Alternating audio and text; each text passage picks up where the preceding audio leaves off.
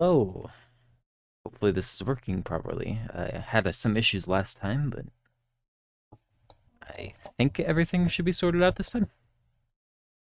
Probably still a stream delay, but that's not a big deal. If anything, has the pro of meaning that people can't stream snipe, so. Nobody in queue right now, but that's okay. Event has not started for another 5 minutes. I'm going live 5 minutes early because as I just said, there might be a 5 minute stream delay, so. It's gonna chill here for now. I guess I'll queue up. Maybe it'll inspire people to also queue up. But I plan on actually just casting today, not playing any myself if I can avoid it.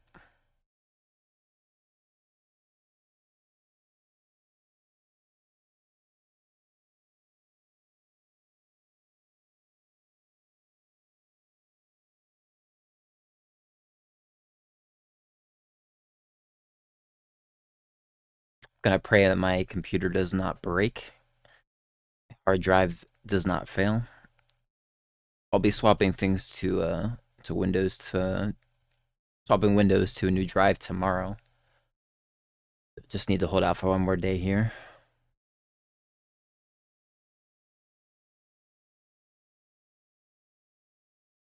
I guess at the very least, instead of doing this, what I can do is make sure everything's working properly with the stream. It's yeah. Like factory tends to lag the most, my experience. At least for my computer. I'm streaming like a little bit different with I have it in 1080p instead of 2K because I'm not playing, so it's okay for it to be windowed and smaller. Everything seems fine on my end, but I'll have to check with the stream when it gets to that point.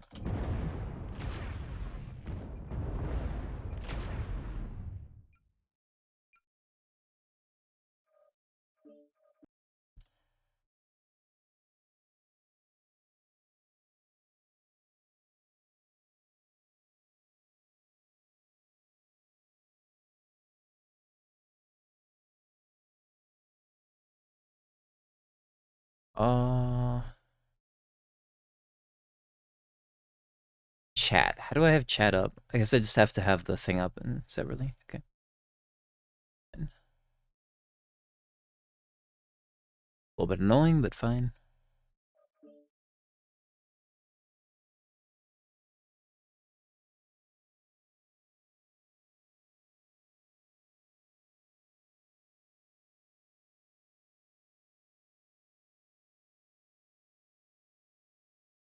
It seems like the stream delay is less. It's still there, but it's not very much.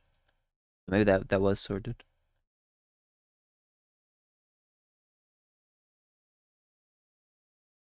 So yeah, it is Division 3 tonight. Did Division 4 last time. It was a pretty good experience, I think.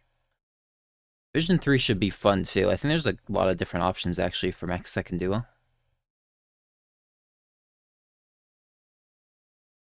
Um, and some like more mobile options to keep things like a lot of variety rather than rock paper scissors that you probably commonly get in the upper tiers, Division 1 and Division 2. With some of the light mechs running around being obnoxious. You pull up the others. Take a look and remind myself what can be played in Division 3. So you can't play a couple light mechs even. Shadowcat. I wonder if we'll see any Jaeger mechs tonight with all the buffs that they've gotten. With ammo not really being like a big factor in Solaris because you only have to kill one mech. I wonder if you could fit some crazy like DPS build on like a DD.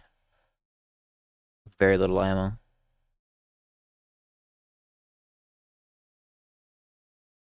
Okay, yeah. I'm looking forward to it, Rosaris. Uh, I'm thinking maybe you could fit like. I mean, I don't know. Oh, okay, we got a match. I'll just be playing this one. By the way, this will be the only one I play probably. Um, I should ban this. I don't want to skip anybody, so don't worry. Next time you'll get a match because I won't be in the queue. I was just sitting in the queue so people knew that like the thing had started and queued up themselves.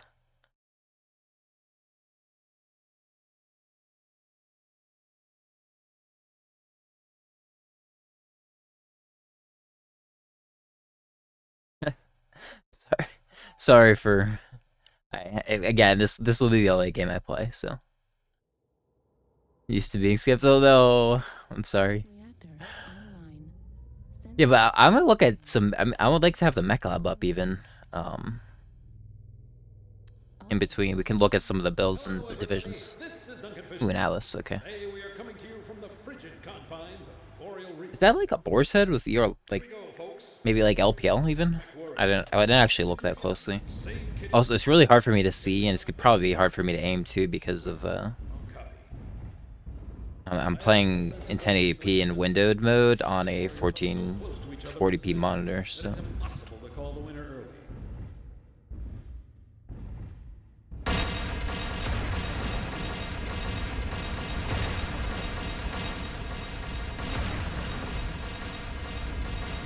it's just large lasers. Interesting.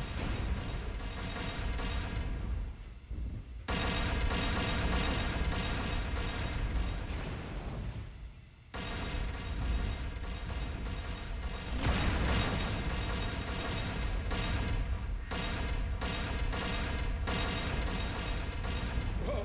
Does that mech jack know this was a training match for their opponent? That was just GG. brutal. Yeah, I think like 6 large lasers is probably not enough.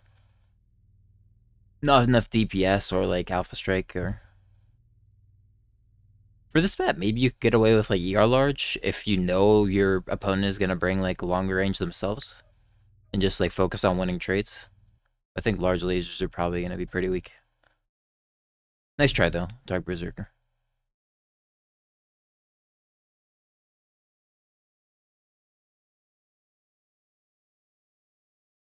Okay. So let's watch now instead of play.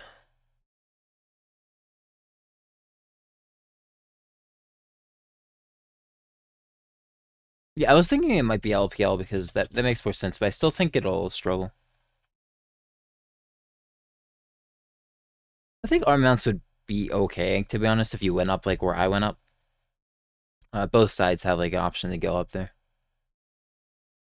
It just depends on what the enemy would bring. Obviously, there's some things that would just have no problem, like out DPSing you and such. My mech happens to be really slow, so might be able to get away with it. Like some standard heatsink like can fire forever build that I was experimenting with in quick play. Actually, I don't have the mech, but I was looking at stuff in theory. You can run in a way that you can fire 3 and 3 like forever without overheating with skills. If you run standard heat sinks in like a standard like 225 engine or something, pretty funny.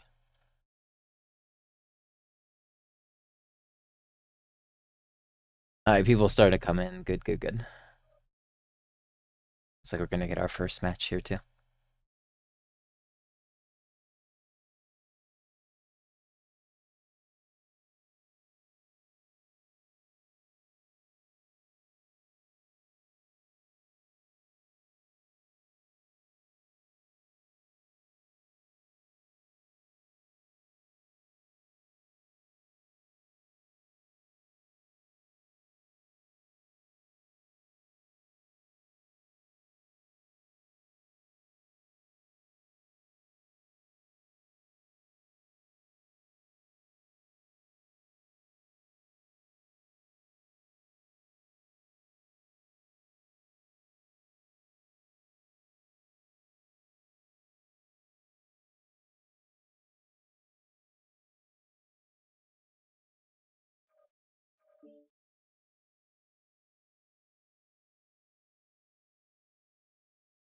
Ooh, faction. Okay. Well, we'll see. Last time, a lot of people came, but it might have been because it was like the first time of the event like this, and it was like announced on different things like Outreach HPG and stuff on Reddit. So we'll see what turnout's like. I'm hoping that we can at least like get a nice hour or two of games before it kind of dwindles away, but we'll see. I mean, it depends on how much people want to play Solaris, I guess. That is the spectator bug. So Jaegermech with two AC-20s and light PPCs. There's Timberwolf, SRMs, small pulse, one heavy machine gun. Ooh. Okay, I gotta admit, I've kind of forgotten the buttons. Let me pull up my thing. Oh, let's try to keep sound while I search this.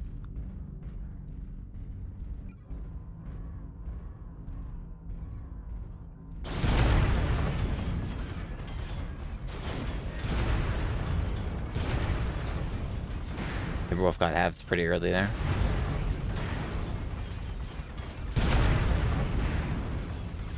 Going CT, clean. Alright. Nicely done. High alpha. Not sure how close it was. The Jaegermech could be XL. I doubt it because it wasn't going too fast, but it's possible. In which case it was pretty close, actually.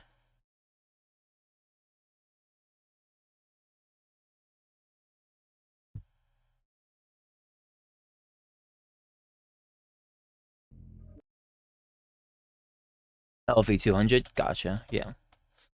Not a bad choice. I have my handy dandy thing. So I'm completely clueless and need it.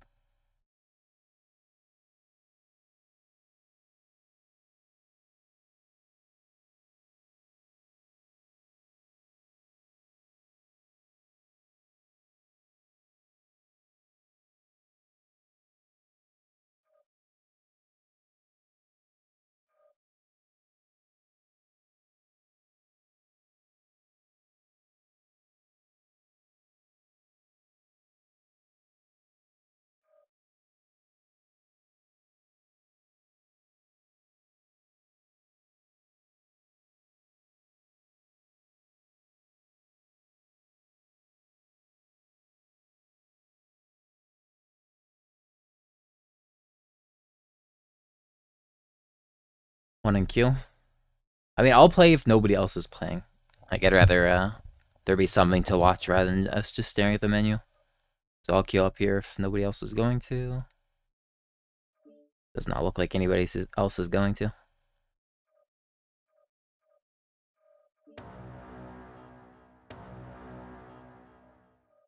I don't like Black Factory. I'll take the jungle over it. Even though it's like a hot map. At the very least, I can like find my opponent easily. Don't have to worry about getting like backstabbed or opponent being sneaky and hiding in some unpredictable spot.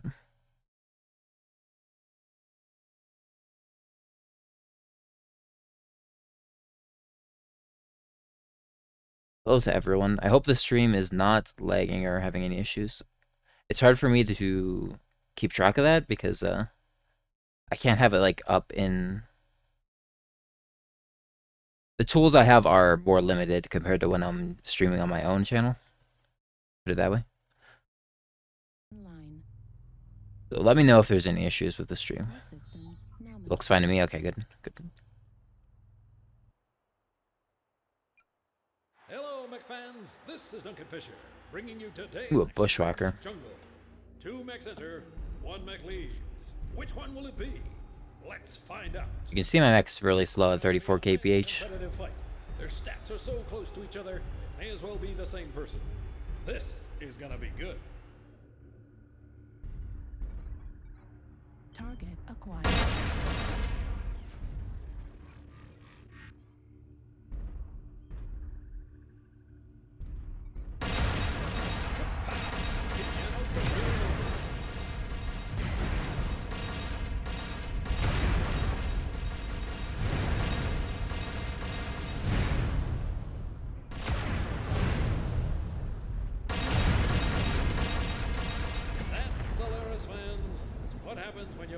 Yeah, just my mech has like a lot of armor.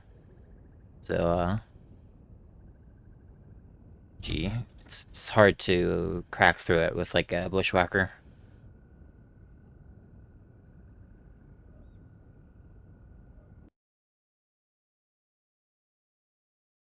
I think there is like other options though, like mechs that can beat this. So we'll see if people get creative. I guess this mech is like a good baseline to those that are maybe like aren't sure if they have a mech that can play Solaris Division 3 that's like strong. I think this will be a good starting point. This is 3 light PPCs, Ultra AC2s with standard heat sinks.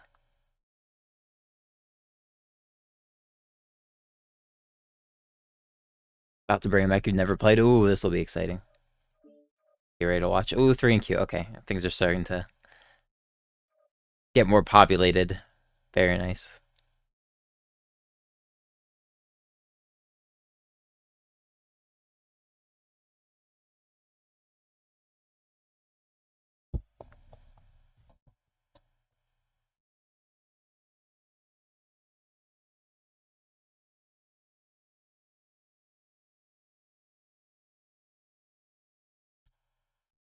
Oh, I'm sure it'll be exciting.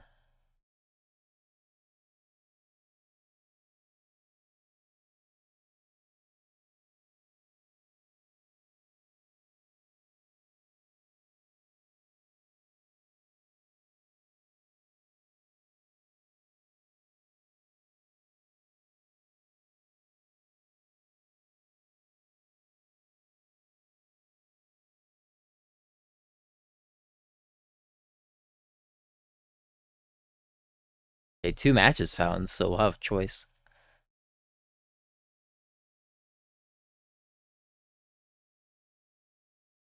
Once it updates, of course.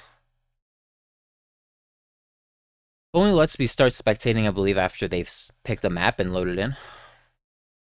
Okay, we've seen Rosaris. Let's watch Pete Zone and Miguel.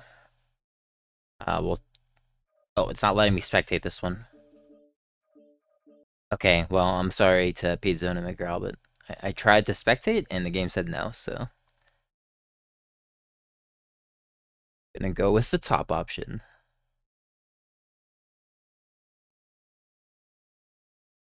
Yeah, let's go hype. Solaris hype. Okay, wait, I have my spreadsheet now, so I can remember how to do this. Team display. Everybody, this is Duncan Fisher, coming to you from one of my favorite Solaris arenas, Steiner Stadium, otherwise known as the Okay, so Banshee, different like Banshee versus a Battlemaster. Ooh, interesting. This could be entertaining, or it could be embarrassing.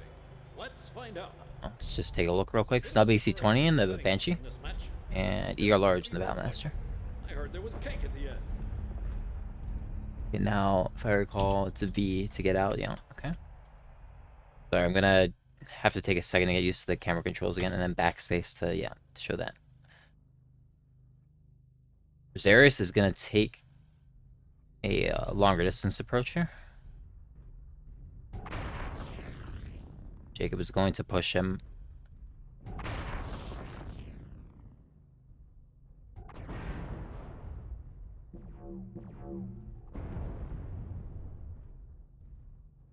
As he gets closer, Jacob is going to have a bigger advantage, so Rosaris is... his time is running short, I think. This isn't going to go too well for him at this distance.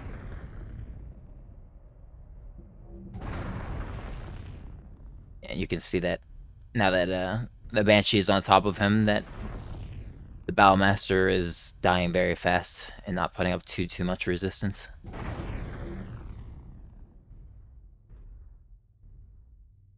But good twisting and pouting from like both pouts, preserving their mech. You can tell they're both going straight for the CT. Let's take a look. Good twisting has shifted a lot of that to the torsos of both mechs, as you can see.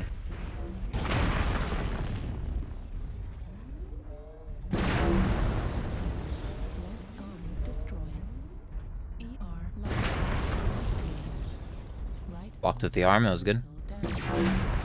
I don't think the Banshee was XL, but it could be. Nice paladin, guys.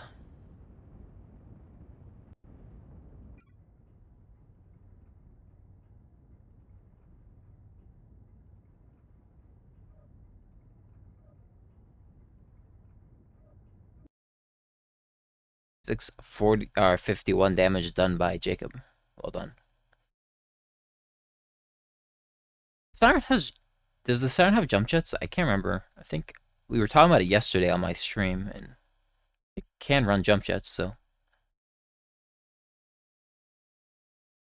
not sure if I saw jump jet feather in that match, but jump jet's very, very powerful tool in brawls generally. If he doesn't have them on his mech, Jacob might want to consider trying to fit that in. Just a singular JJ for maneuvering with. Oh, MPG with the raid. Let's go. Solaris Knight, guys. Gonna pop off here now. Thanks so much, Magic Panglove. Yeah, not sure if Moobot and stuff can. I can't even post a link without getting like slapped down by the bot. So unfortunately, I can't shout you out. But everyone knows MPG. Great streamer. Ooh, okay. Let's go. Similarly high rated players here. Should be interesting.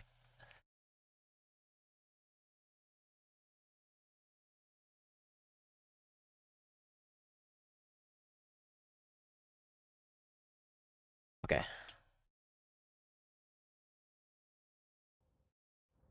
Hey guys, everybody coming from MPG stream. Things are just starting here. Should hopefully have a couple good hours of Solaris tonight. I am quite excited. Okay, so Jacob in the same thing, the AC-20 Snub Banshee. Today we are coming to you from the frigid And the Supernova, it looks like it could be Hey folks, there's any one laser. Oh, that's, Solaris Arena yeah, that's a glitch. stands out from the rest of No jump jet on this Siren. I don't agree with that. I think you, okay, just Let's get medium and large pulses. Interesting. senses are tingling on this I can see this actually being a close match. This could go either way. that it's impossible to Um, call the winner. it's just gonna be a matter of the how well these players are able to pinpoint. And I think both of them again will probably aim CT, but I can see the Banshee going side towards on the Supernova. The CT can be a little bit difficult to hit if you're not a good shot because it's kind of narrow, even though it sticks out. Let's fix this. Ooh, Ben not looking too good. Side torsos on Ben, yeah. So Jacob is opting to go for side torsos. We'll see after Ben gets halved, if he does get halved, if he decides to try to do some dabbing to protect. Oh, it looks like he's already doing a good job shielding that open torso of his. And meanwhile, Jacob is not looking too good. Yeah, his CT is completely open. He needs to get Ben's side torso off now, or he's absolutely screwed. It's his only chance. This next shot has to do it. Oh, I think he's done now. Yeah, I think it's over. Unless he gets a headshot. He's got the tools to do it with a snub and AC-20, but no. He does go down. Very close match, though. Almost double half to Ben. But protecting that right side torso for quite a long time, Ben, there, after it got open at the beginning. He manages to win out. I think, again, if Jacob had like a singular JJ, he might be able to spread a little bit more damage off of his CT. I really recommend to try and JJ out, Jacob, if you're watching. As we establish the Siren can run a JJ.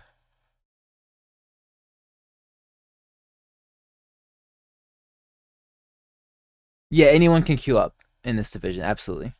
Yeah, MPG, you're more than welcome to join, I'm sure. Everyone would love to see what you come up with.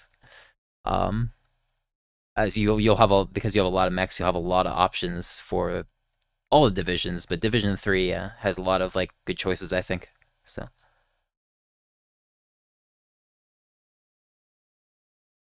let's go for Pete Zone if we can.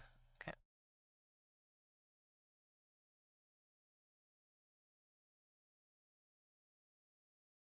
Oh, it's okay, TS. Things are just heating up.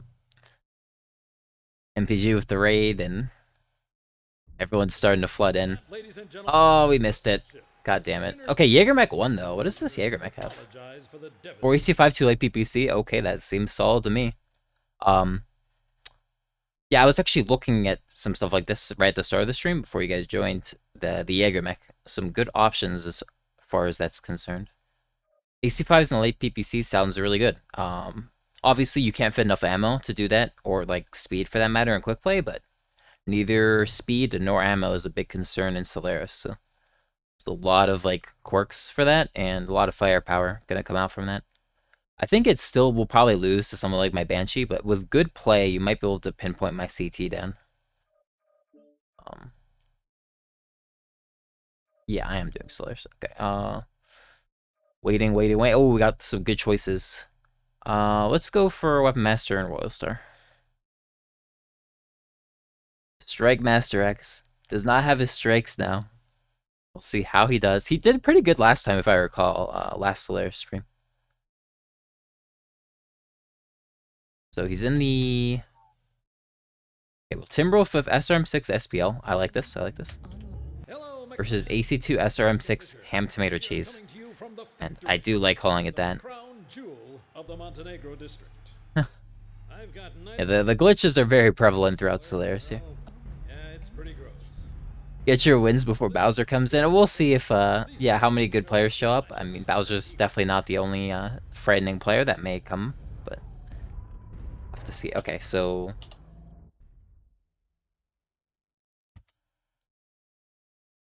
Weapon Master opting to take a little bit of distance here. Wolf is going to have to close in. Okay, they have spotted each other. But no damage taken from either player yet.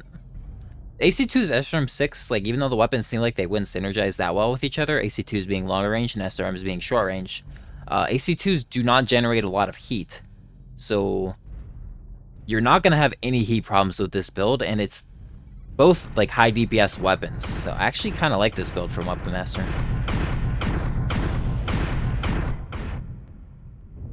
He's taking a strong position up here. Royal Star trying to close in, but it's kind of rough.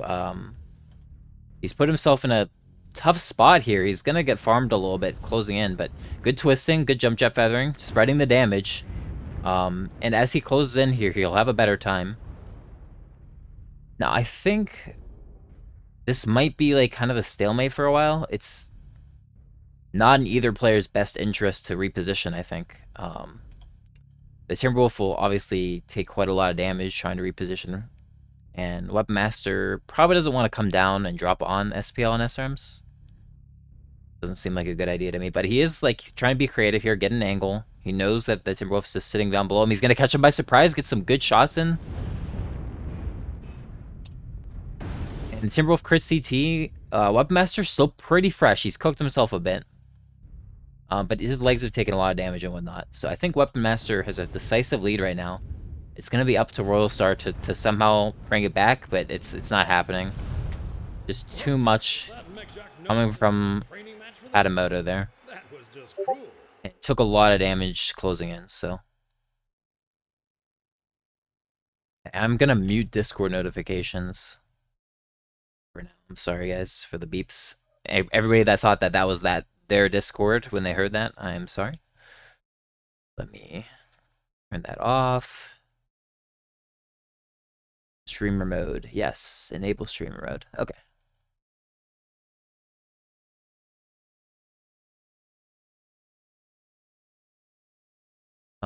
This time has already lapsed for this one, so I'm not gonna... Okay, there we go. Utios. Let's do that. See if we can't catch a game on its tail end. This game had been going on for a while, but I think they all had been, so... Guilty, I just checked my Discord, I can't blame you. Okay, wait, we're in time for this. It's even though the match has been going on for a while, it looks like both players have shifted around the entire map and avoided each other, and so have not taken any damage.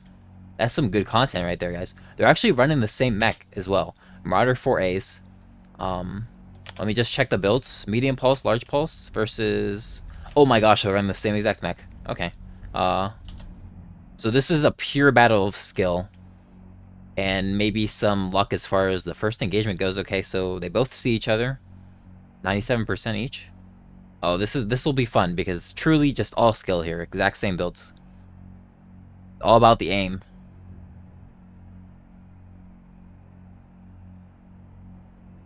Let's try to keep tabs on. Okay, so CT kind of weak on Teos. Both going CT. I think that's a good choice. So Tio's head actually almost getting open. It's probably not good for McGraw because it means that that's damage that avoided the CT.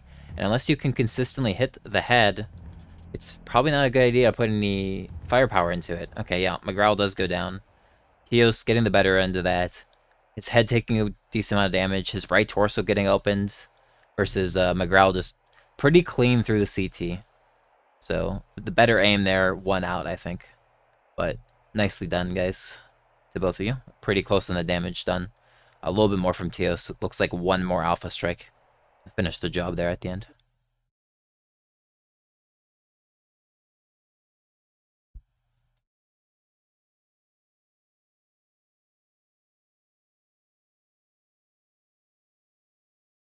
Yes, they were exact copies. Okay, let's refresh this. I know there's like a bunch of people playing right now. Don't lie to me, game. Give me the games. Let me spectate. Okay, there we go. What do we got? Oh, they also just started. Okay, I haven't seen Freedox or Lid City yet. Let's go for that. See what they're running.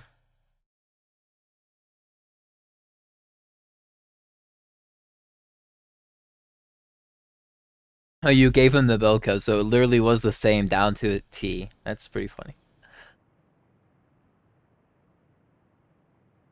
Okay, let's see. What do we got here? Medium laser, large pulse, MRM40, Battlemaster, 1G. I think the 1G has some interesting quirks. Archer with SRMs, that is scary. Ooh. Ooh, I don't know about this one. I mean, I actually like the Archer's chances quite a bit on this map particularly. I think pure SRMs is gonna beat out the medium laser, like laser vomit with MRM40. My arena senses are tingling on this. I think I favor the Archer here, guys. So close to each other in the standings that it's impossible to call the winner early.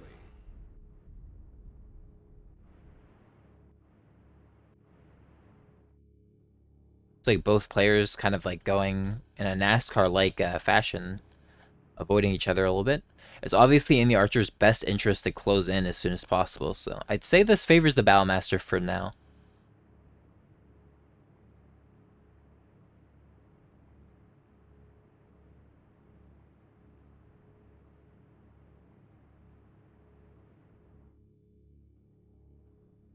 Okay, so stream delay isn't too high. Um, so if you are getting spectated, keep in mind that you might, the other person might have the stream open, so keep that in mind if you're trying to do anything sneaky. It might not work out because of that. It's just how it goes. But it seems like neither of these players are watching the stream, as they are both just NASCARing around the edge, avoiding each other completely. Having no idea.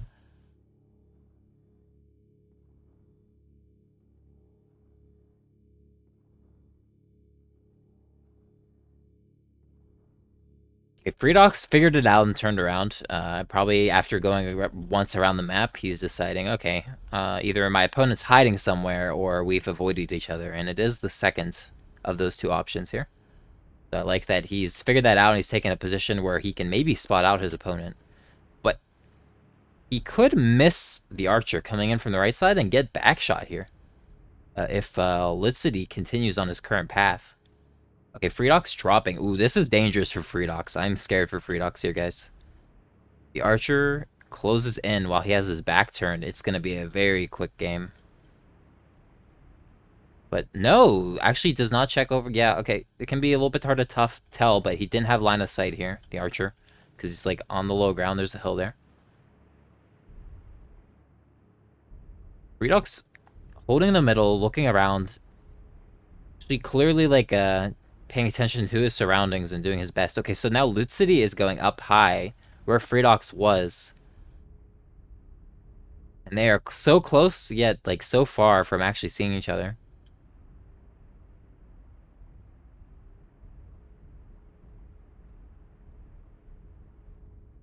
Okay, Loot City dropping now. Oh, no. This is why I hate caves, guys. This is why I always ban caves. Because this type of shit always happens to me, and then I end up getting backshot. Or I can't find my opponent. But it does make for some exciting. Okay, here they go. They gotta know.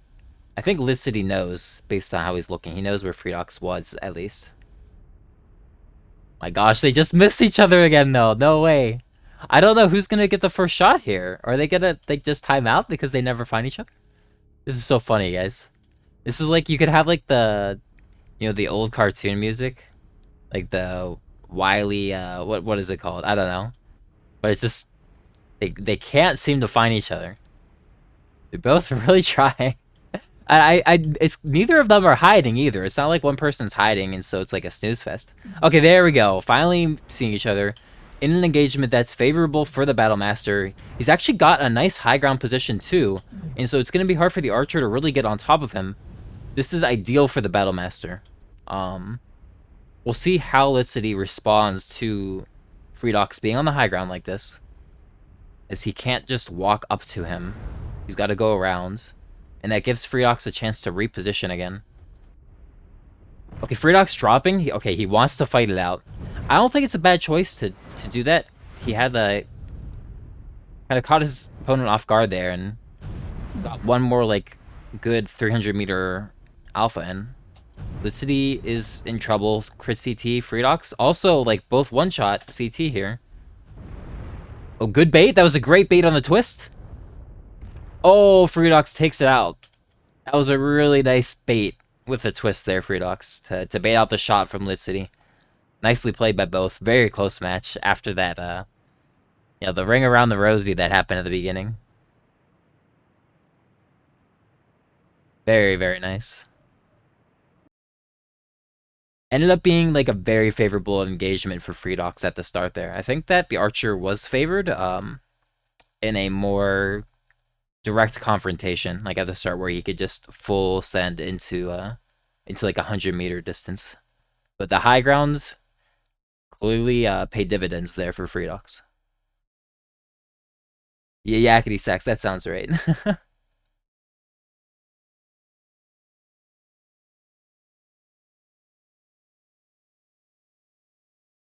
Okay, what do we got? Let's watch Jacob and Pete. I'm gonna try to spectate everybody, but it's a little. I'm bad with names, so it's kind of hard for me to remember who I've spectated. I thought I spectated everybody else that's in the lower, the other two, but I don't think I've caught in Pete in a game from the beginning. Only caught the tail end. So he's still in his Jaeger-mech. I'm excited to see that against this Banshee. Now this map should be okay for Pete if he can position himself that he can shoot Jacob as he's closing in. It's actually a kind of a mid-range favored map. Both Solaris and Coliseum, I should say, and the snow map, Boreal. Okay, so yeah, Pete taking that strong hill in the back. You commonly see long range take this position because you have good sight lines on anything closing in.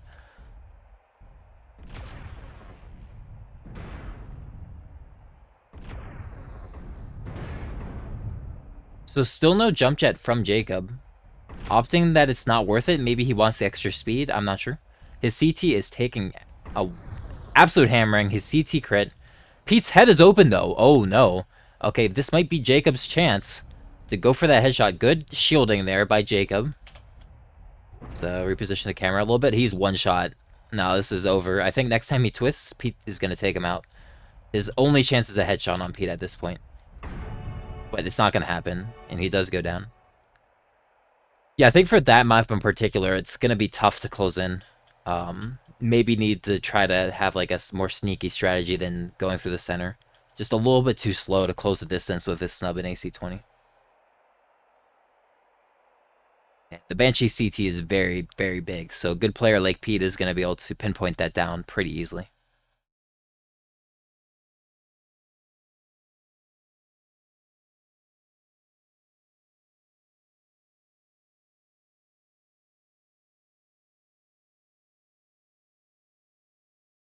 Let's try to catch this while we're. Oh, it's been a minute and 55 seconds going, but it looks like it's over because I can't join it.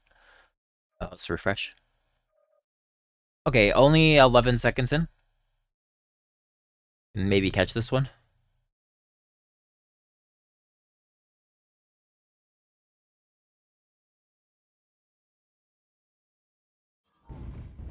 Ultra AC 5 Jaeger Mag. Oh man, this is a spicy build. I like it, but it is gonna get hot.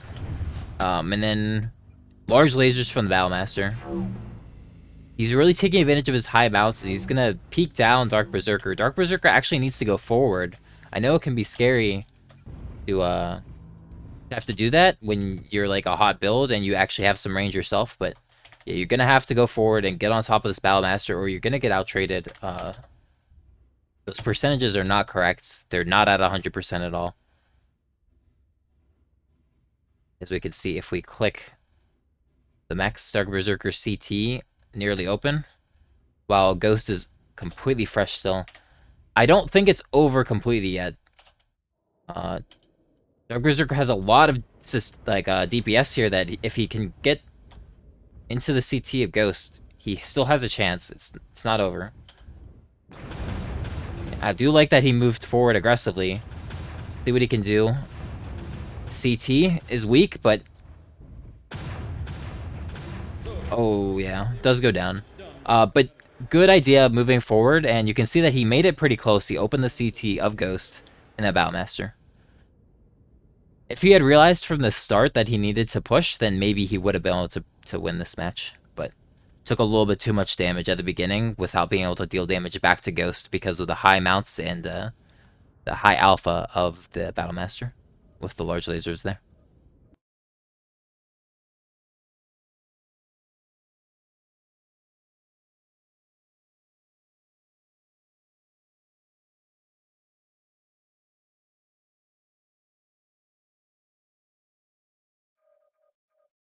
Okay, let's go for this.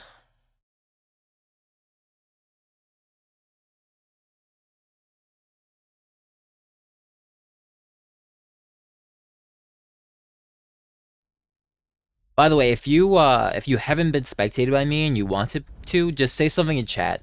If I keep missing you, and I will try to prioritize you if I have not already spectated you. Want to give everybody at least one game where I spectate them. Okay, so the Archer versus this SRM Snub Marauder. Yeah, Lit City just like probably wants to get right on top of him. Oh man, it's a full brawl here, guys. Full brawl. SRM versus Snub SRM.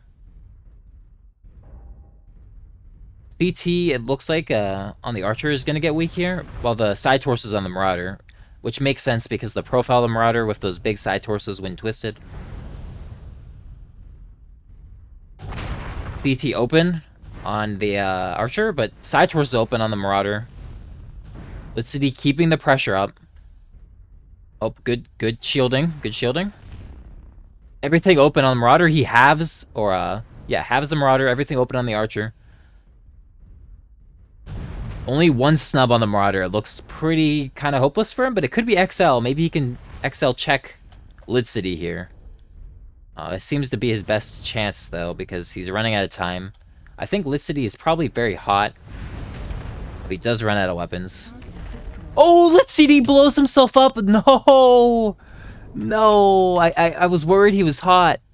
But no, he gets over anxious and worried because he's so close to dying.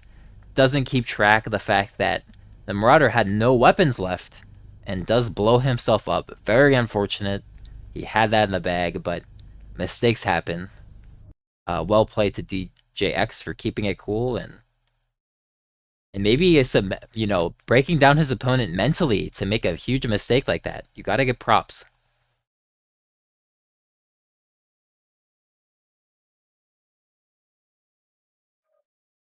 33 seconds. Let's go for it.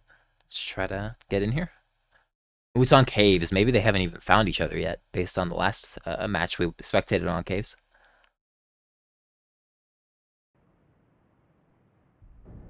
Okay, they have begun fighting. What do we got? Large Laser Battlemaster. Oh, on this map, I am very surprised to see that this map got through, given that he has Large Laser Battlemaster. Chibi Mecha in the Roughneck with SRM AC-20. Gonna just close in and brawl it out. Night Vision is giving me a little bit of an aneurysm, so it's not continue spectating that. So Ghost, yeah, he's just trying to get distance. He's gonna try to juke his opponent and get another engagement where he can fire as Chibi Mecha is closing in, which is a good choice, but I'm not convinced it's gonna work. Looks like Chibi Mecha has an idea of what's going on. But I like the position Ghost has taken here, and you can see that Chibi Mecha is having issues getting on top of him. But here he goes. Okay, he's gonna full send now. Ghost dropping. He's gonna try to go for more juking, I think, but it's not gonna work. Chibi Mecha dropping right down with him. And Ghost overheating.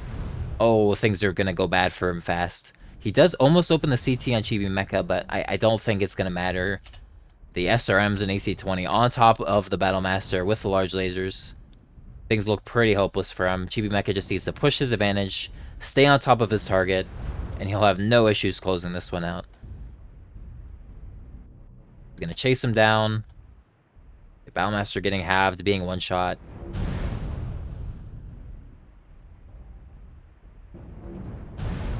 Doing a great job staying alive, though. At the 29%, 27, 25, but does go down.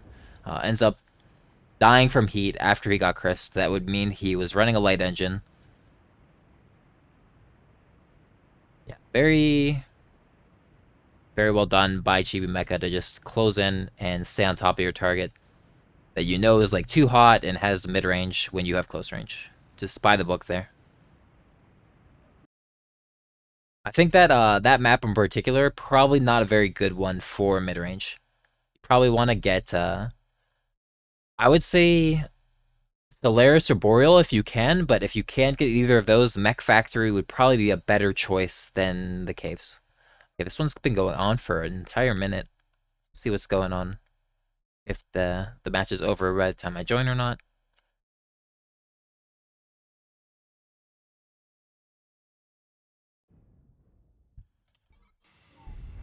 Okay, things are just heating up. Going legs on the ham tomato cheese here.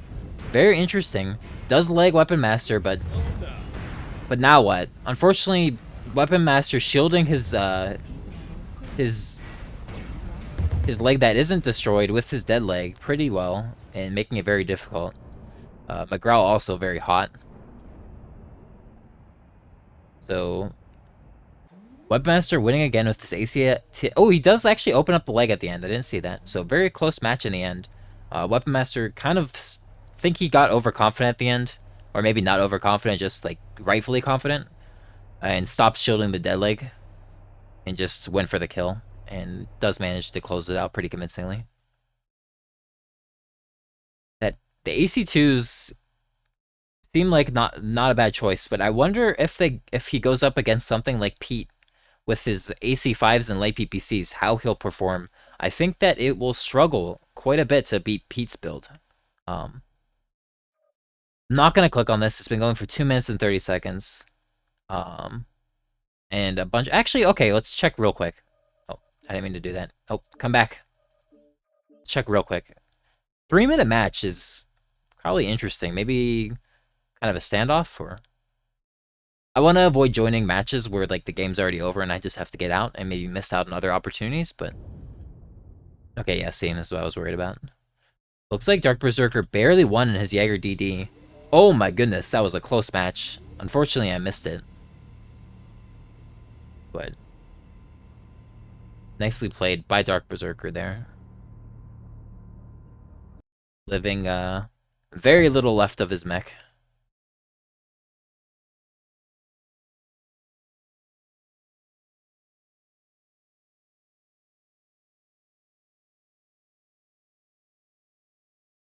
Let's refresh. Okay, let's go Pete versus Ben. Pete looks like he's been crushing it. Up to 1746 in Elo, which means he probably hasn't lost a single match today. Nobody has beaten the strong Jaeger mech. Let's see if he's still in it or if he's swapped. Nope, still in it. 4 AC5's like PVC. I think this is a solid build, guys. But against the Supernova, things could get difficult for him.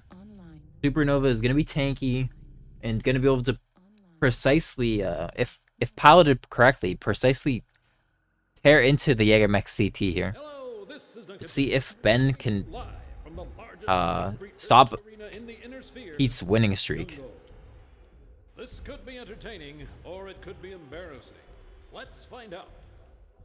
Looks like I am having a little bit of stream lag. Fighting each other on this card? Did it fix itself? I think it fixed itself. I think we're okay. Why are you Okay, shaking, so Bill? Ben scouting. Using the jump jets aggressively, I like it. Spreading the damage with that as well. Oh, Pete is already in trouble, I can tell. But that was a bad engagement from Ben there. Not getting a very good burn. His CT is getting messed up. Pete now having a decisive advantage. Backing up and keeping distance, which is very, very smart against these pulse lasers. Ben in trouble. Gonna go down soon, I think. His CT, everything's messed up, but Jaegermech's about to get halved. Can he have him? No, not quite. He doesn't quite have him. Still failing to have Pete. Does go down. I'm not sure if Pete's XL or not. I don't think you have to run XL for this build. Yeah, Ben, you did. One of those burns did not go in your favor, and that could have been the game. But that's against these like good players like Pete. One mistake is certain defeat. You can't make a big mistake like that, but it happens. So Pete continuing his win streak.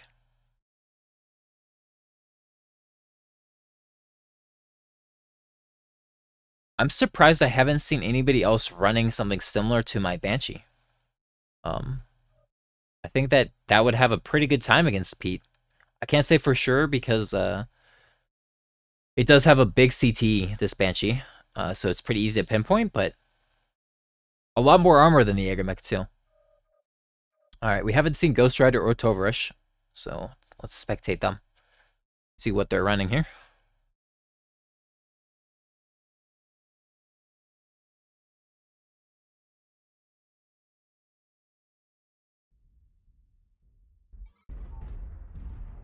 Snub Ultra AC-20 by Ghost Rider. This Siren seems to be pretty popular. 3 heavy PPCs on this Awesome by Tovarish. Okay, okay. So this Siren does have the jump jet I was talking about. I'm looking forward to seeing him make use of that. So Tovarish, because he has heavy PPCs and have a minimum range, he needs to somehow keep distance or else it's hopeless. Or get a headshot, like next chance he gets.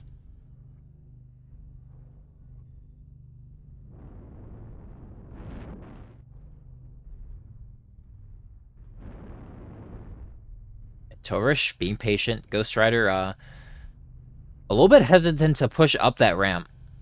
I'm not quite sure why. I think he could have done it pretty easily and just gotten on top of Tovarish, but trying some Pop-Tart action. Tovarish, you can see he's not doing very good armor-wise. His left torso is almost open. His CT and right torso are orange armor, while Ghost Rider pretty much completely fresh still. His arm does not make much of a difference here. Does get blapped there. Tovarish, oh no, he's got one more shot here, but minimum range now. Does not even take damage on Ghost there. So Ghost just needs to W forward and stay on top of Tovarish. Tovarish gonna make a run for it. He's gonna run for it. I think his arm gets blapped there. Oh, he's halved. Oh no. Well, it looks like a standard engine maybe because he's keeping pace still. He's gonna maybe try for some jukes, but the jump jet's gonna, nope. Not only show Ghost Rider where Tovarish is for sure, but also let him get some shots. Yeah, things look pretty hopeless for Tovarish. I think the 3 heavy PBCs, kind of a cool idea against some mechs, but against this Banshee, it's not gonna have a chance, I don't think, as long as the Banshee player plays aggressively, as we saw Ghost do here. Just gonna chase down Tovarish. Tovarish using the most of his mech though, going down to 28%, but does die. Ghost relatively fresh at the end. He actually cooked himself quite a bit, as you can see his internals there. A little bit spicy there, but does close it out pretty decisively there.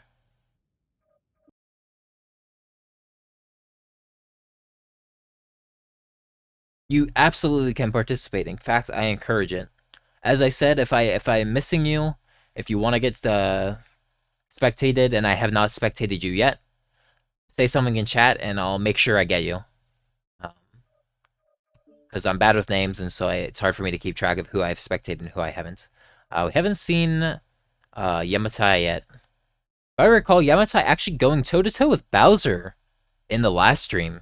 Uh, Winning some, losing some, but putting up a good fight, and I'm looking forward to seeing him this time. The AC5s and rocket launchers in the Hatamoto, very interesting. Rocket launcher is a powerful tool in Solaris, as you only have one target, so the one and done nature of them much stronger in Solaris than in Quick Play. I'll just go as long as I can. Like, I do have some stuff I have to take care of later, unfortunately, but hopefully a couple hours at the very least. Okay, so Rosaris in his Warhammer 2C with a bunch of pulse lasers. He's probably gonna get blapped by the rocket launchers here. Did the rockets already get fired? I'm not sure. I wasn't paying attention. Maybe.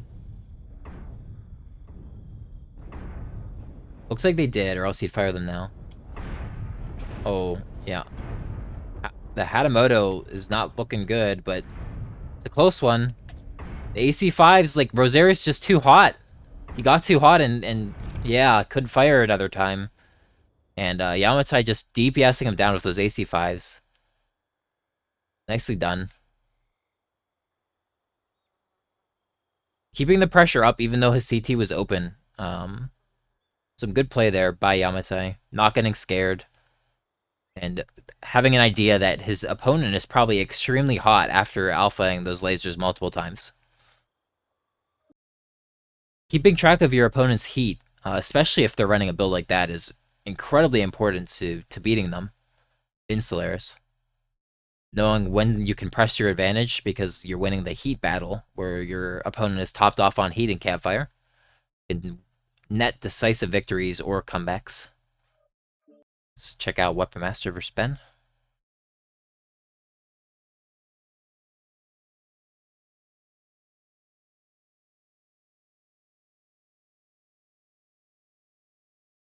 Just starting out here, AC2's SRMs. We've seen this Hatamoto from open many times now. Versus the Supernova on Ben with pulse lasers. This should be pretty close. I actually don't know who's favored here, but to be honest, I would actually favor Ben. I think Ben, with the Supernova build, yeah, you can see spectator glitch there, kind of messing with the players a little bit. Sorry about that, guys. Okay, the screen is shaking. There we go. Fix itself. See what Ben can do. It's gonna come down to precision again from Ben. He needs to be precise with those lasers to make them work, or he's not in for a good time.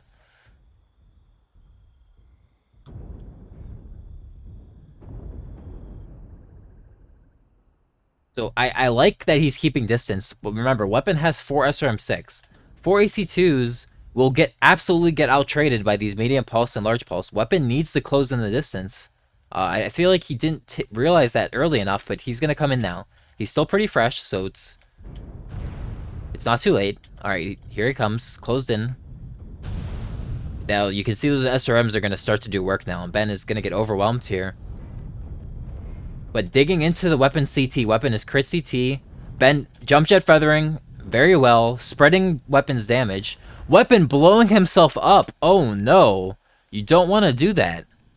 That is, yeah, that's an oops moment. Oh no. Yeah, Ben winning by just staying alive there and really doing a good job of it with the jump jet feathering, with the twisting. When he was hot, instead of continuing to fire and not paying attention to his heat like Weapon Master did. So, in the end, he won by not having to shoot. Well done, Ben.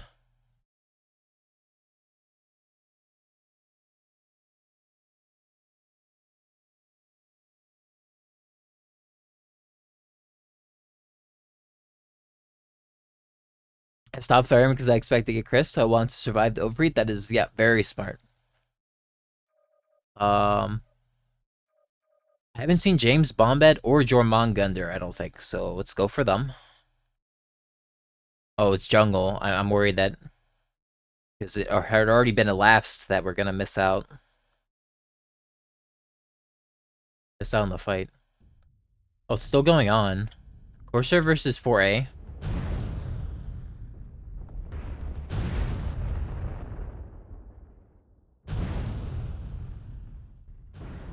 Looks like SR. Oh, a full brawl Corsair. Yeah, he got on top of his Time that mech could laser vomit 4A and just tore him asunder. Well done, James. just more armor. I didn't see the full match, but very decisive win from James here.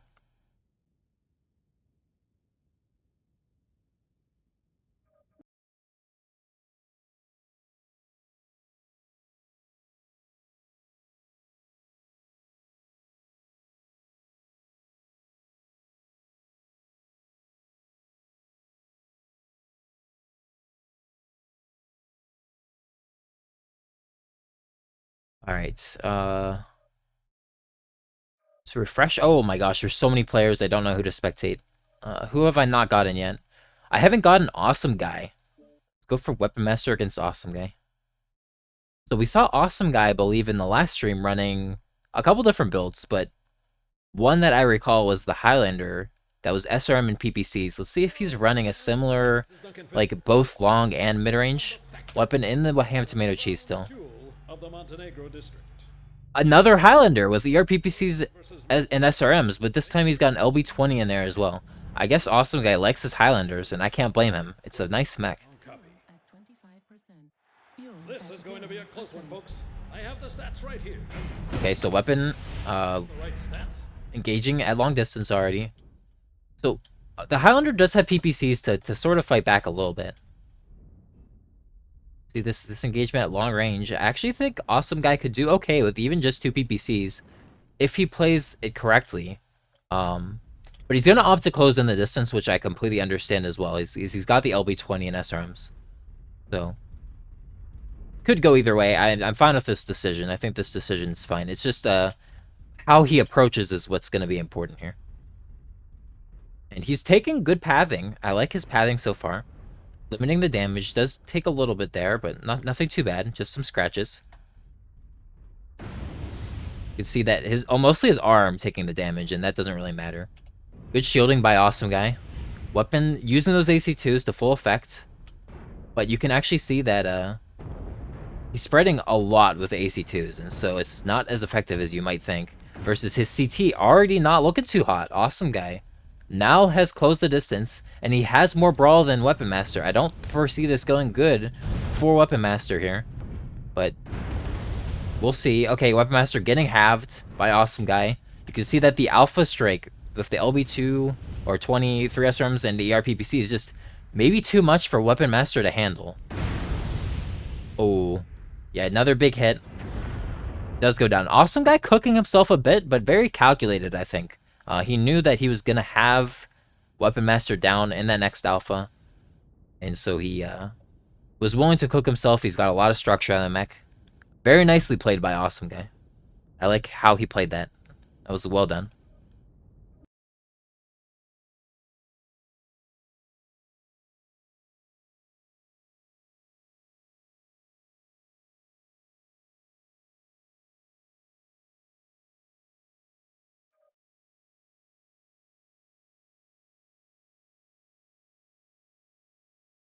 Um, Ooh, Yamatai versus Scalderic. Can I see this? I hope it's not too far elapsed. Two good players.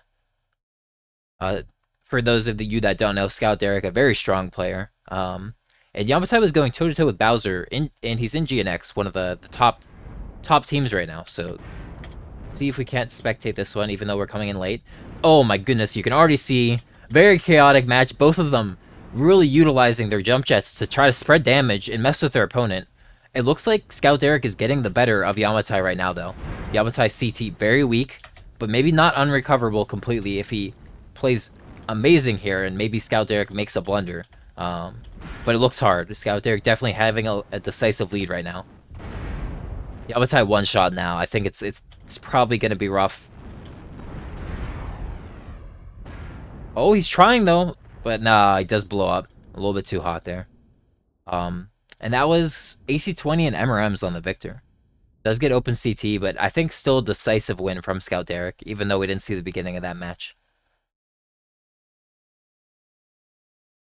Victor doing well there.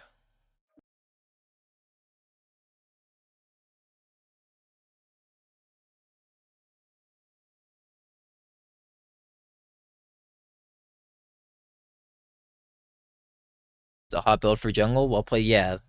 Jungle is a hot map for those of you wondering. Let's refresh. We just did watch Awesome Guy.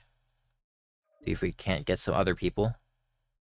It's 6 in queue though, so this is the only match. Happy to spectate it in that case. I think I've only seen Freedox once as well, so this will be good. Can't remember what Freedox was running, to be honest. Alright, looks like he was running the Battlemaster. Oh, I think that the Battlemaster is really going to struggle against the Highlander here, guys. Awesome Guy running the same build we just saw. Freedox in the Battlemaster of Laser Vomit and MRM40. I think if Awesome Guy just closes the distance, it's going to be a very decisive win for him. But let's see if Freedox can maybe prove me wrong here. Freedox right side torso almost open, CT, not looking too hot. How's Awesome Guy doing? Yeah, most of the damage actually getting spread to his left side and his arm included. Freedox side torso open. The one with the missile pack that you can see takes a lot of damage. CT open now too. Awesome Guy loses an arm, but is pretty much fresh otherwise. There's not a lot of hope here for Freedox, unfortunately. But he's trying his best. Good twisting. He's doing what he can. Maybe even utilizing his back armor a little bit. Making it chaotic and trying to come back. Actually, Awesome Guy whiffing there for a second. I think maybe some good twisting from Freedox juked him a little bit, but in the end, it doesn't matter. I think that was a build loss, to be honest. I don't think any player could have won that with Freedox's build. So nice try, Freedox, but I don't think you were winning that one through good play. I think it was just in the mech lab that game was decided. Yeah, Highlander, I think very tanky and pretty good in a brawl like that.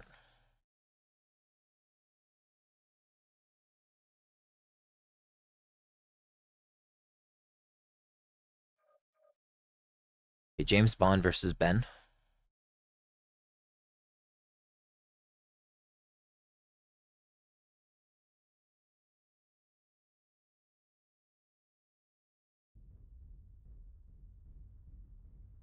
Okay, let's see if James is still in the Corsair. He is. Yeah, SRM LB20 Corsair versus the Laser Vomit of the Supernova. Supernova trying to keep distance. Maybe even, yeah, you can see he's got so many heat sinks. He cools down so fast. Okay, waiting for a shot on the CT. Very nice, very nice. Good play from both of these players. Corsair does have to close. I like that he's held W this entire time. He knows he has to get in close. Even though he's weaker on armor right now, if he can get right on top of the Supernova, he can win the DPS fight as long as he hasn't taken too much while closing in. And Ben doing a great job utilizing the terrain, the tree there, in order to delay as much as possible, let himself cool down. But the Corsair is on top of him now. And he's gonna get halved. He opens James CT, but I think James has got this in the bag. Very aggressive play coming from James, exactly what he needed to do. You can see that Ben did a good job of pinpointing almost all damage directly into James CT, but Corsair's tanky enough and his build is fast enough to get on top of Ben and just outbrawl him. So nicely done, James.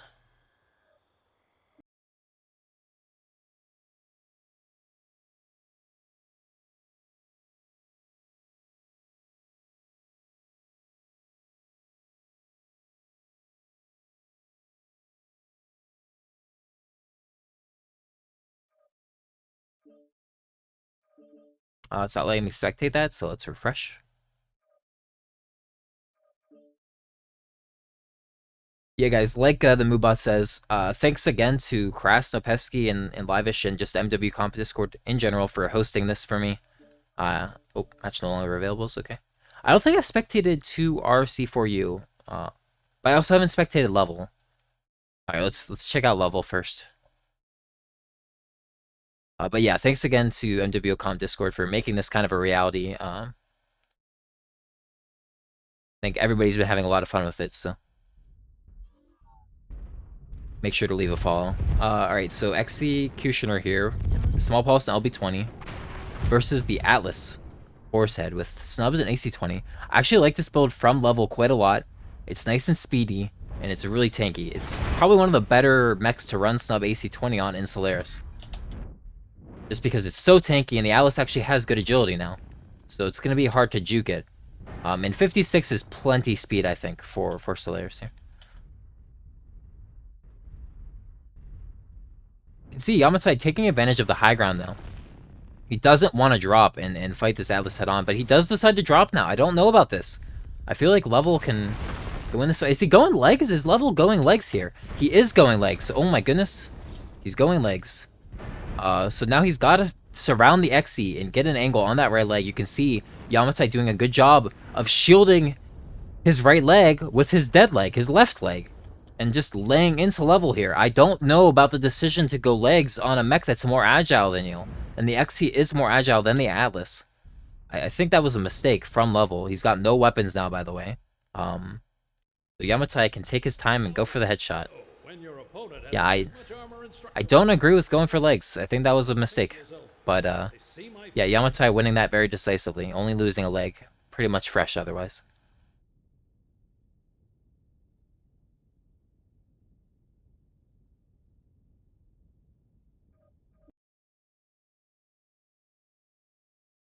Couldn't aim higher? Oh, yeah, okay. That makes sense. Yeah, Yamatai doing a good job of abusing the high ground, at least at the beginning.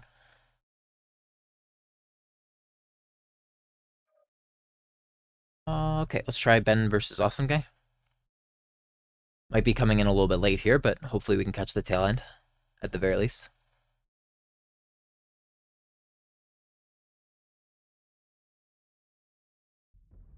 Okay, yeah, the fight is breaking out. Awesome Guy closing in on Ben. I think Ben, again, he's going to struggle if his opponent gets on top of him with the Supernova build. We've seen it again and again and again, where if it kept at range, then he can do well, but once the enemy closes in and gets on top of him, if they haven't taken too much damage, then he struggles, and that's the weakness of Laser Vomit versus something like SRMs and LB20s, etc. Awesome Guy doing a great job of spreading the damage in this Highlander, feathering the jump jets, twisting very well. And he does actually go legs on Ben. Actually, very interesting choice. I don't mind it in this case because the Supernova, not very agile. Unlike the Xe, it's going to struggle to protect the dead leg. Awesome Guy, although his CT gets opened, I think, again, another decisive victory. Well played by Awesome Guy.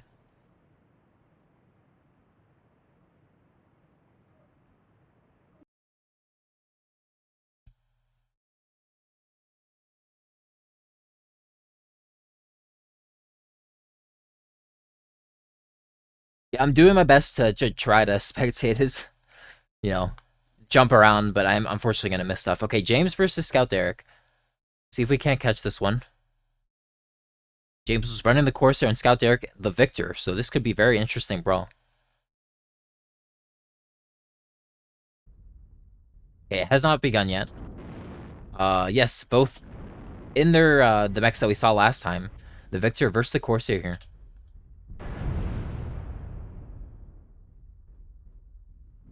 James just gonna close the distance, go directly on the victor.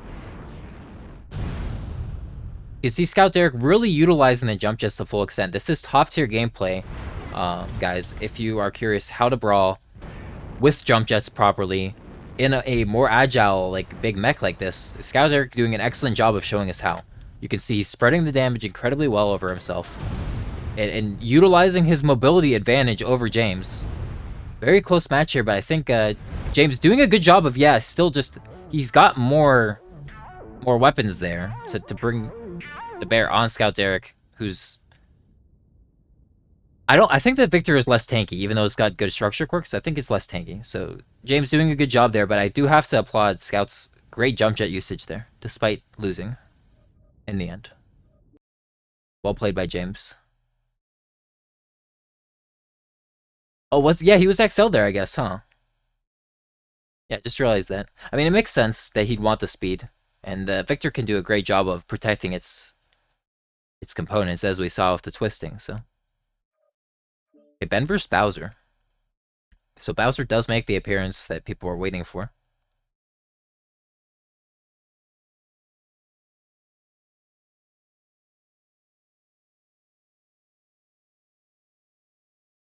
What is Bowser in? I know everybody wants to know. I know I want to know. Okay, he is in an XE. Buddy, this is Just gonna be classic ERPPC, SPL, Micro XE, what we saw Yamatai using. well, folks. This is going to be I think it's strong. who painted Having the PPCs means that you can Pop Tart and kind of force the enemy to come to you on some of the longer range maps. us so close to So it's nice and flexible. If you're a strong player and you think you're favored as far as player skill goes, taking this XE makes a lot of sense because it kind of covers all of your bases. So that might be why he's choosing to bring it over some other options. So I immediately like it. He's taking the high ground. Ben going left actually.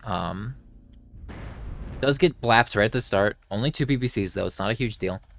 But he's gonna need to try to get to mid-range distance. Doesn't want to get directly on the XE because XE obviously having SPL and micros is gonna make him have a bad time, but also can't just try to trade against the 2 PPCs from Bowser. He will lose those trades. Let's try to get higher vantage point like this. Okay, so Bowser's deciding that he can just close in on the build. I think he can pretty comfortably just brawl it out and win against Ben here. Wow, just full dick out, just straight into Ben here. Didn't give a shit about keeping on the high ground or anything. Just gonna full send and terrorize Ben with his SPL and micro here. Ben doing a decent job of shielding and yeah, spreading the damage. You can see both the side torsos open. Not an easy task against somebody like Bowser. Working on the CT of Bowser, almost got it open. But yeah, it does go down in the end. something that lopsided was back in Cookins. This entertainer. Very nice aggression coming out from Bowser. Just recognizing, I can just walk towards you and kill you, jump on you, kill you. And then doing that. I think the map, I'm not sure exactly how the voting went, but maybe, yeah, okay, that would make sense. If expecting long range, then the LPL and medium pulse is not going to do too well against like long range on Boreal or Coliseum, as the Supernova is not very fast, so it won't be able to close in to get into optimal range.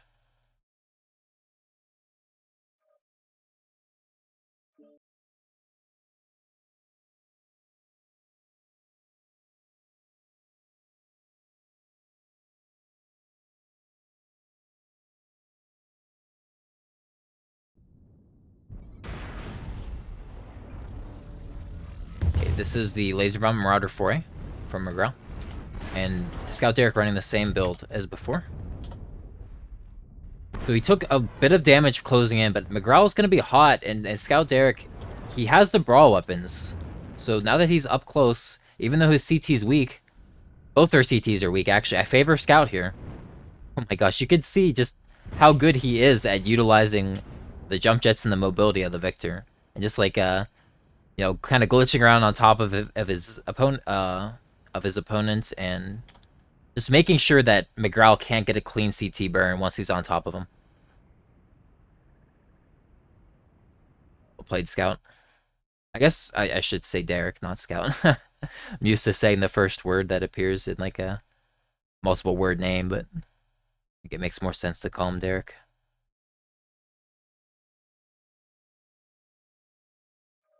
Oh, Mackenzie. I haven't seen Mackenzie, I don't think.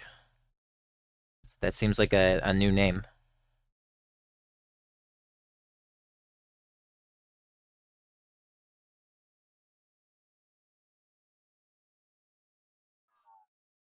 Okay, so Snub, LB10, Night Star. Okay. Versus, yeah, Ben's Supernova again. Hello, Mech fans. I'm Duncan Fisher, coming to you live from Steiner Stadium.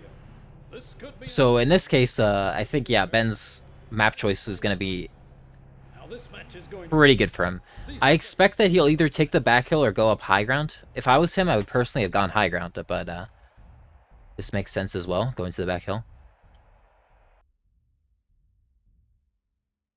And the Night Star just has got a push here. He's got close range weaponry, so. Although I will say the LB10s have a little bit more reach than you might believe. But they will get out-traded by the LPLs. So Mackenzie just pushing straight through the middle here. A lot of courage, just straight at your opponent. No dilly-dallying. Ben getting some good burns. Going for that side torso on Mackenzie here. Not sure if playing with this rock is correct. I know he's trying to shield his leg, but... Yeah, you gotta twist, Ben. Oh no, you didn't twist early enough. Okay, yeah. Does get the half, though. Okay, there we go. Now he's twisting and protecting his fresh leg with his dead leg, which is proper form.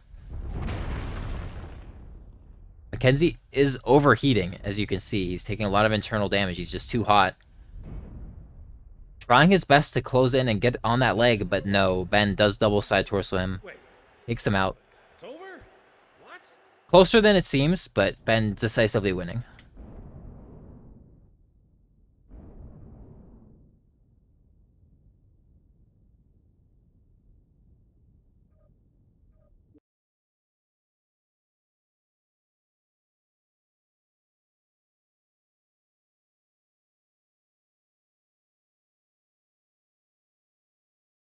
So what I haven't seen a lot of today, I'm kind of surprised because I think it's a really powerful strategy, is if you have the range advantage, going for the leg on the opponent can often lead to a guaranteed win, because if you can leg them when you're you have long range and they're outside of their optimal, then I mean you can do whatever you want from there. But all the legs that we've seen kind of you know, people that we've seen getting legged, hasn't really been in that case. It's usually been in more of a brawl or for another reason. Okay, so Xe versus Xe here. It's the Executor losing out on the trade so far as percentage, but he's got a Brawl LB20 and SRM versus Bowser's ERPPC Micro. And Bowser's build is going to get hot here much faster than Executor's. So see if Executor can properly take advantage of that. I mean, I know that he's shielding and trying to be a little bit fancy, but take advantage of the heat cap on your opponent, I think. And make sure that you keep firing. Yep, there we go. There we go. Open CT on Executor. Bowser side torso doesn't get taken off there. Oh no. I think if he had taken the side torso, Executor would have had it. But now it's a little bit of lag going on right now. Still not getting the side torso on Bowser. I'm not sure if Bowser's doing a great job shielding or if Executor is whiffing into the tree. I think that's the second one there. And that's going to cost him. A lot of whiffs there. Bowser's side torso staying on forever there at the end. And able to win that one out. A little bit of lag did happen there. I'm not sure how much that messed with the opponents or with the players here, but yeah, I think that was Executor's game there. Just wasn't able to have Bowser quite as early as he might have wanted to.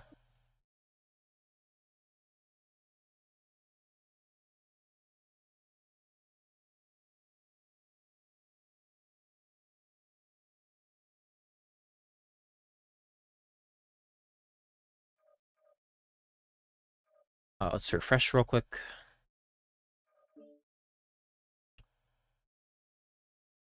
I don't think we expected any chi mods. Let's check out chi mods.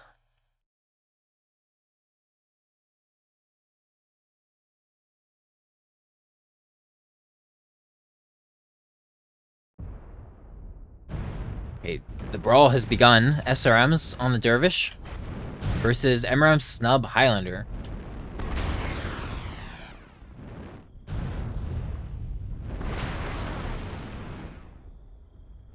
This is a very interesting match. You can see Royal Star doing his best to utilize his... Okay, we are getting some stream lag. Let me turn this off and maybe that will help. Royal Star doing his best to utilize the agility of the Dervish to try to win this fight, but it's going to be hard. Oh, he does get around and has an angle on that left leg. Still pretty close here. The Dervish needs to just get a couple more good shots into that left leg on Shimatsu, and they'll be able to win this. It's really close. One more shot. Oh, Royal Star does take it out. Very little mech remaining, guys. Look at that mech. Utilizing all of his armor. Barely able to win that. And I think going legs in that sort of situation is more than fine because you have the agility advantage. You'll be able to get an angle on that other leg after you get the first one. So, well played by Royal Star. Um, Using his agility to his advantage there.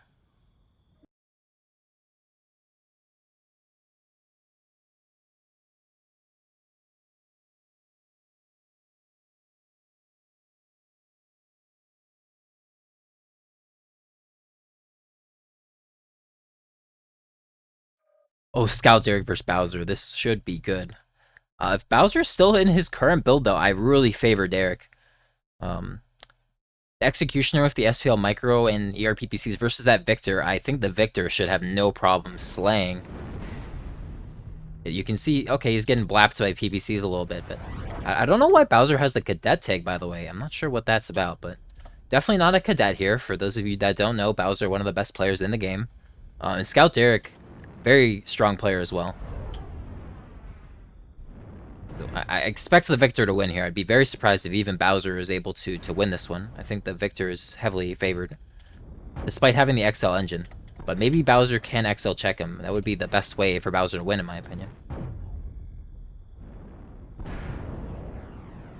See both players really utilizing their agility, mobility. Ooh, Scout Derek side torso is open. Okay, we know this builds XL. Using his right side to shield for his left torso.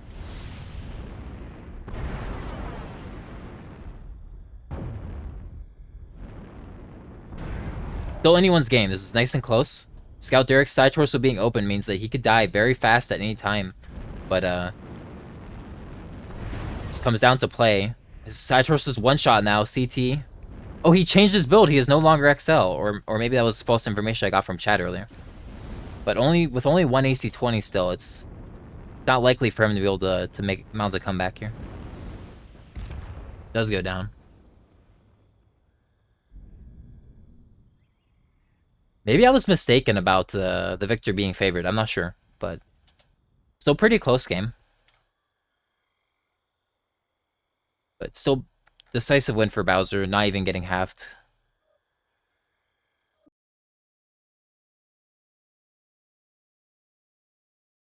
He had an XL last time. This is Mind Games. I see, I see.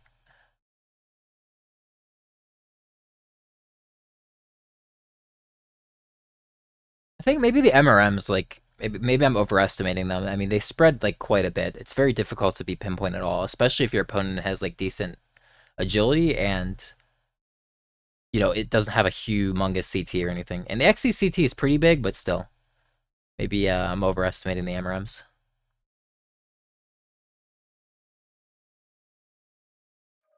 Let's go for Tovarish again.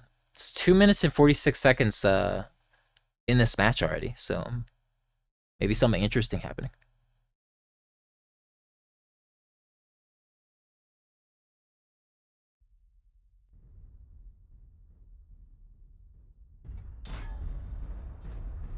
Tovarish running PPC still. Looks like he's getting chased by something. Oh, a legged roughneck.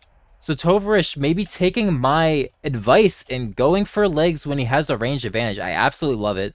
This is how you mount a win in this scenario where you know you can't brawl against the enemy, and if they get on top of you, you're in for a bad time. You leg them, and then you use your range, and you can see that it's kind of hopeless for Ghost Rider here. It might take a while, but I think Tovarish should be able to have this no problem. Just gonna have to take his time, even with the 2 PPCs only.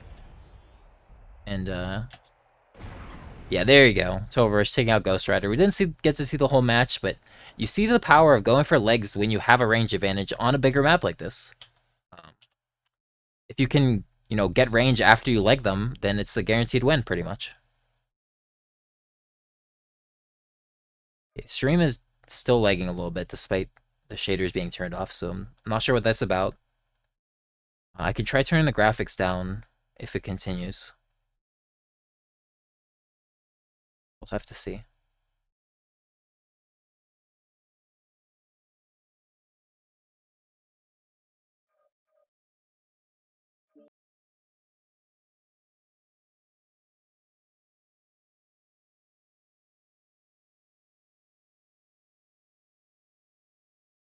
I brought the cadet roughneck. I see, I see.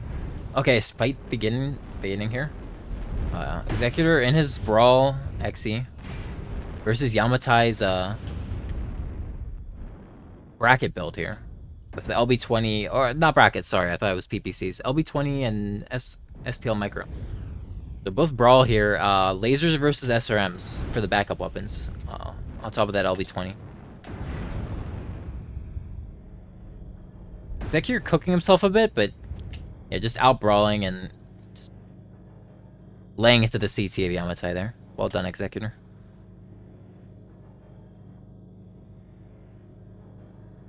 I think if you're gonna go full brawl in the XE like that, then I definitely prefer running the SRMs over the lasers, as it'll let you fire and then twist immediately versus the lasers. Even though they're short duration, you still have to hold them for like a second on your target. The SRMs sync very well with the LB20. Just again, I'm trying to keep track of the stream, but please let me know if there's like stream lag or if it's if something's wrong. Oh, we haven't seen Juice is loose. That is a new name, I believe.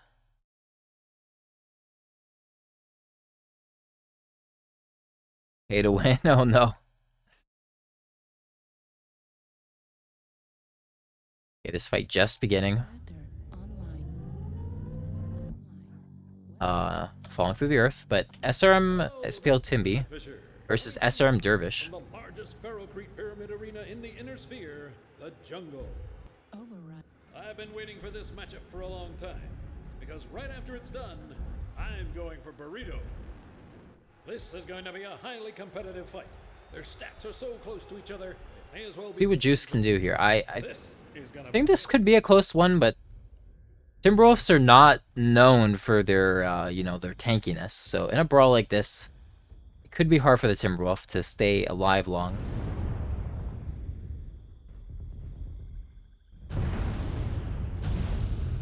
Juice getting the better end of these early engagements, though. Down to 73 on Roller Star versus 84 on Juice. 68 now. Sorry, let me zoom out the map. Okay, now Juice taking some rough hits, probably to the CT. Yeah, CT and side torso open. Royal Star CT's one shot though. Anyone's game here still. But no, Juice does take it. Gets a nice last shot on the CT of Royal Star. Takes out the Dervish. Well done. Very fast match. Both of them just having insane amounts of firepower, but both being relatively fragile. So, kind of glass cannony brawlers there. Same damage done. Timberwolf does have more armor than the Dervish, I think. But more importantly, I think that the spread actually was higher on the Timberwolf, as both the side torso and the CT were open on the Timberwolf, versus just the Dervish was he went straight through the Dervish's CT.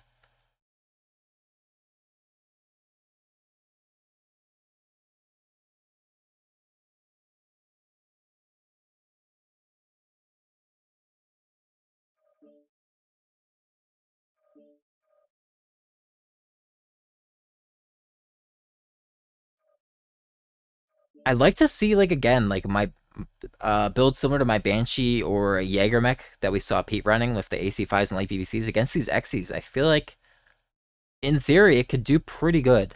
Bowser's XE with the PPCs, if he has like a longer range map, he can maybe force you to have to close, which could be a problem. But on these maps, I don't think you'd have to worry about it. Okay, so the Corsair from James. Much more armor than the Executioner has, I believe. So the Executioner's got to make use of his increased mobility, like his jump jets and his mask and stuff, to win this fight. It's going to be tough, though. James doing a good job, making sure he's landing every shot, keeping track of his opponent despite the jump jet feathering and whatnot. And it looks like Executor is in a lot of trouble here. James still pretty fresh. Oh, Executor's actually going legs on James, though. He legs the Corsair.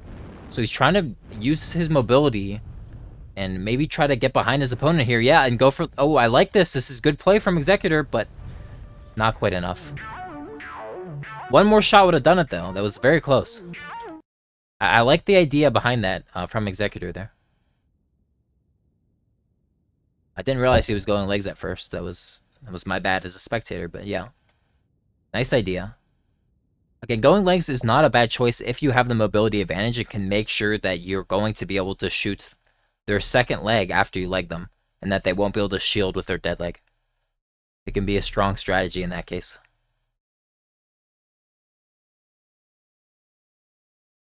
So nice and close to that one. Let's refresh again. We just hit spectated juice. Try to jump around. No other matches, it looks like. In that case, let's go for it.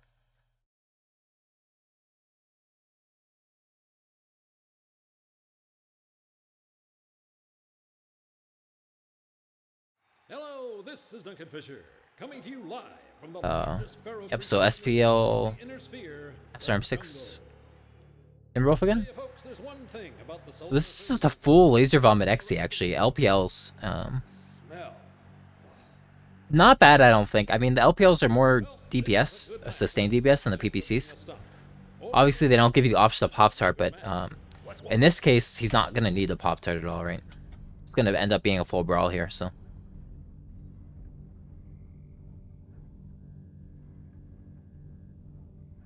Now, he does... It's pretty important he gets a couple shots in while Juice is closing the distance, in my opinion. But it's not going to happen here, so...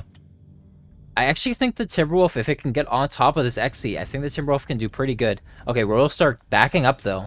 Trying to prevent the Timberwolf from getting directly on top of him. Doing what he can. But okay, now the Timberwolf's on top of him. And I think that this XE is actually going to melt pretty fast to these SRMs. You can see the CT on the XE being as big as it is, just soaking up all that SRM damage. But at the same time, Timberwolf is taking a good amount of damage. He's overheating, too. And backing up off the Executioner, I don't think that's the right choice. I think you have to stay on top of him, even if you're too hot, because, yeah, you're going to give the XE a chance to close a little bit of distance, and SRMs aren't going to be able to finish off the CT. Nice and close, but Execution does take it in the end. Well played to Royal Star.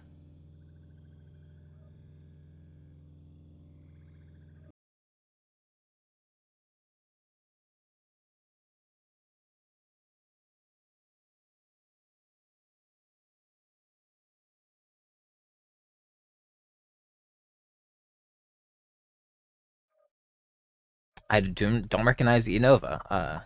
Another new pilot here. See what he's running.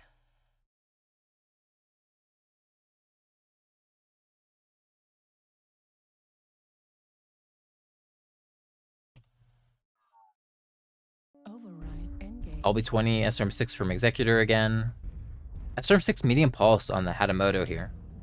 A little bit slow. I wonder if it's a standard engine. Okay, so we got the spectator glitch, unfortunately.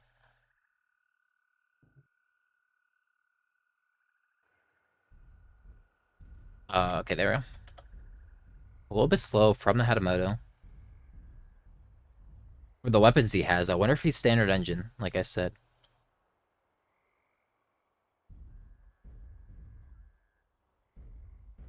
Seems like a little bit confused, Innova here. Executor just gonna close in the distance right away.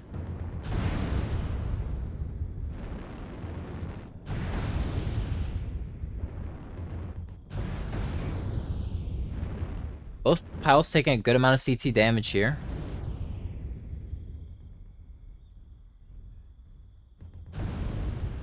Ooh, Innova takes a bad blast to his side torso. Executor doing a good job jump jet feathering and twisting to protect his CT as best as he can. Does get open, but I think he halved Innova, and Innova probably... Yeah, one shot here, he's overheating, and he's down. Self-destruction. Making it close, though. Executor CT, not looking too good. But, yeah.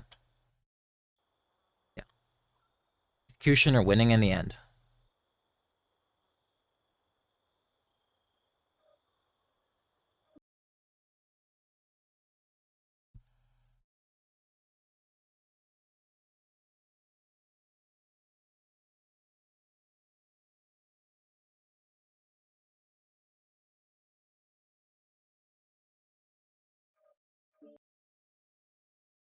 So James has been running this Corsair, and Yamatai has been running the Executioner. Let's see if Yamatai swapped it up. Or if he's still running the same thing. Okay, match is beginning. Yep, Corsair versus... Oh, he did swap it up. He's running my Banshee build. All right. Excellent. Let's see how it performs. Now, what's important here is that the Banshee keeps distance and gets good shots in as James is approaching. Vital importance here if he wants to win this. Going legs obviously isn't going to work here. He's too slow to kite even if he legs the Corsair. So going CT is the best choice, which it looks like that's what he's doing. Yeah, you can see the Corsair CT already very weak. But now as the Corsair closes in, Yamatai's CT also looking not too good. Ooh, it's close. It's close, but no, Yamatai does take it out. His CT one touch, but he does win out in the end. Nicely done. I think that Banshee is strong. I think it's really, really strong. Um, Especially if you can like force your opponent to close in on you. So nicely done by Yamatai, and I like the build. I think that's the first time we've seen James lose. He's beaten every or won every single other match, so it's nice to see.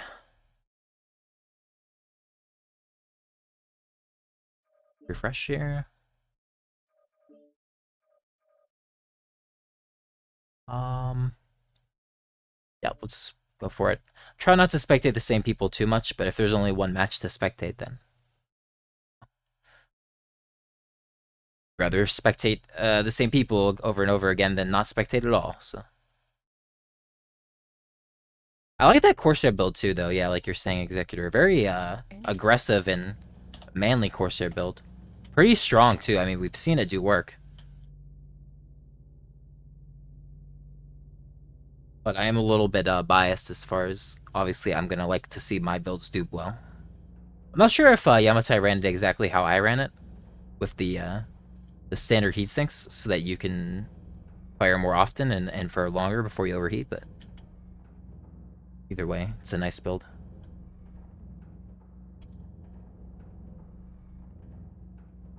So we're out running the Laser Vomit LPL Medium Pulse 4A here. Innova, he's got to close in if he's going, yeah, with the SRMs. Get on top of that Marauder.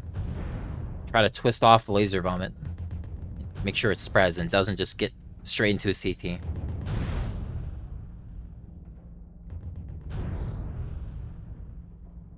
CT weak on Innova already, but also on McGraw. Both taking quite a bit of damage here. This is a very, very close match so far. McGraw overheating a bit. You can see that his arm took structure damage, but oh, straight through the CT of Innova there at the end. No problems for McGraw. Well done. I think Innova should have just stayed on top of him when he saw his opponent was getting too hot and starting to have internal structure damage. Because I can't imagine just with the SRMs and medium pulse that he was having the same heat issues as McGraw was. But that can be a tough call to make. Tough to keep track of your opponent's heat. As we mentioned earlier, it's another skill that comes into play. Not so easy to do, but very important to win 1v1s, especially against hot builds like that. Okay, Almond Stonefist, I have not spectated yet, so let's see what they're running.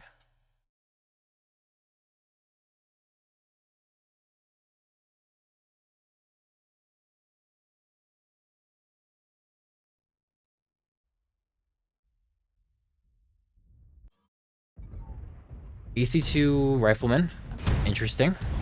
Rifleman 2C, I should say. Ultra AC5, medium pulse, heavy medium laser from Almond here. Interesting.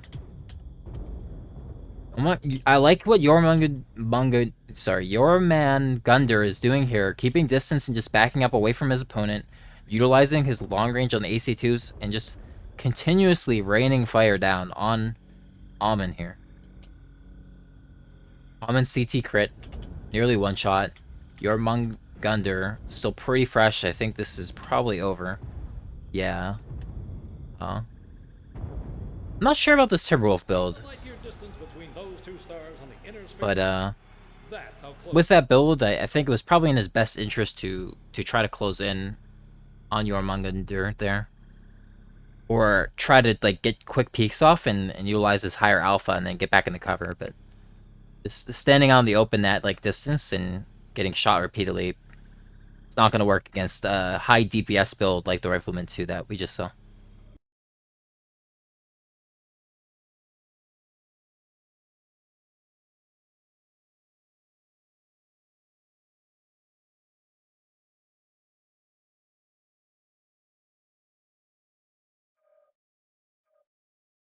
McGraw versus Ben.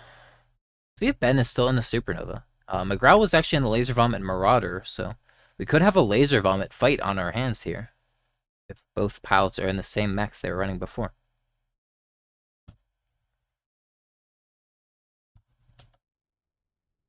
And they are on the same mechs. I don't even need to check their cockpit views.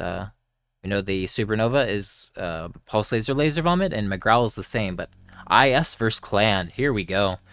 So the Marauder is going to be tankier, but have less range. So McGraw is going to want to close the distance here on the Supernova.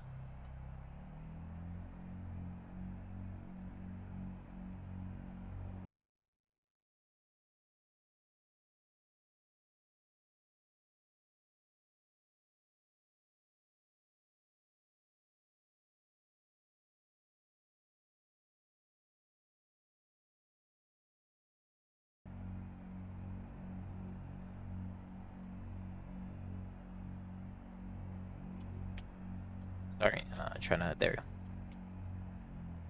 So McGraw, up close and personal now. Ben actually moved forward into McGraw.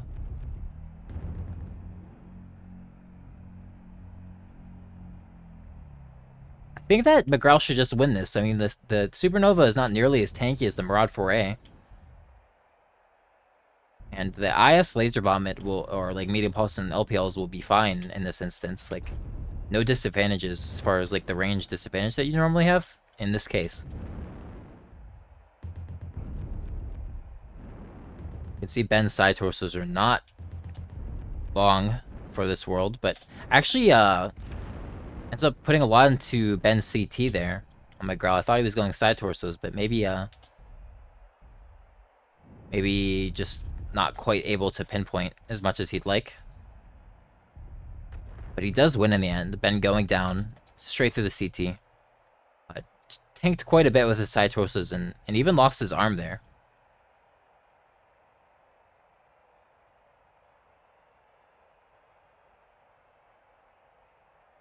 See the Marauder doing a lot more damage, 250 more to be exact.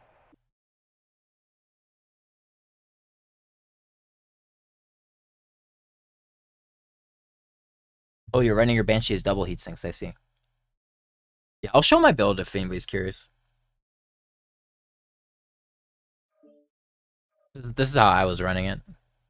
I mean, it's obviously many different ways you can run these mechs. Not like one answer. And one answer only.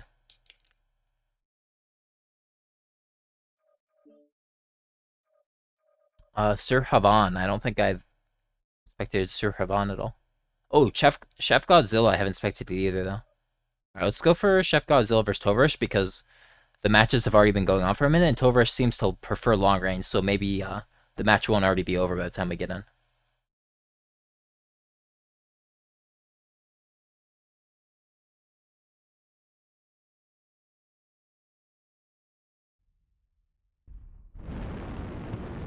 Okay, so crit CT on the Timberwolf here. It's just Laser Vomit, Medium Pulse, and ER Small. 0%. Tovarish in the awesome AQ. Likes his awesomes. Okay, I can't click him for some reason, because UI is terrible. 4 PPCs and small lasers. You can see Tovarish has been shooting well to pinpoint the CT as well as he has. Pretty much hit nothing else other than CT on Chef Godzilla.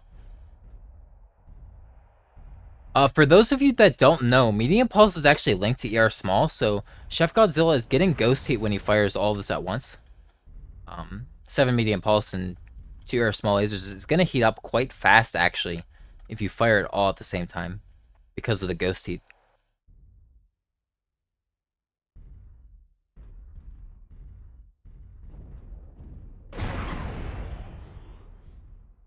I think his best bet is just to brawl the awesome. He's not going to win these trades, and you can see that he gets blapped in the CT again and is... Yeah, he's down now. Good try, but um, in this case, I think it was definitely in your best interest, in the Timberwolves' best interest to just push Tovarish very hard and fast, and utilize the fact that the PPCs will deal less damage at minimum range.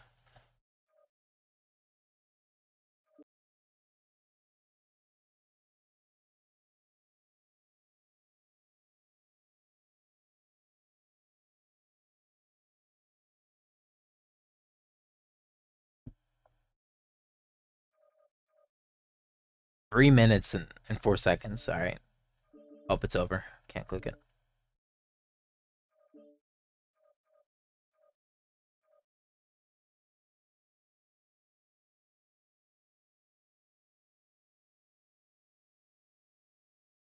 Yes, I know. I know the match is no longer Phil. Ooh, Ghost versus Ghost. Let's watch Ghost versus Ghost. Which Ghost is spookier? I don't know. We'll find out. AC5 like PPC Cyclops. Interesting. Versus ATM Warhammer 2C. That's pretty spooky from Ghost Rider. ATMs making an appearance here for the first times. Lock-ons for the first times actually. Um, but it looks like it's not going too well for him, to be completely honest. He is halved, and Ghost OTCS probably just gonna choose to close in the distance and finish off his prey here, I'd imagine. The CT is like kind of weak, but with Ghost Rider only having half of his weapons, I don't think that there's any chance that the Cyclops loses this fight.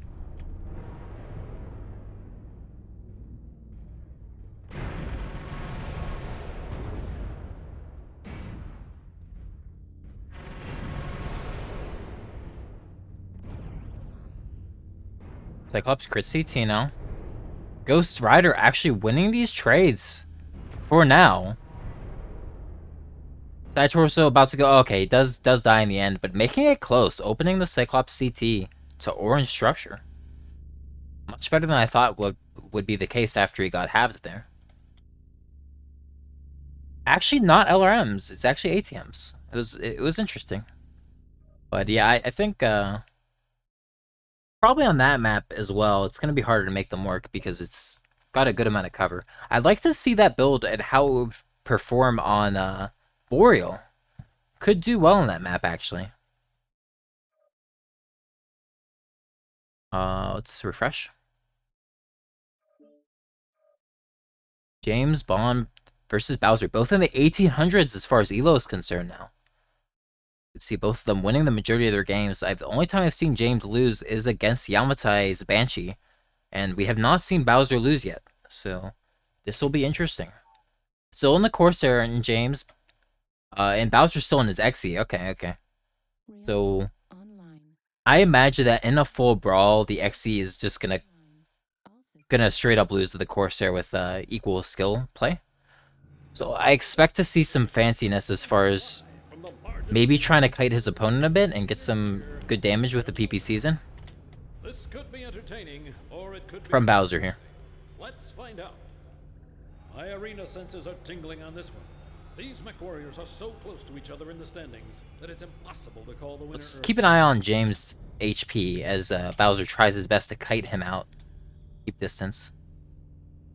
Or at least get some damage in before he closes in. So you can see all into the CT.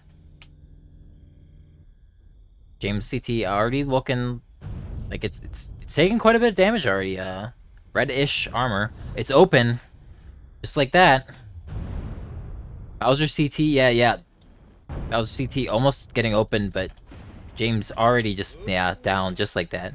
The pinpoint precision from Bowser, just too strong. Nicely done.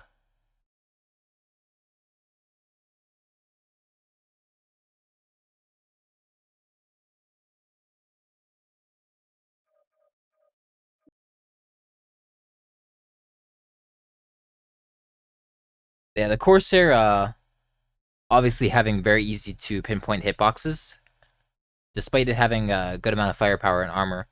If it's can't be right on top of you to do its work, then it's gonna struggle quite a bit. It's gonna get bullied by a lot of things.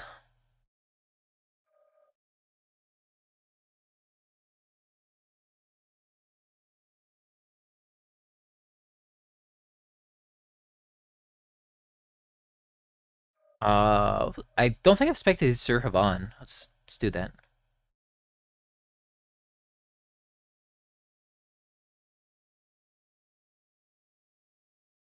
Hello, everybody. Yeah, Banshee also another mech that has the kind of like the huge CT. We saw against when James played against Yamatai that both of their CTs were pretty much the only things that took damage. Looking mech. The difference is that the Banshee at the very least What's next? has a little bit of reach. Pulling a card arena?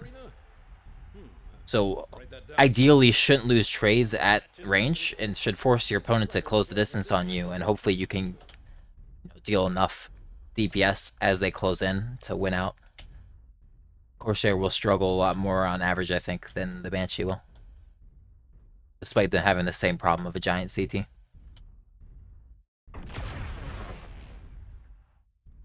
So Ghost in the Cyclops here with AC20, or no, that's yeah, AC5s and light PPCs again.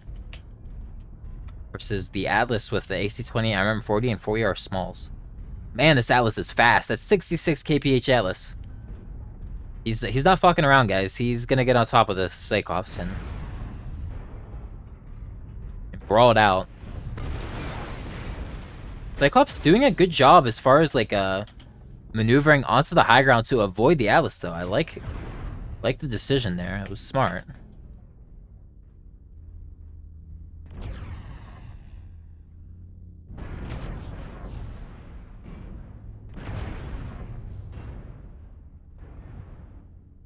Cheeky spot by the Cyclops. I really like it. Oh, he fell, though. He fell. Okay, let's see if the Atlas realizes. I think he did. Gonna drop? Yep. Atlas wants to get right on top of the Cyclops, no doubt. And here he comes. Okay, he's finally got on top of him. He's crit CT at this point, but the Atlas has great agility. Maybe he can twist and spin to win here. It's not looking too good for him. Does go down. I think that was just like a more positioning than anything else. Ghost getting up to this high ground and making it hard for the Atlas to get on top of him. Very well done. I like that.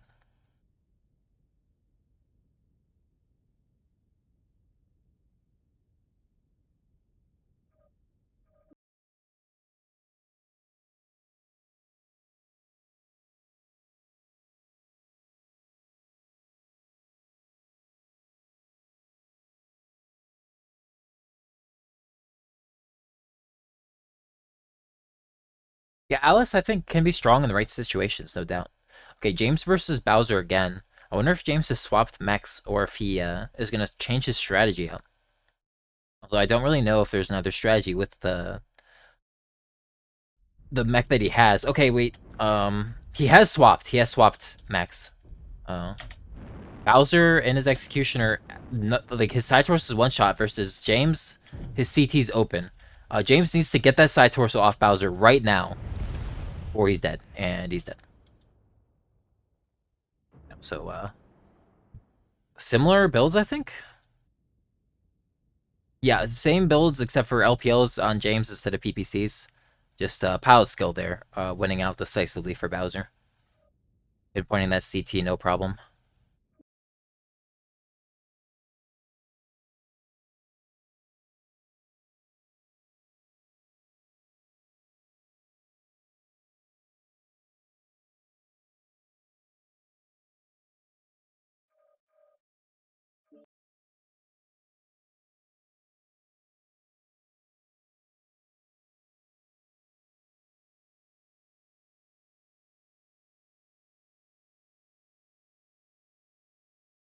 Reactor online. Okay, Marauder, the same build we're very familiar with at this point, and Because today's match is in Executioner for Ultra AC20, 1 SRM6, and 1 SPL. one mech lead. Interesting. Which one will it be? Does this have crazy quirks or something? Is this a set of 8, guys? It's a good match with us. Let me know. I don't actually know like all the builds by heart by any means. Even though I play this game too much, as far as the builds and stuff are concerned, I don't actually have that much knowledge. Is the Executioner C set of 8, is that what's going on here? Because it seems undergunned. Like, very undergunned, if not.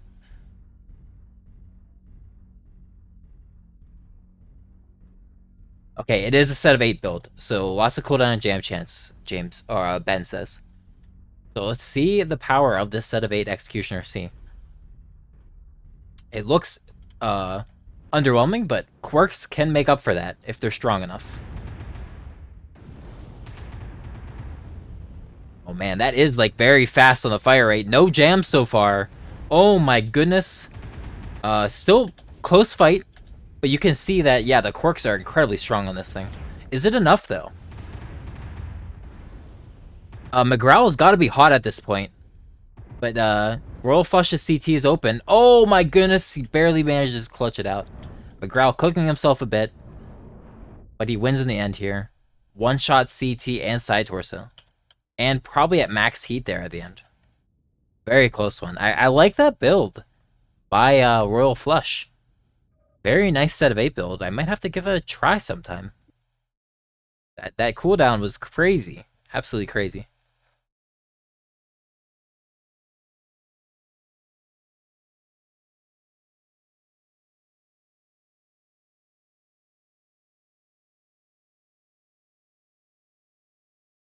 Yeah, that was really close. Okay, James against Yamatai again. So I wonder what James is piloting now. If he's stuck with the exterior, went back to the Corsair, or maybe brought something else entirely. And it'll be interesting to see what Yamatai's piloting. Last time we saw him in the Banshee, but... Okay, Xe for James.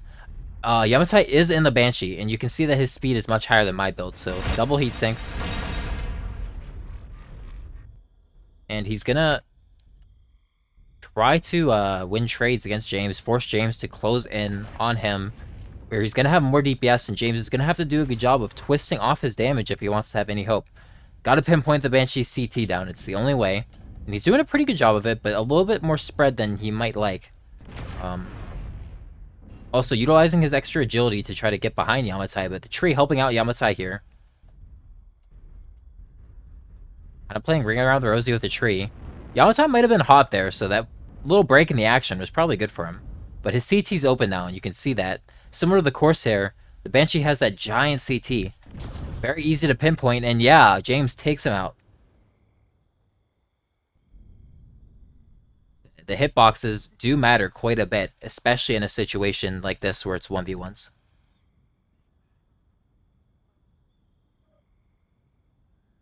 So even though the Banshee doing more damage, because it's more spread, it ends up losing. Nicely done by James, pinpointing and twisting the damage.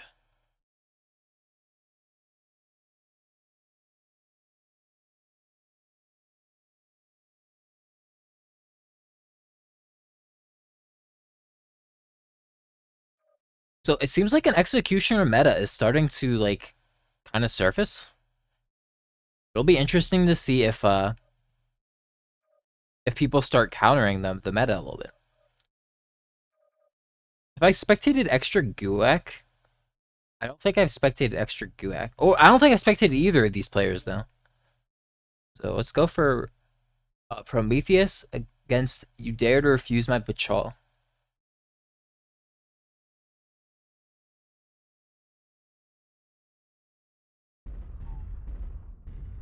Kodiak 1.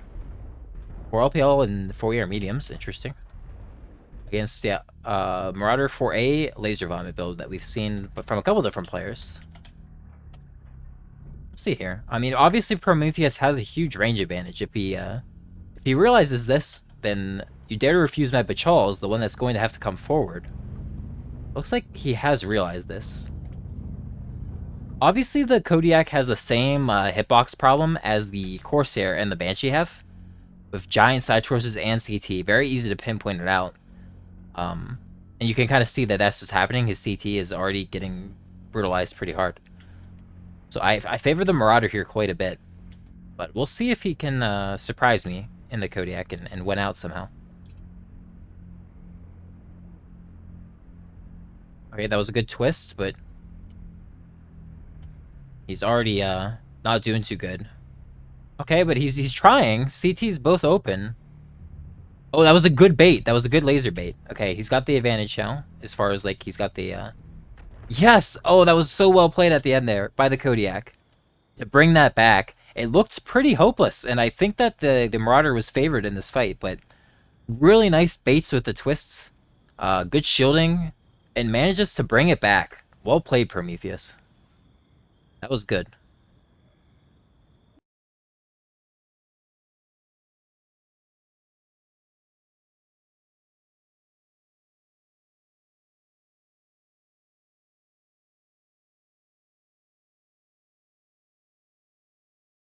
Um, just found out this was going on. Is there a group in Discord somewhere? Join the MW Comp Discord. Let me put an invite in the chat. Give me 1 second.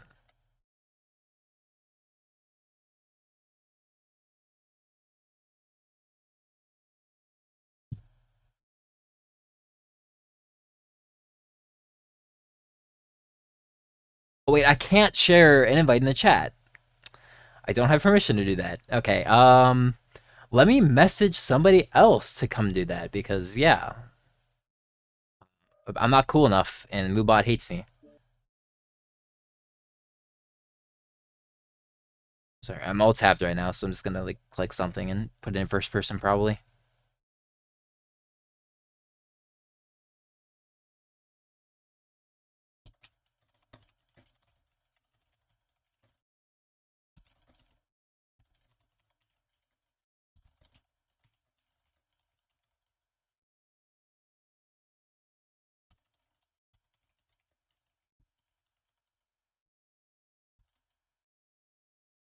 Okay, James does win again. It looks like against the Banshee from Yamatai. Big CT problems, guys. Big CT problems.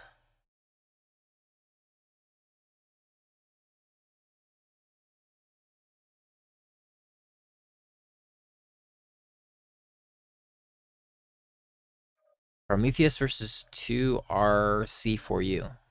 Okay. Prometheus was running the Kodiak last time. Let's see if he's still in that.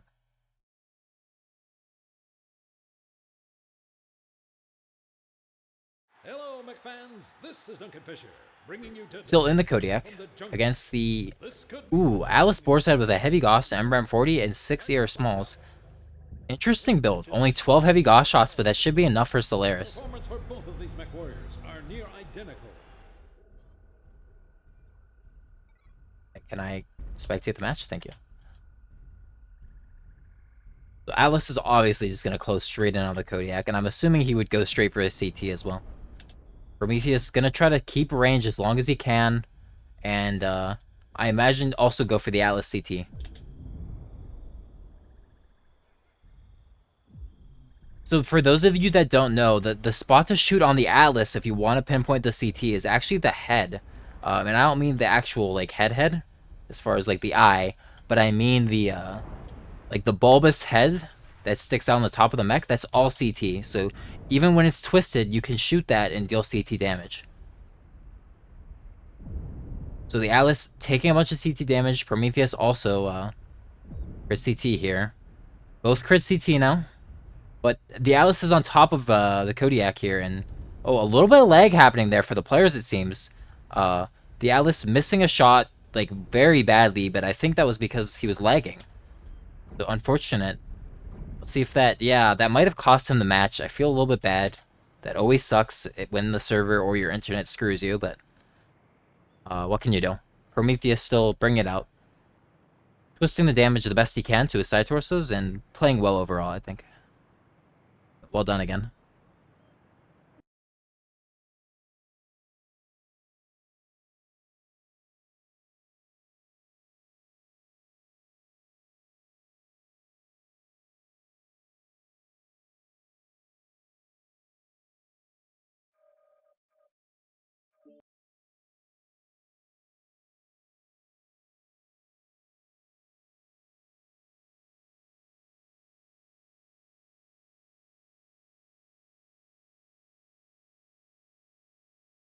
Unfortunately, I don't think anybody's available right now that can invite to the MW Comp Discord.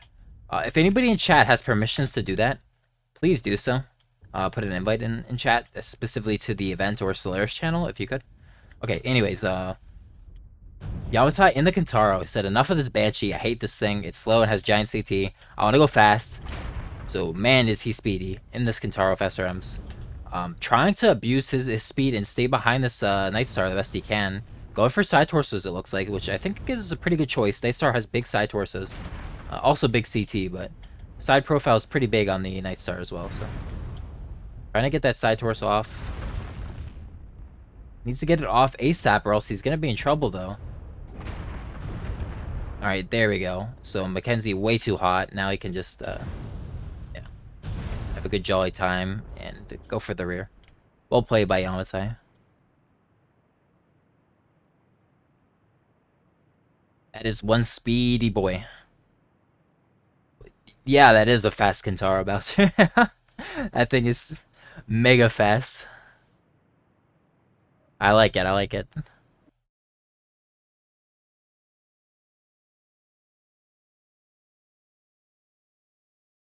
Yeah, you can do some fun builds in Solaris. Again, you don't have as much requirement for ammo.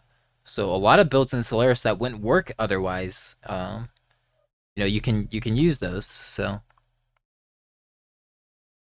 I hope to see some more creativity like that, like ridiculously fast mechs, like ridiculously high alpha mechs, etc.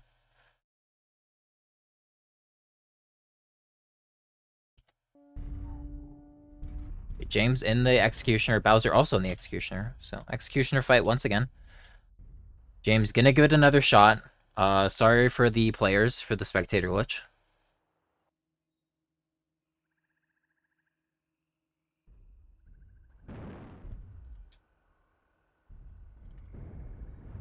So we kind of know what these players are running.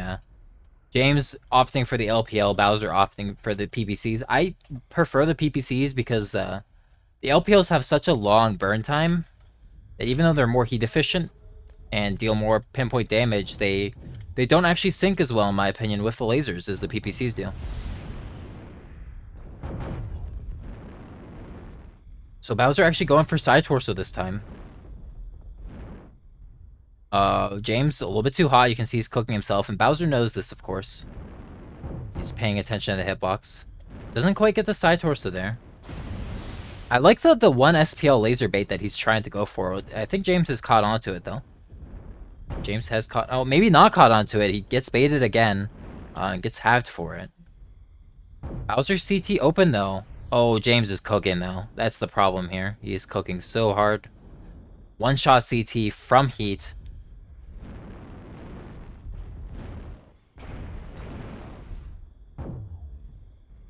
And that's... I don't think he's going to be able to... Yeah. Gonna go down. Nice try, James, but... Bowser's still undefeated. As far as I've seen, at least.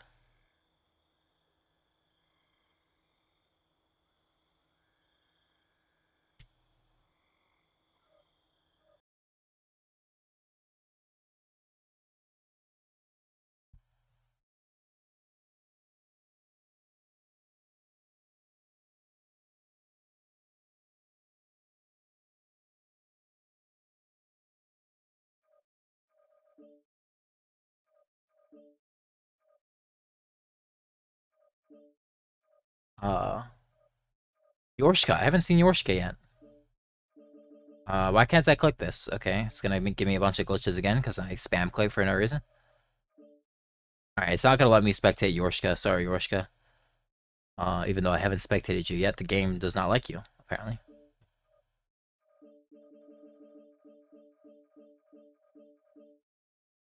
Okay, and now everybody's gone. I'm not gonna click this. I think it's probably already gonna be over by the time I get in. Just wait the 10 seconds for more to come up.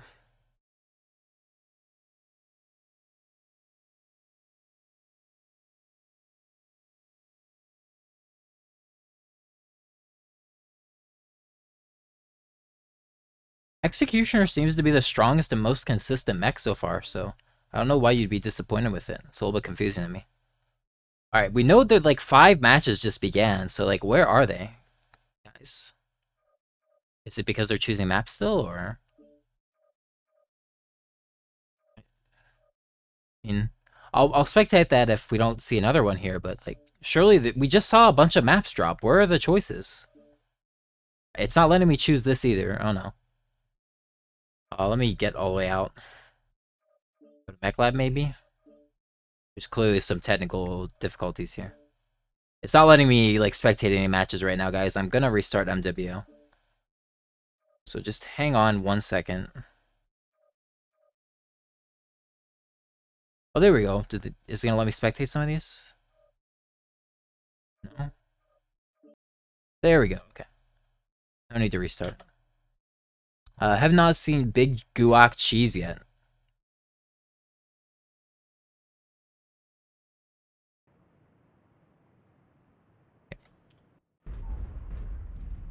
Highlander with AC-20 and 3 SRM-6. Okay. Versus the LB-20, MRM-20, Heavy Machine Gun Roughneck.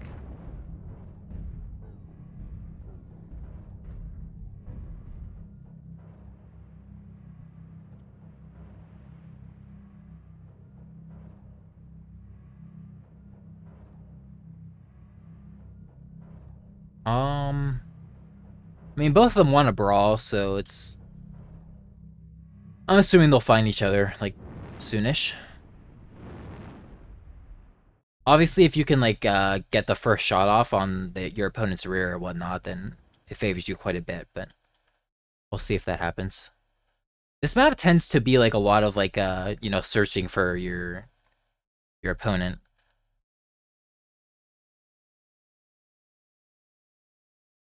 Easy to get lost, or lose track of the enemy on this map with all the, rock formations that block vision, but also like the different levels of height. You can go like low or high. And it's, of course, a dark map doesn't help either. Just exacerbates things because you can't see things like shadows and stuff as easily. I think they will find each other pretty soon here, though, I think.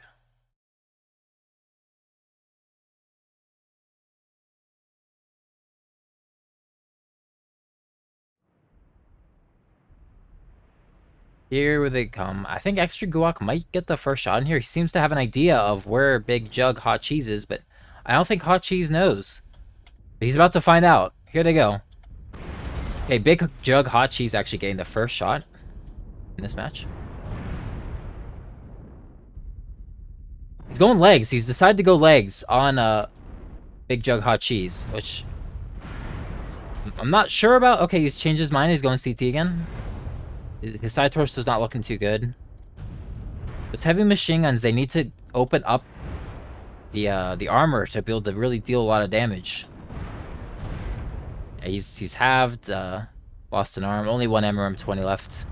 Extra Guac does have this in the bag at this point. See the light year distance between those two stars on the inner sphere map?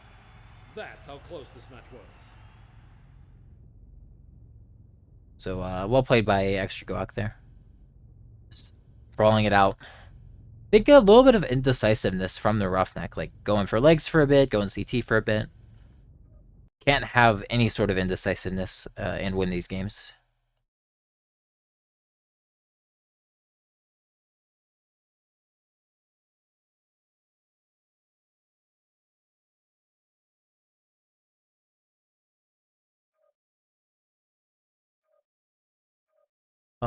Been going on for a minute and 30. I'm just gonna wait again. Okay, Yamatai versus Ben. There we go.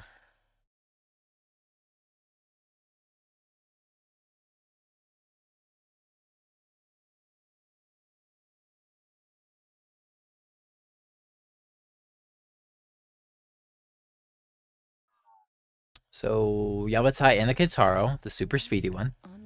Ben has swapped to an XE. Okay. With LPLs again, which I don't actually agree with, but I prefer Bowser's build as somebody who's run both like quite a bit and used both in comp. I think the ERPPCs are better, even for like a full brawl like this. What? Why are these two fighting each other? Did the promoters do some back? 114 kph, guys, on this Kintaro, by the way. No jump jets, though, should be noted. It is a big deal. If it had jump jets, it'd be a lot scarier, in my opinion. But still very scary. He's just gonna full send that bend here. No brakes from Yamatai.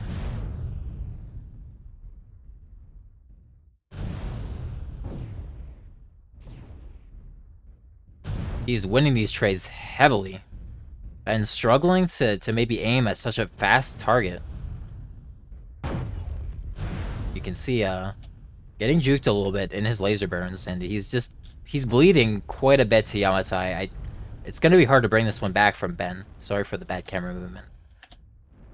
Fortunately, I'm trying to get an angle where it's not covered up by by the upper ramp thing. Yamatai feels like he's playing with his food right now, it seems. Let's see if that bites him. Standing still a lot, Ben's hurting. Yamatai loses an arm, and his side towards it's gotta be an XL from Yamatai, by the way, with that speed, I think. So maybe playing with his food a little bit too much, but does win in the end. Well played, to the Kintaro man, as Bowser says. I think it's 5 SRM 6, if I recall, so a little bit more firepower than an Assassin, but yeah. Pretty close. Assassin has 4 SRM 6, right? Maybe you can run more on Assassin. I don't actually know. I don't even have that mech.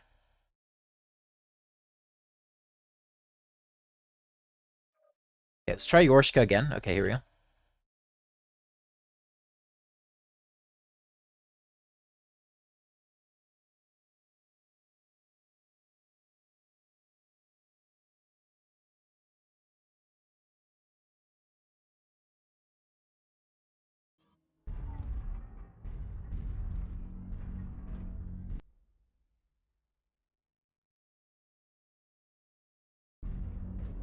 So Laser Bomb Marauder versus Ace 20 SRM 6 Highlander that we saw before. Okay. Obviously, the Highlander needs to get on top of Yorshka, or he's gonna have a bad time.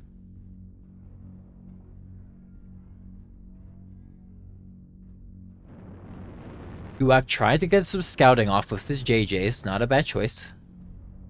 I don't think either has seen the enemy yet. Yorshka dropping into the low ground to get up on this ramp. To take a strong position on the high ground.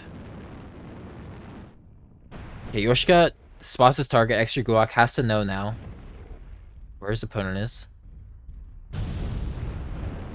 Okay, good twisting by Guak.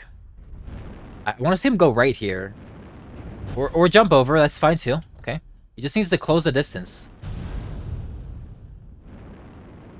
Ooh, no, that's not ideal. Kind of getting stuck on the truck there. Yorshka taking a strong position to be ready for Guak to push the ramp.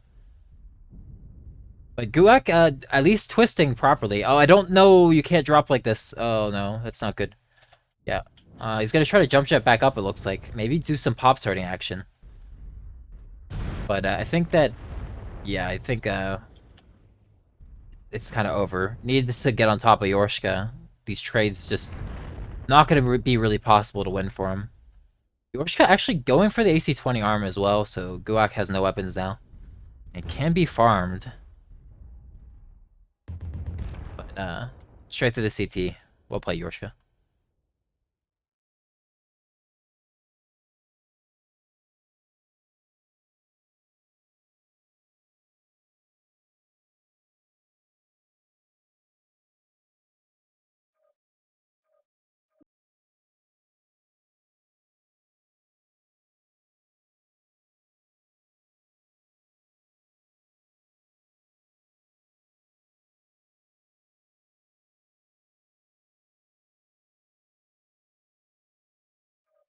Apostle Berserk. I don't think I recognize that name. Looks like we might still have people, joining in.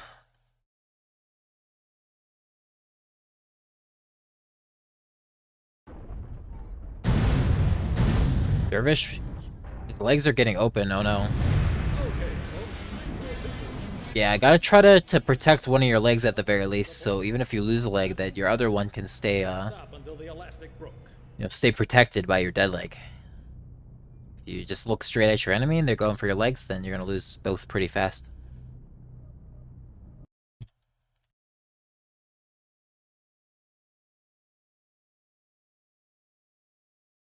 One of the things I'm kind of surprised that we haven't seen is we haven't seen any Zeuses, but I think all the Zeuses are in this division. I'm not sure if any brave souls out there can humor me and bring a Zeus, but I would like to see that.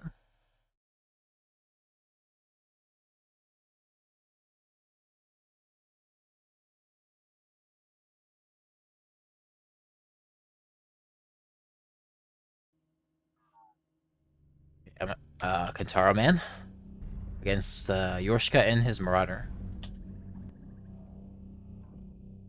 With the spectator glitch, very nice. You can see that your mechs don't like actually completely stop. Yorsh or Kentaro Man is like running in a straight line, and now they get control back. So I don't think that because of the spectator glitch, I think Yorshika has no idea Yamatai is like already like on his right side. Kind of the spectator glitch helping Yamatai there quite a bit actually. Pulls the distance with taking like no damage. Yorshika getting halved ridiculously fast, almost legging Yamatai, but I don't really think that'll make a difference because Yamatai's just gonna protect his dead leg, and Yorshika can't realistically escape. Like he can't get distance, so I don't think going legs like helps him at all here. I think he's not a lot of hope for Yorshika in this fight now.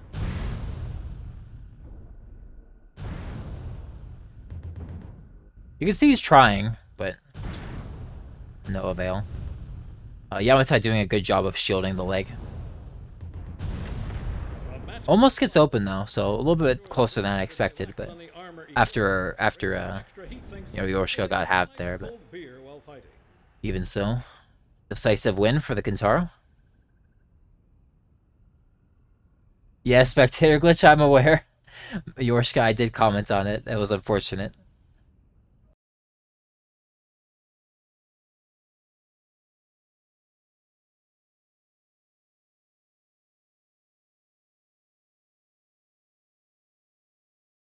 It's for whatever reason it makes both opponents not able to control their mechs and shows the intro like camera angles again. I don't know, it's very strange.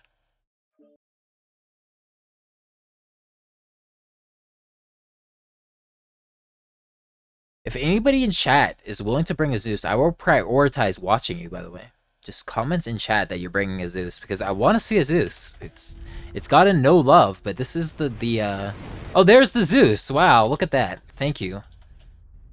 Apostle Berserk running Emerum's on his Zeus. Running at Ben. Very manly. Manly style here from the Skokomish. He is getting beat up a bit. His CT getting bullied by Ben a little bit, but it's pretty close still. The XE CT not looking too good either. I'd like to see Apostle Berserk stay like right on top of the XE. And make sure the MRMs all go into the CT.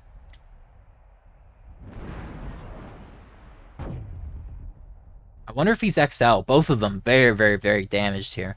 Let's see if the Skokomish is gonna... Ooh, okay, he gets halved, I think, but still alive, so not XL. Oh, both are one shot. This is gonna be next shot wins here. Oh, I really like that pre-fire from Apostle Berserk. Oh my goodness, I'm amazed Ben lives at the end there. Look at that CT, guys. Look at that CT. Absolute one shot. Apostle Berserk almost able to win that, but in the end, the executioner does reign supreme. That was a pog fight though. I liked that one. More Zeuses, guys. Bring those Zeuses. Come on. Do it for the spectators, for the viewers. We all want to see those Zeuses. Or maybe it's just me. I don't know, but I get to pretend like everybody wants to see the Zeus because I'm the commentator. Yorshika versus Yamatai again. We'll watch the rematch because the spectator glitch kind of messed with the previous fight.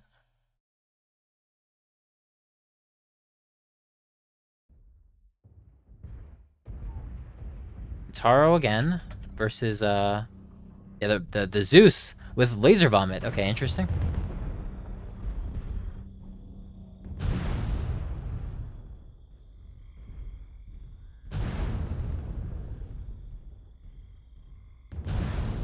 Going CT this time on Russia going for the Kataro CT.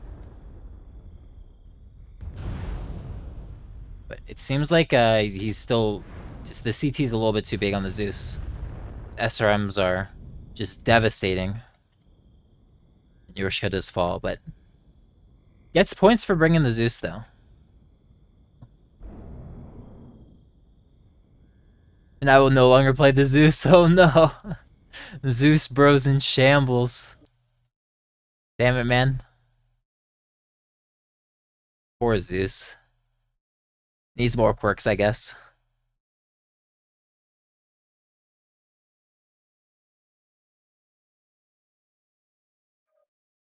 One's been going on for a while. Let's refresh. See if there's any more matches to spectate. There's really no more other matches going on right now. It's kind of surprising to me.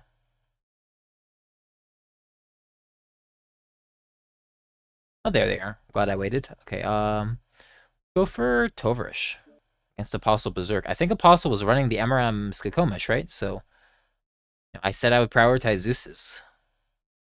And I meant it.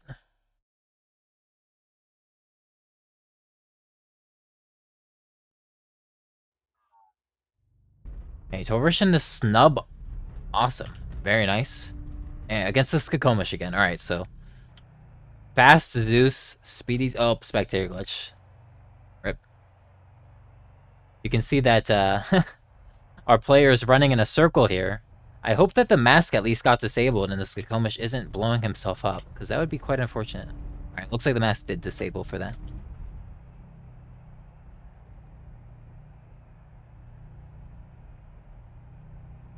So against the snubs, you could actually think about maintaining a little bit of range on the Skakomish if you wanted to.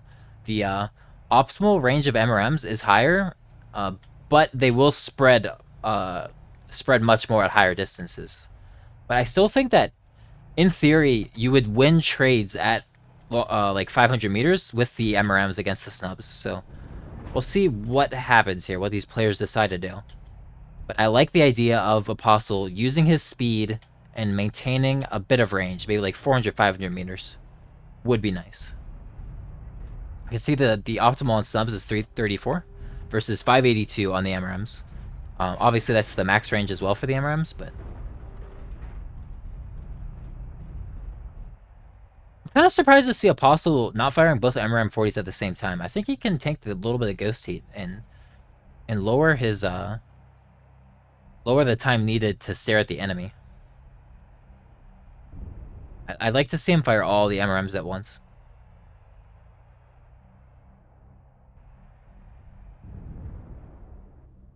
He is maintaining range, which I really like. I think he's playing it really well on this Skakomish here. Tovarish needs to try to close in and corner the Skakomish here. It's hard because it's fast, but the Awesome's no slouch either. He's moving pretty fast himself.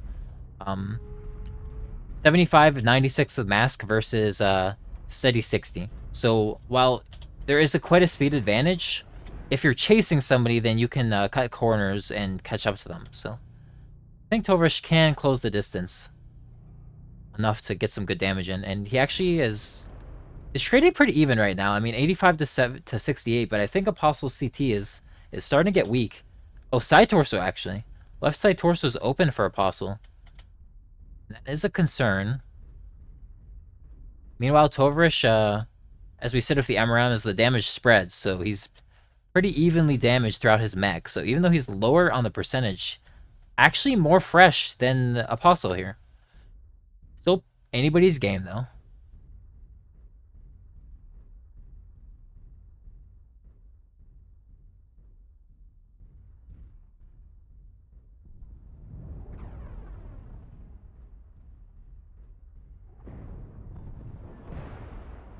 The Apostle taking another nasty hit to that left torso, but oh, another one. Tovarish with the good aim here. He's definitely pinpointing that left side torso, which I like.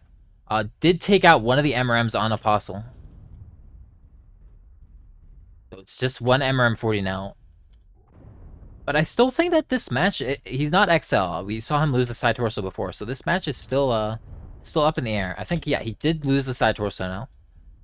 So he's gonna have, is he slower or is he a standard engine? Let's find out. Yeah, so it is a light engine. So he is slower now. Tover is just beating him up with the snubs. Even at this range, it would seem.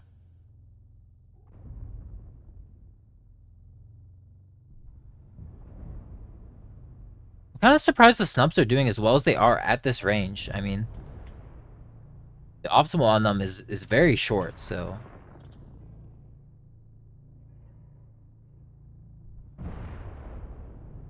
Also doing his best to dodge those shots, but Tovarish has been hitting his shots pretty well over the course of this match here.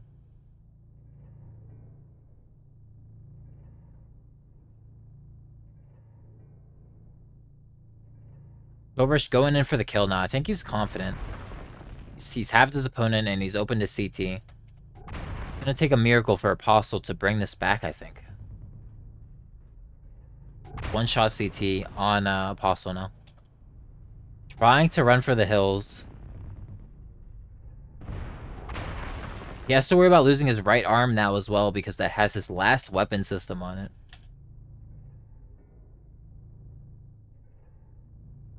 Maybe he's gonna try to go for a juke on Tovarish here. Could work. Tovarish turning around. Does Apostle realize this? Okay, Apostle is backing up. And has successfully juked Tovarish. So maybe there's a little bit of hope here now. Tovarish has an idea of where Apostle's at, though, so. Oh, maybe not. Maybe he's been juked. Oh, Apostle gives away his position, though, unfortunately. Now Tovarish knows exactly where his prey is at.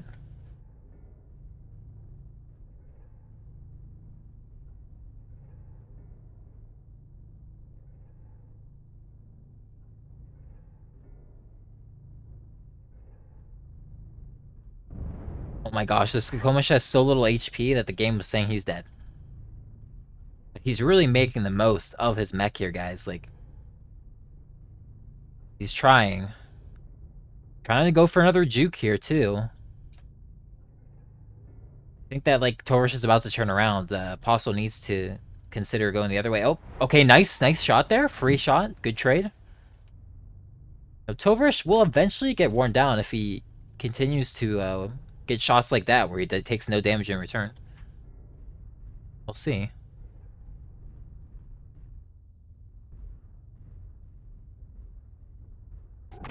Nope. That time Tovarish was ready for it. Takes out Apostle. But nice hustle from Apostle there.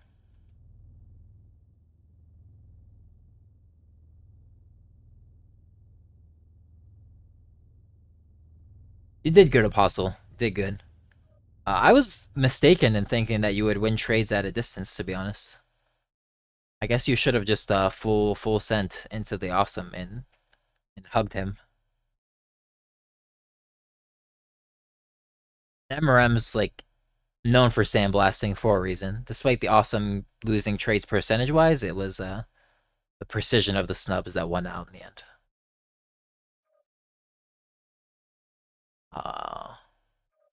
I haven't seen Brandish Pride yet. So let's check that out.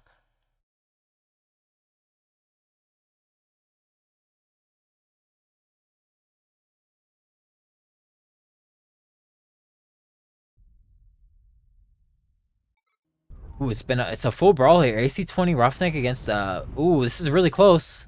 Oh no, got a twist. Oh, almost manages to bring that back, it seemed. Only caught the tail end of that, but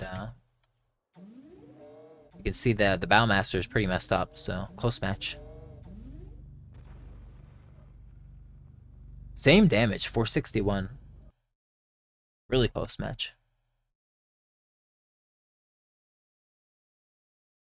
Yeah, seismic is definitely a valuable tool in Solaris, depending on like what type of mechs are being played. can certainly keep you from getting surprised.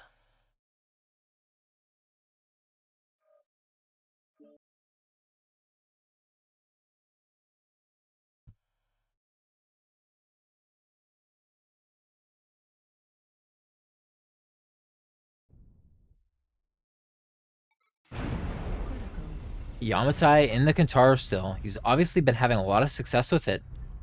Taking on McGrow's Pulse Laser Marauder Foray, which has taken the high ground here. See that Yamatai CT or side torso not looking too good, and I think he's XL, so McGraw can definitely win this if he can pinpoint that left side torso on Yamatai.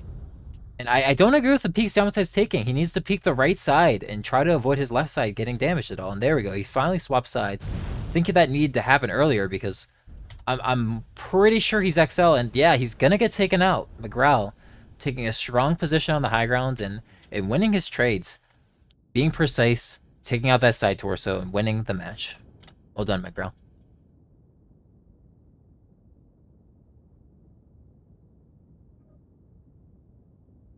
Yeah, I don't think Seismic is necessarily always worth getting. It's just something you should consider. Has its strengths, has obviously opportunity cost of missing out on firepower or survival. So it just depends.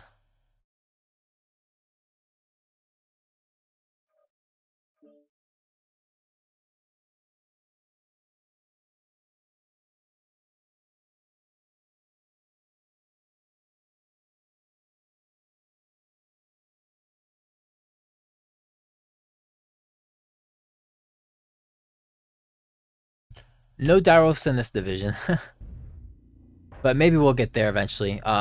If you go to MW Comp Discord, which I can't post in chat, unfortunately, don't have permissions. But go to the MW Comp. Let me make sure I don't have permissions. You guys probably don't see that, but anyways, join MW Comp Discord. Maybe there's a link in the description. Yeah, there is. Go down into the About section, join the Discord, check out the Solaris channel, check out the Events tab. But in Solaris channel, there should be an option to vote for the next division after this one finishes. So, if you want to see direwolves, vote for Division 1, and you will probably see some direwolves. Okay, so Rosarius in the Bushwhacker. The LB10 SRM2 closing in on Toversh is awesome with the snubs.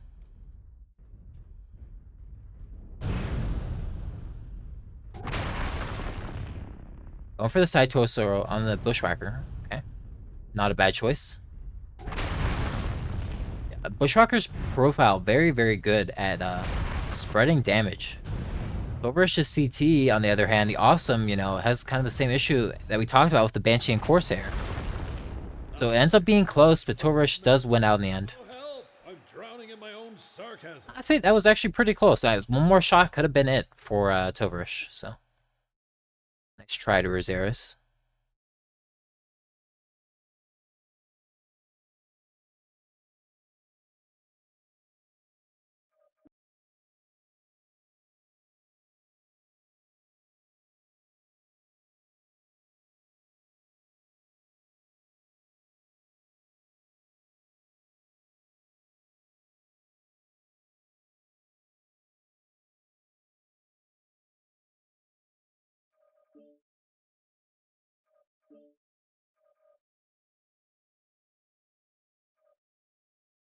Yeah, okay, let's go for it. See if he's still running the Kintaro on Yamate. Will be a rematch, if so. I assume McGraw is still running the Marauder 2 with the pulses. Been running that most of the night. Yep. No, Yamatai switching back to the Banshee. Oh, he's running my standard engine bullshit build. I love it. 34 kph, but can fire for days. No heat problems at all. Look at his heat. He just doesn't give a shit. Going for the side torso, though. I don't think you can go side torso. I think you have to go straight CT to have a chance. I like the attempt to twist. But, yeah. Bring a yo-yo to a bazooka fight. All getting hot there, but you can see the problem with the Banshee there, CT being so big. You need to have a little bit of distance to win that fight.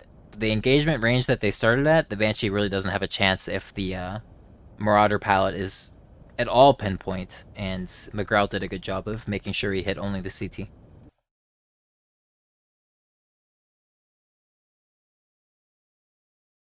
Soccer 2C with SRM and heavy laser someday? That'd be a strong baller.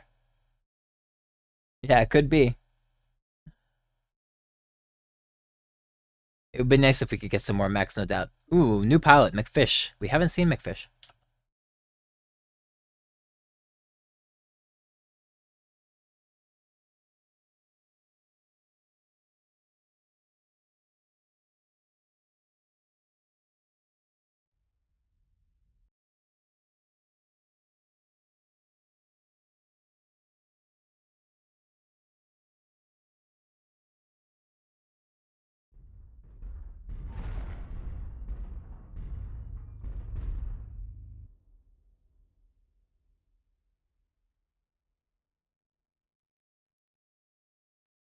Sorry about that.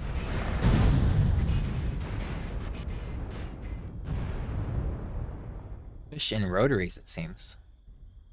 Rotary Cyclops. 3 rotary AC2s, 1 RMM40 against the Skakomish with an LB10 and 4 SRM6s. Apostle not twisting enough, I think, though. He needs to make sure he spreads the damage from those rotaries.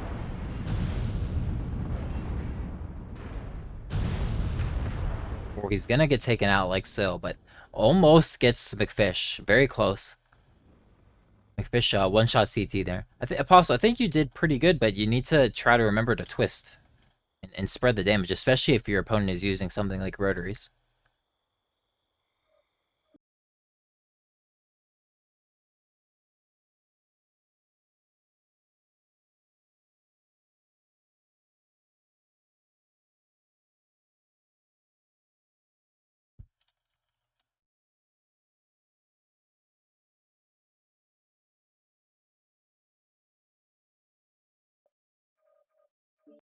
I don't think I've seen 10x either. Still getting new palettes. I'm very happy to see that.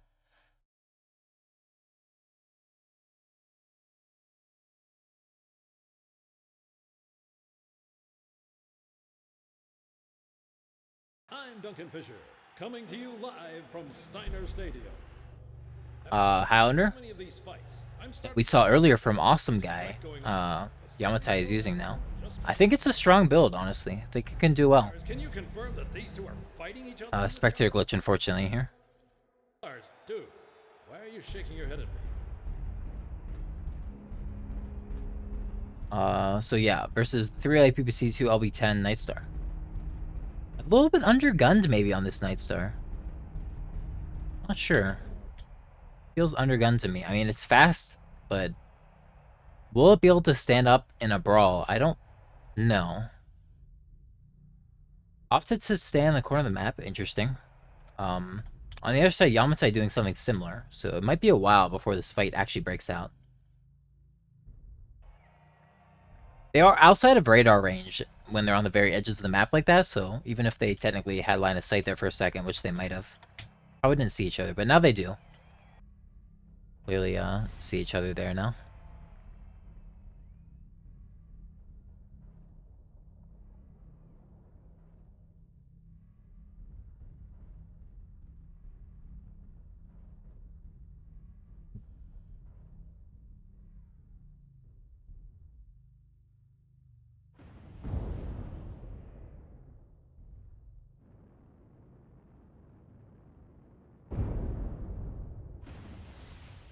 I think one PPC is not really enough to try to win trades against 3 light PPCs at this range. Like, the LB10s will deal some damage too. I think it's a mistake to try to like trade with the PPC. I think it's kind of a bait.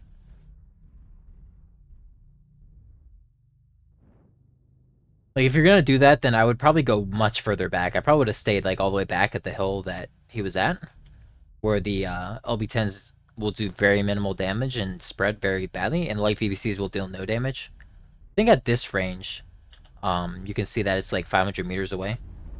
The light PPCs and LB10s are gonna win trades decisively against the singular PPC. I'm a little bit confused by the play from Yamate, who I consider to be a pretty good pilot, but I don't think this is the way. I don't think he'll win like this. We'll see, though. Maybe I'm wrong.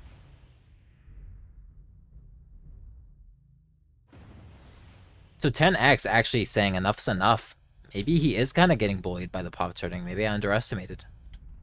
Going forward into the Highlander's range, which I think he's gonna lose this brawl. To be honest, I think the Highlander will win the brawl. Nice juke by Yamatai with the jump jets. You can see the PPCs went over him. Now 10x in the Night Star melting fast. Yamatai not do too good either though. It's pretty close actually. Maybe I underestimated this Night Star, guys.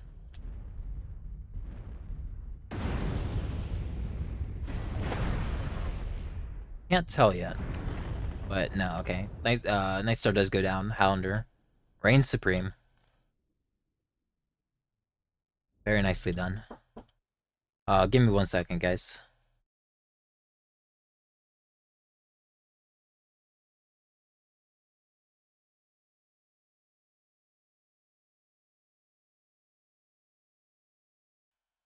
Fortunately, real life is being annoying.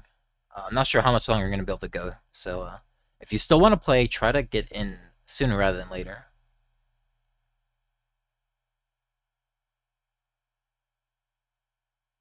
Still have a little bit of time here.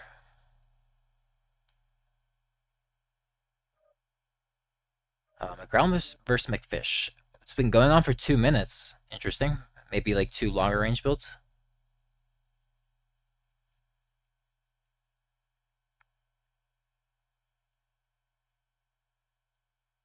Oh, we just missed it. McFish did win though. 701 damage. Damn, he farmed.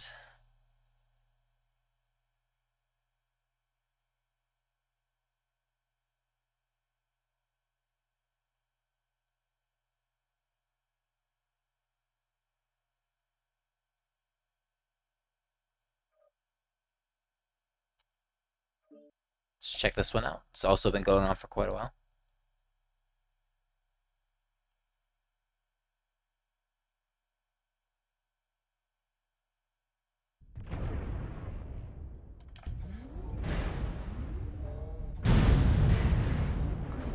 Really close here.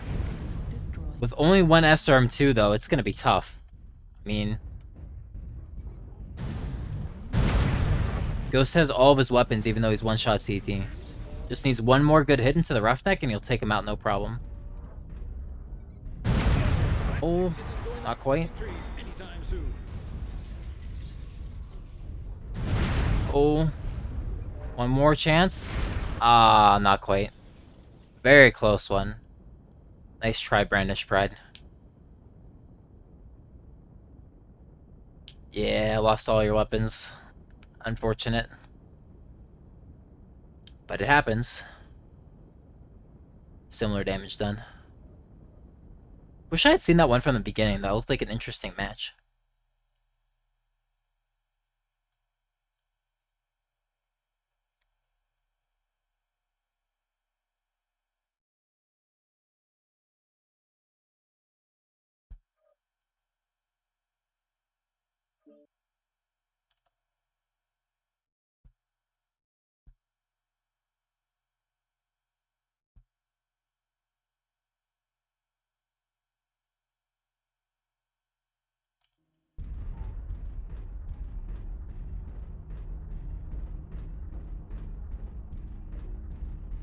So in the Night Star versus Corsair 7R.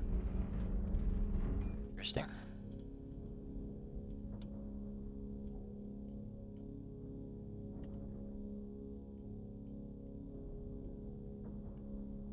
So this Night Star is actually the same. Okay, it's the same thing but snubs instead of light PPCs, which I think is better.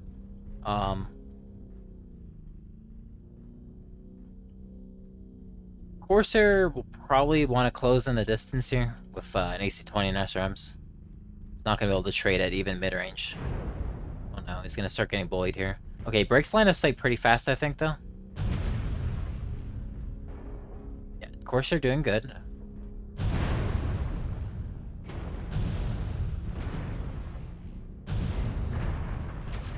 You can see that the Corsair is like getting damage spread on it pretty bad, even though we talked about that the Corsair CT is very big. So I wonder if the Nightstar is having problems shooting at the CT because he's getting, slapped by the AC-20 and whatnot. Maybe he's messing with his aim. It can be hard to deal with screen shake and the vision decrease of getting hit by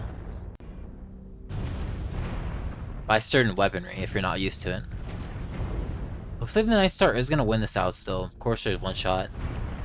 So crit CT on the Nightstar, but does win. I think that the Corsair just needs to play like right underneath the Nightstar. I think holding any amount of range was a mistake there. Backing up, probably not a good decision.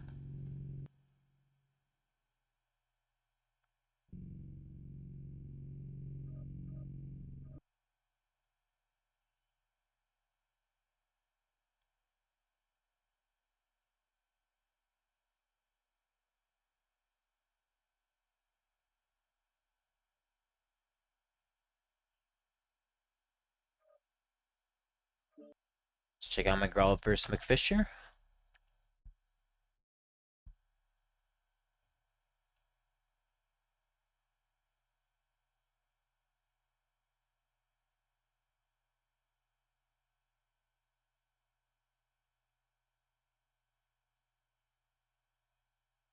Heat level critical. Very hot on McGraw. But you can see the CT is already open on McFish, so it's going to be difficult, especially because he's not taking advantage of the fact that McGraw is too hot. Imagine he's going to die in a second here, yeah. Growl pinpointing that CT down, no problems. Nice try, though, by McFish. We haven't really seen too much of XE versus Marauder, huh? I feel like the Marauder could do pretty good against the Executioner. Maybe we have seen it, but I'd like to see it a little bit more.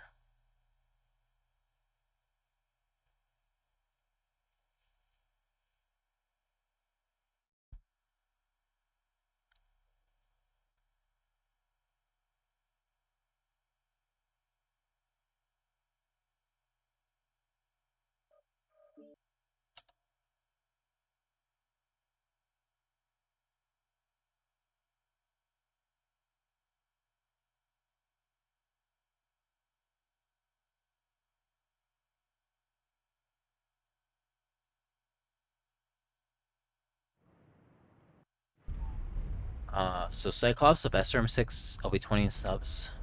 Ghost here. Spectator glitch, classic.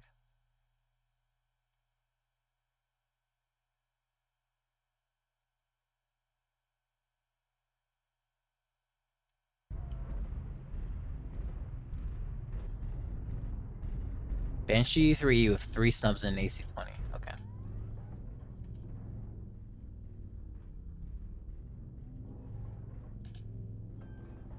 So both want to get in close. The Banshee is more precise in its weaponry, so it's going to be really important that he hits every shot into whatever component he decides to go for. It should be noted that because this Banshee CT is so big that the weapons like the SRM6 and the LB20 on the Cyclops are going to do better against it if he decides to go CT, which I expect him to do. So I favor the Cyclops in this match. With perfect play, but ooh, side torso already open for the Cyclops. Gets halved. Only 3 SRM6 now, and with that, it's going to be tough. Maybe not impossible, though, for the Cyclops to win. Needs to stay on top of the Banshee, though, and make the most use of these SRMs.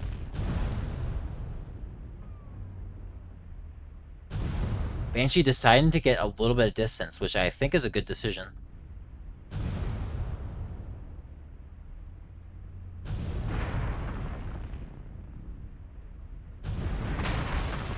Yeah, CT open on the Banshee, that's what I was talking about. The spread weapons like the SRMs and LB20, they'll be pretty good against the Banshee if going CT, and Ghost doing a good job of twisting and trying to shield. And suddenly, Brandish Pride down to like one shot with CT. It's a very even game. Still anybody's to take. One more shot from Brandish here? I'm not sure if he missed, but it didn't seem to do very much damage to Ghost.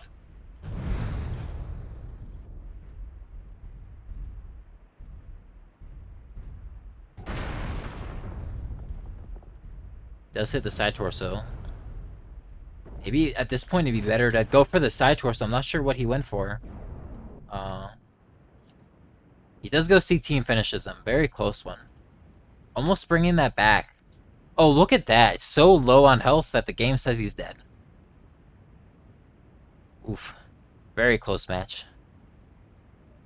Can't get closer than that one.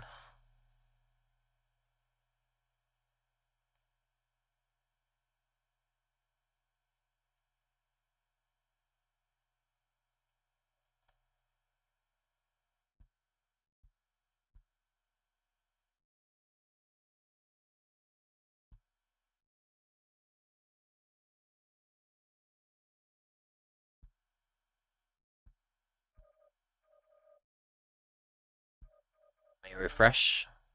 Has it drawn up? Oh no, okay, there we go. I was worried that everybody had left.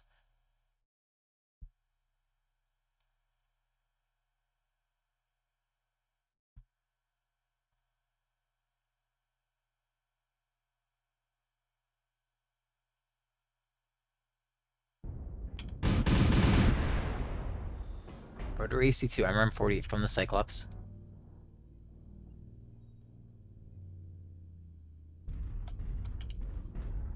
And Heavy Gauss MRM40 and a couple lasers from the Boar's Head. I mean, Boar's Head very tanky and pretty good on the agility.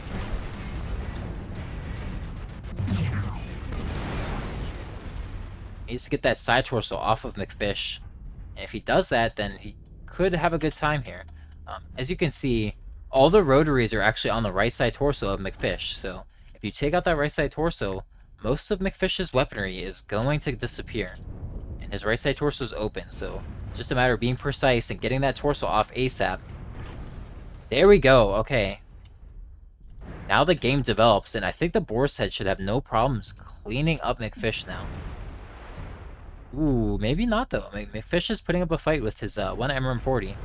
Does have the Boar's Head, so even though his CT is weaker, it's maybe not completely hopeless. McFish doing what he can to bring it back. Very close one again. Ooh, getting a good trade there. I think the Alice may have lost his missiles. He did. It got crit out. He has his heavy Gauss though. Is he out of ammo? Ooh, the lasers are enough to finish anyways. Yeah, he was out of ammo with the heavy Gauss. So just 3 medium lasers finishing the job there. Very close one. Well, well done to RC for you. 720 damage then. Man, those rotaries still farm though.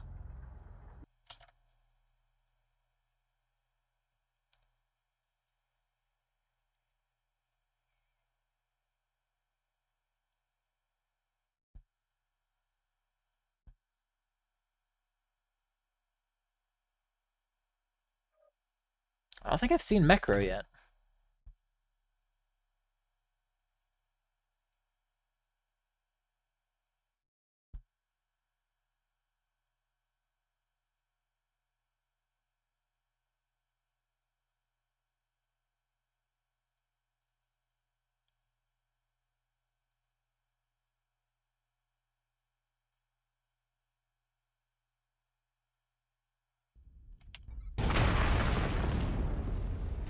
C20 snub from Brandish like we saw before. Late PBC Ultra AC 10 from the Cataphract.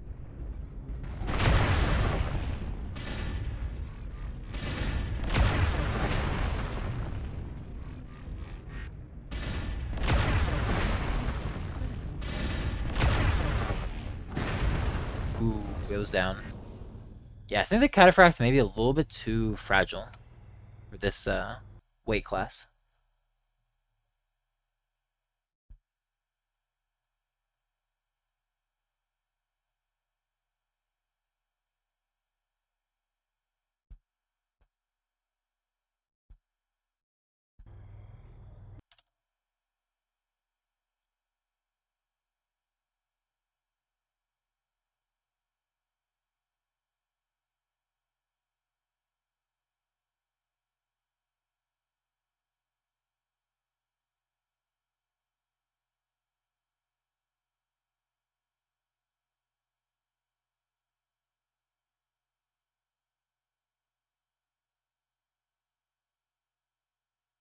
So actually, yeah, hang on. Who do we want to spectate? Let's watch Ben again. It's been a while. See if he's still running the. Well, he's swapped a couple times, but he liked the supernova earlier, if I recall. Yeah, XL, no doubt gonna make it more fragile. But even if he wasn't XL, that match was lost. So Executioner from Ben. I do remember now he swapped to this. Wrong button. It's not LB20 from Mackenzie here. I do have the spectator glitch.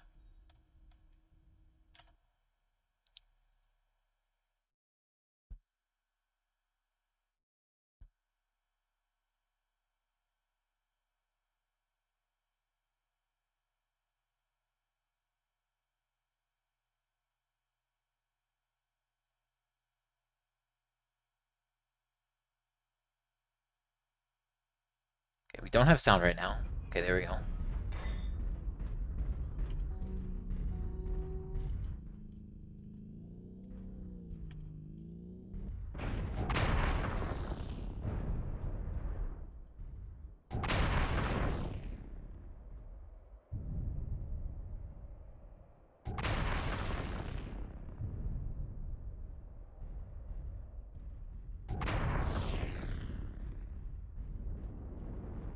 CT is getting pinpointed really hard on the Night Star. Ben's side horse is open though. Oh, twisting with the wrong side. You gotta use your left side if your right side's open. Don't want to get Chris. Not be good. But takes him out no problem. Well done, Ben.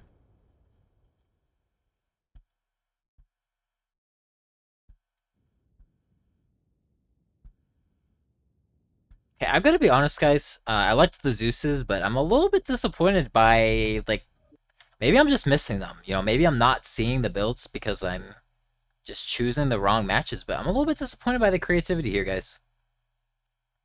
I'm gonna be honest.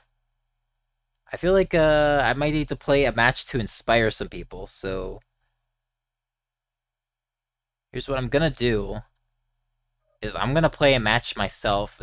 Division 3, let me just make sure. What's in Division 3?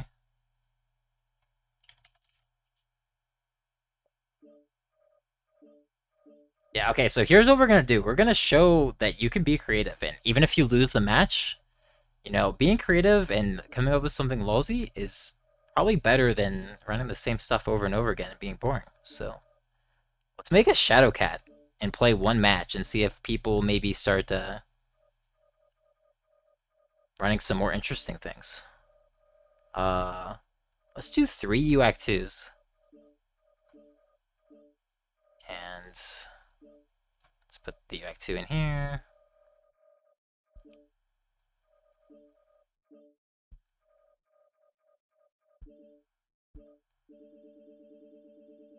And we can fix the armor because we don't need as many,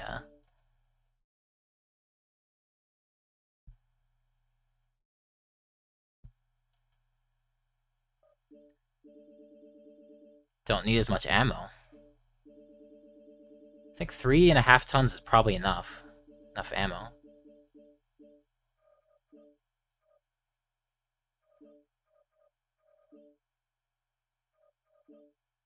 Let's make sure we get the right skills. I'm gonna need advanced zoom still. It's fine to keep all firepower, but let's get some more survival here.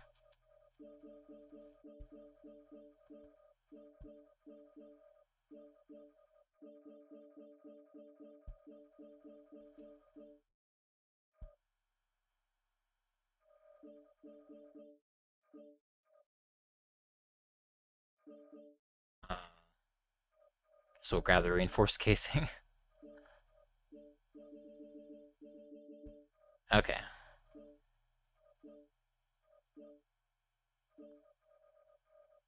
Wait. Okay, consumable slot violation. We can fix that. Alright, let's do it.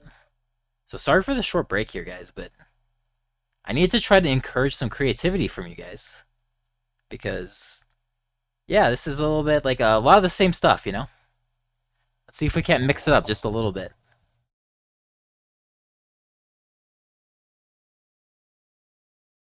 There's so many mechs to choose from. It's kind of hard to believe that you're seeing the same stuff over and over again, you know? Just gotta mix it up a little bit. I know the people watching back at home, they want to see some different stuff. I know I do.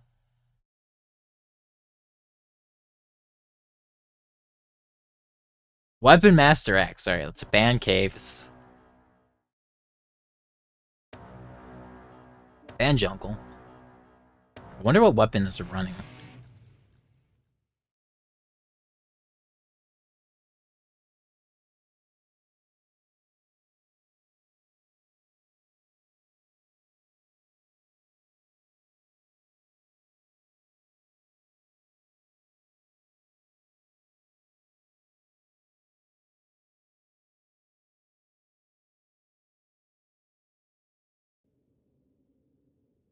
Don't 07 me, Strike Master X. Sensors online. Weapons online. All systems nominal. Hello, everybody. This is Duncan Fisher. Today we are coming to you from the frigid confines. What do we got? What are we up against?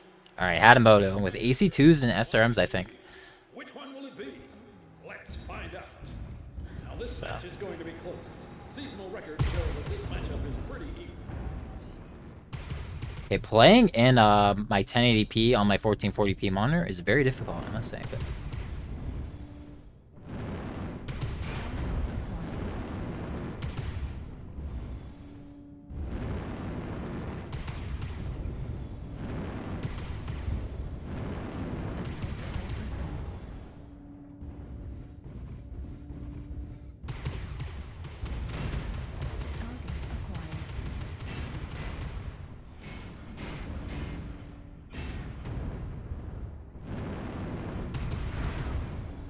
we gotta run for it now, guys. My legs, no.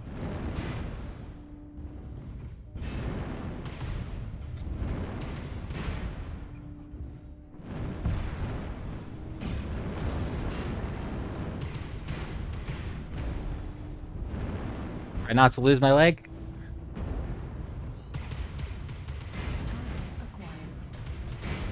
Jam bros, jam bros! No! This thing has quirks for jam. Stop jamming.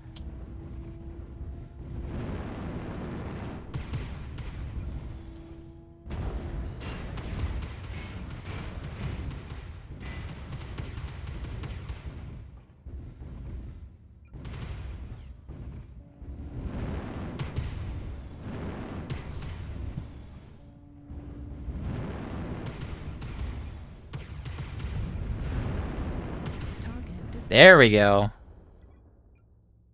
And with that, hopefully we will begin to see some creativity from you guys. Alright. Oh, is that Finn really CT? I didn't think about that. Alright, good advice coming in the chat from Bowser. Alright, I expect to see some Shadowcats now. I expect to see some Zeuses now. Strike Master X in shambles. Alright. Let's see some creativity. Alright, come on, guys. There's so much untapped potential in Solaris. Back to spectating. Let's see what Brandished Pride and Mekra are doing. Yeah, there's been no piranhas. There's been like one bushwhacker. Like, come on, guys. There's no like rewards anymore, so it's only for fun. You don't like have to care about your freaking like win-loss ratio and shit. Let's see some craziness, alright? I want to see more UAC 2 Shadowcats. Fuck it. Show me UAC 10 Shadowcats. I don't care. Weapon Master. Oh, by the way, guys, I'm just messing with Weapon Master. He's a friend of mine. So I'm just poking fun at him for anybody that isn't in the know. Yeah, Solaris rewards have been removed. I don't know why, but because of that, there's really no reason to not try Mimi stuff. Like, we're only doing this for fun and for, you know, to have a good time. Just like having a time frame where everybody agrees. Let's play Solaris, get some 1v1s, and so just, you know, try to come up with fun builds. It'll be a lot more fun that way. Don't just like copy and paste what you think's best. Again, there's so much untapped creativity since the Cauldron has started to make changes with these mechs.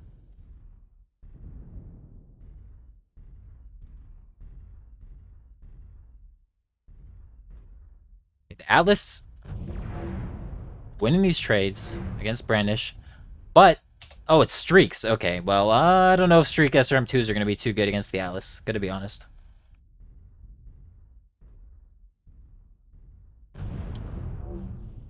I wonder if the streak SRM2 Dervish was to counter my Shadow Cat, because I don't really see any other reason why you'd run it.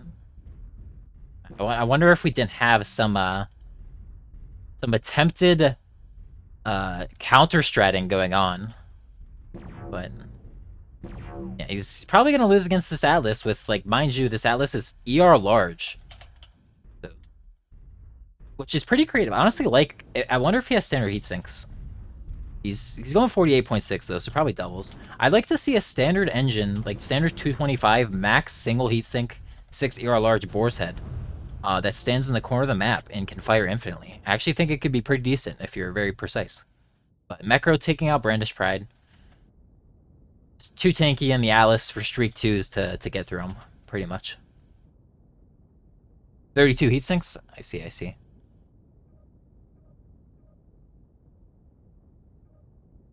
Not bad.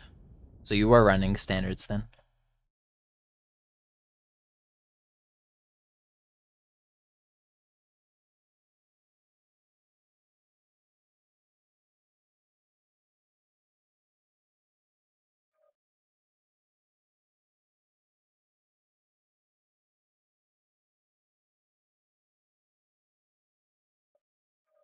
I don't think I've seen Orion yet. Ooh, the Funky Phantom. I think he was playing earlier. I didn't see him.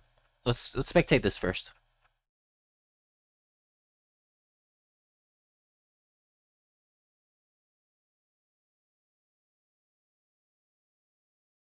All right, so what do we got? Double Ultra AC-10 Bushwhacker. Okay, I'm a fan. Ace 20 SRM6 Charger. There we go. Starting to see some different stuff. Hell yes. Hopefully I inspired some people.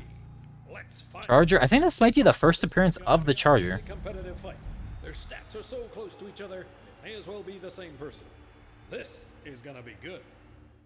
So yeah, Bushwhacker of the Ultra AC-10s is gonna need to be precise. It's pretty easy to pinpoint the CT of a Charger, but Bushwhacker is gonna need to hold range at least at the start and really lay into this this Charger CT, and ideally not jam too much like I was jamming, because yeah, gonna have problems if you jam in this Bushwhacker while this Charger is running at you.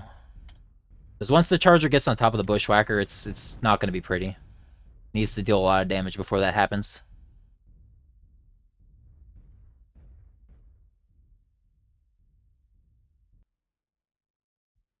I don't know what happened to the map, guys. Where'd I go? Why'd I go over here? Let me be back to the fight. Okay. So, yeah, the Bushwhacker has won these trades, I think? Oh, his legs, though. Oh my gosh, the Charger's going legs. I would have gone back onto the high ground with the Bushwhacker. Okay, he's gonna have to try to shield his leg. Well, nice play by Chibi Mecha, taking out the legs like that, sweeping them no problem. I wonder if the Bushwhacker gimped his legs. It kind of seems like he did, because that was very, very fast. Those legs went out, no problem.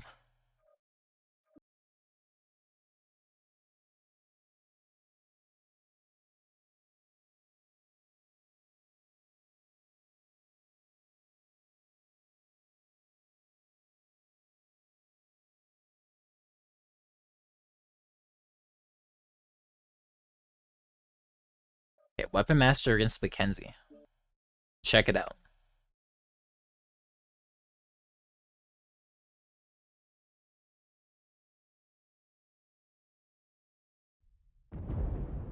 Weapon Master, I know you have a million mechs. Why are you playing the same shit?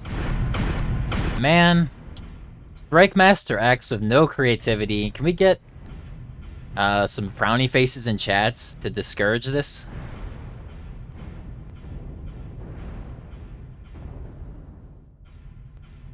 Actually losing trades against Mackenzie as well. Rest in peace, Weapon Master.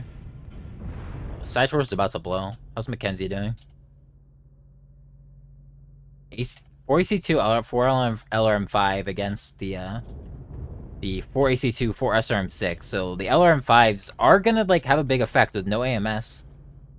You can see Weapon Master kind of struggling, trying to shield with his left side because his right side's open. But the LRM's doing work. He's halved. Not long for this world. Weapon Master gets slapped by the creativity of the LRM5s, mind you. I like the LRM5s. Very smart from Mackenzie. I like the LRM5s in this build. Very nice.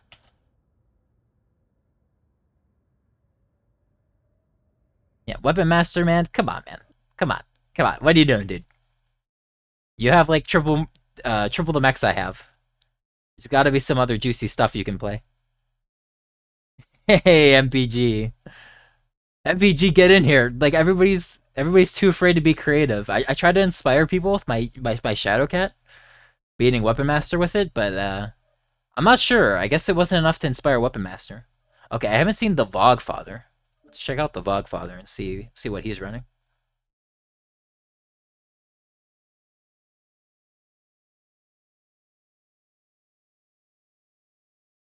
I see.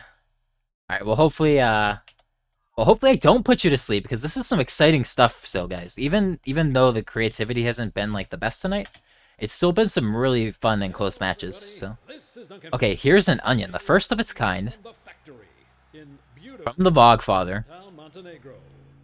So immediately already a winner in my book, no matter the outcome of this. Now will he be a double winner? If he wins this, then he will be.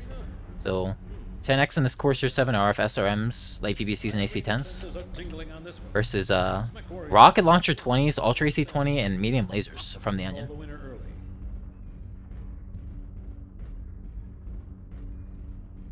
Yeah, well, yes, of course. Put MPG to sleep with Weapon Master. Not a bad idea. Alright, so Onion gonna look for a good opportunity to use these rocket launchers. Now, as we've mentioned in the past, Bowser pointed out, Corsair CT is actually massive. And so the rocket launchers have good potential to do a lot of damage to the Corsair CT because of the big hitbox on them. Let's see if the Vogfather can make good use of them. I want to actually spectate him and see when he decides to dump these rocket launchers. You can see he's struggling a little bit to stay precise. Maybe gonna close in. Oh, a little bit too close to use the rocket launchers now. Yeah.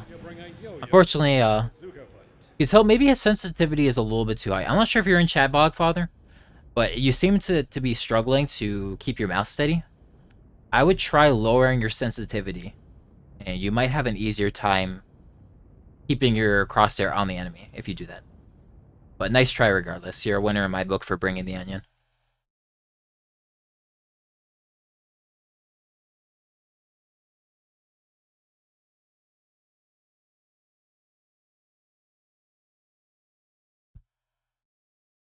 Yeah, I can't post links either, unfortunately. I asked in Discord for permission, but it was not granted this great honor.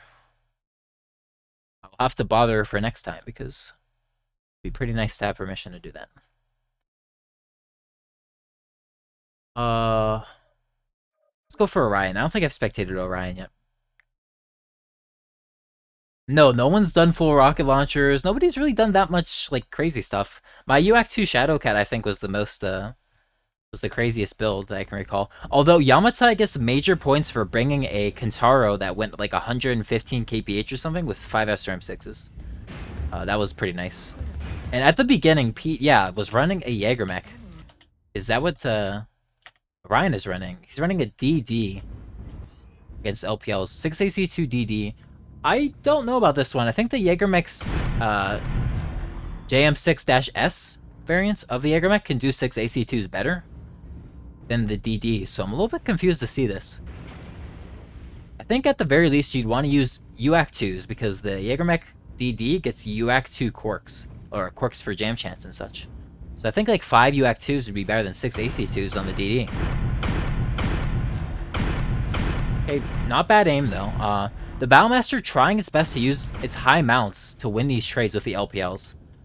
I think the mistake from the Jägermech was choosing to close in the distance on this Battlemaster and go into LPL range. I mean, he had far more range with the AC2s. Because now he's beat up quite a bit. And that was so Oh, close. he's XL as The well. winner needs to repair everything Yeah, for their next match. I think that it was kind of a stalemate, but Orion deciding that he wanted to force the engagement, and so he moved forward. Does get points for being a manly man, but probably not a good idea in hindsight.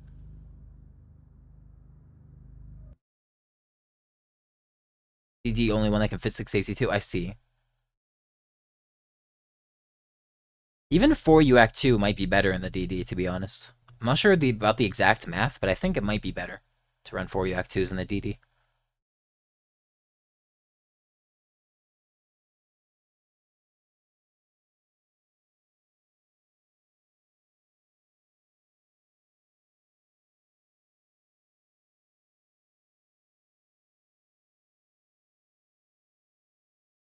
Six people in, 3 games started. Let's see.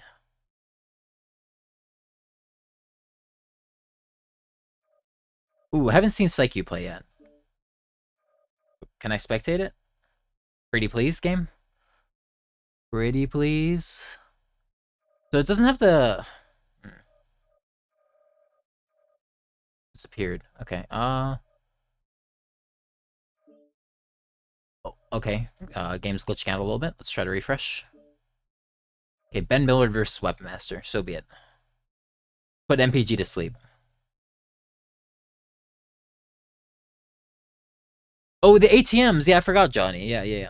The ATM Warhammer was pretty creative, too. I like that. I think that it could have done better on a different map. Like I said, I'd be interested to see how it would perform on Boreal Online. instead of Mech Factory. Online. Because I did like that. That was creative. Hello, Absolutely this is right. I can't Ben. believe I forgot about that. Today's Battle Mech Gladiatorial match is coming to you from the aptly named Coliseum, courtesy of House Steiner.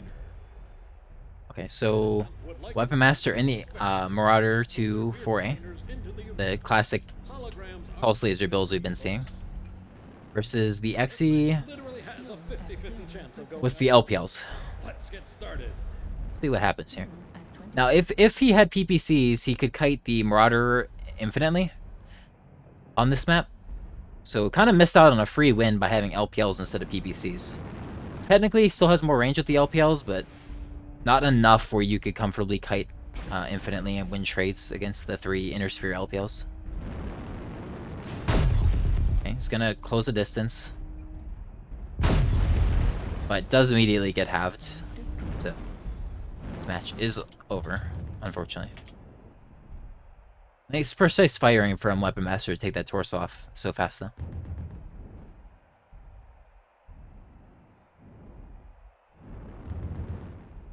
But yeah, more the same builds from people. I guess in the end, people are a little bit competitive. You know, they don't want to just run Mimi stuff and lose, so it's understandable.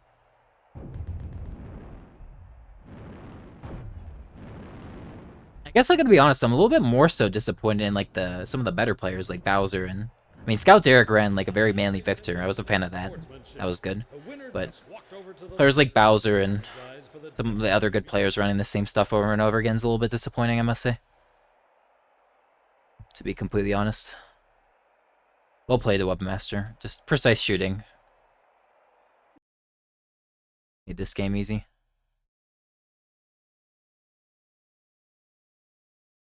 Only fought Bowser and Heavy Ghost Atlas for about 30 minutes. Somebody get higher rank so I can fight you. I see. No Boom Jaeger, Sag, yeah.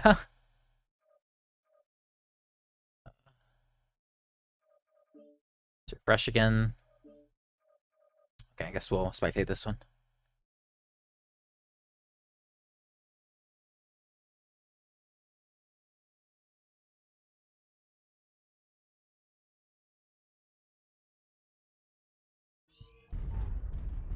Okay, Night Star again versus Heavy Ghost MRM Laser Atlas here. We've seen. So sorry, let me.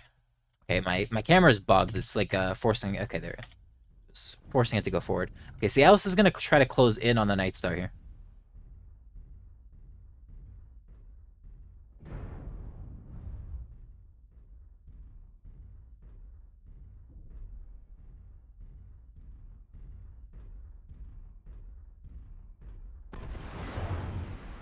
I want to believe in the Alice. If he can just close and stay on the Night Star, that he should win this fight. Nice twisting, using the arm to shield. Let's keep an eye on the Alice's HP here. Pretty fresh, she's spread the damage incredibly well. Nightstar probably not doing as well. Yeah, Nightstar's torso's... Oh, Alice side torso gets open though. You can see the strength of the position that the Nightstar is in.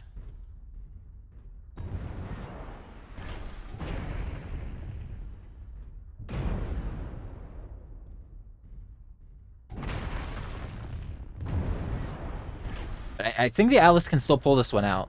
Oh, he gets halved though. It's gonna be harder. Needs to have the Nightstar as soon as possible. Could still maybe win this one.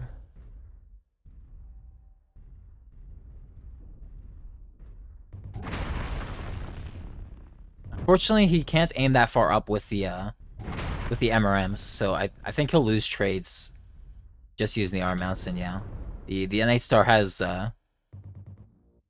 better arm mounts than the Alice. See you, McGraw. Yeah, thanks for playing, guys. Everybody who played and watched, I do appreciate it. I think these nights have been very successful. A lot of fun has been had.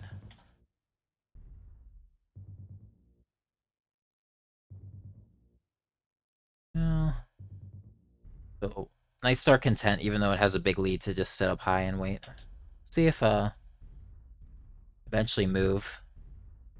I mean, there we go. Okay, trying to get an angle here. Alice giving away his position as well, by the way, by just repeatedly firing. So, okay, Nightstar is dropping now. Here we go. Does finish the job. Well played to the Nightstar. Yeah, when the enemy has like a mid-range build and like high arm mounts, and they put themselves in the corner of the map like that on the high ground, it's probably best to just wait them out. And if they decide to never come down, then try to engage in a different way. But no reason to rush things.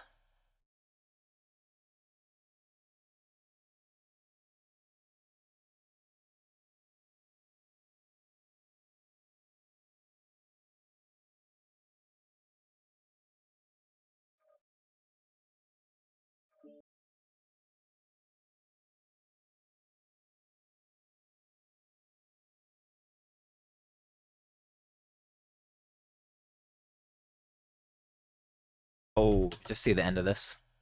Looks like the onion does go down again, sadly. Straight through the CT. Not better damage, though, from the Bogfather. That's good. Hopefully that this is a good chance for people to improve their skills as well. It's very easy to see, like, where you went wrong mechanically in 1v1s versus in, like, quick play, where there's a lot of other factors. I think that game might be over. It's not letting me spectate it. I can't spectate that one either. Oh, no. Technical difficulties again. MWO, please. Load faction, maybe? We'll fix it.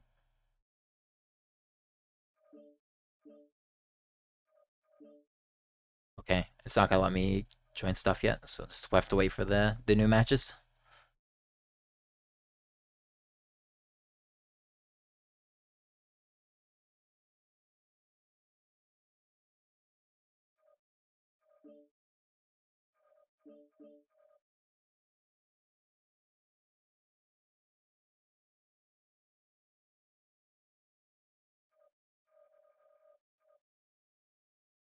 Okay, I know more than that just dropped though. So weapon versus Ben is fine, but rather watch more creative players if I can. There we go.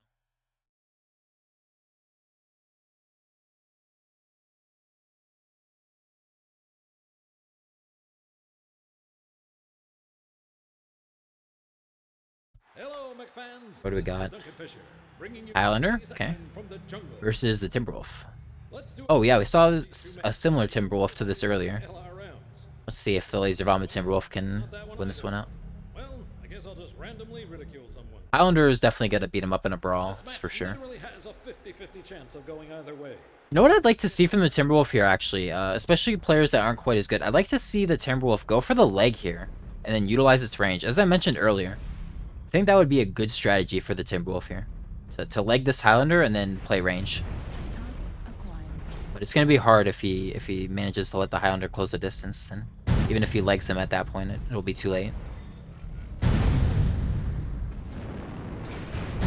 He is going for legs. Okay.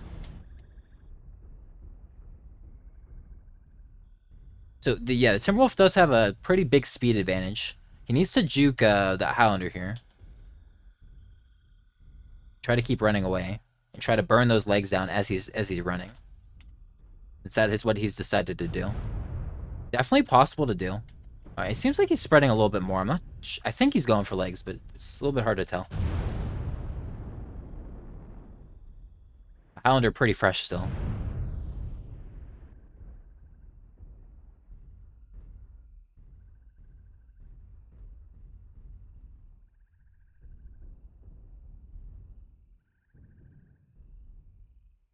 Okay, nice juke. He is going for legs. Left leg almost open, but unfortunately gets halved.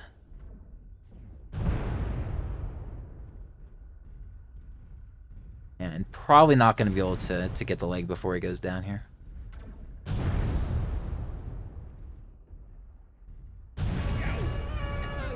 Taken out by the Highlander. Hate on that one. It can be hard to be precise while you're also trying to kite. You know, a lot of things to worry about there. But well played by Orion, chasing down the Timberwolf.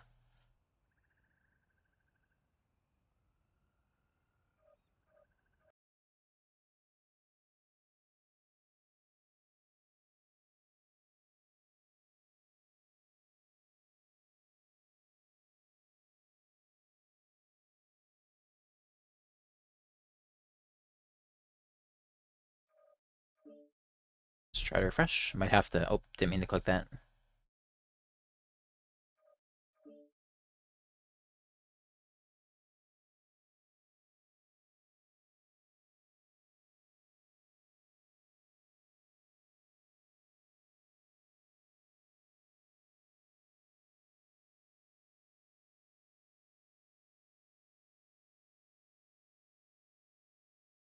Seven and Q still. Very nice.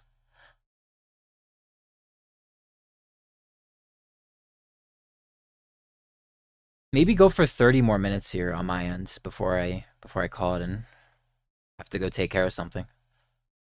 I think 5 matches just launched. Let's see. We'll have our pick from a lot of choices here. I hope so, at least, if it updates properly.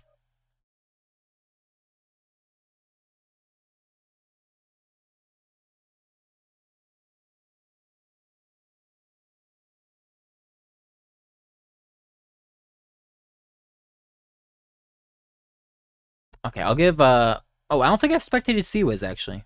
Okay, let's check out Seawiz.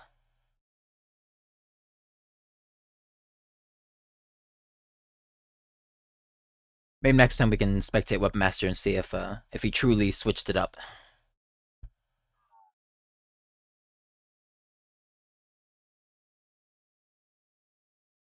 No sound right now. A little bit worried. Reactor online. He's still in this Onion against an Atlas, who I hope you're looks like the boar's head with maybe a bunch of ER large or Management would like to remind some sort of lasers on those arms. throw their beer containers into the Large pulse. holograms aren't easy to clean, folks. So seeing the Onion that he saw, I'm surprised he's moving forward. Personally, I would have like gone back and up, Both of these mech warriors trying to take the high ground and keeping distance.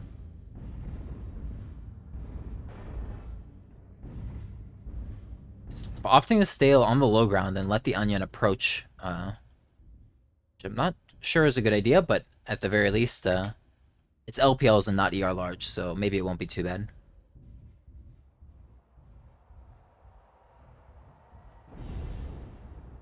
It has begun. I want to spectate the Onion again because I want to see these rocket launchers like do some work here.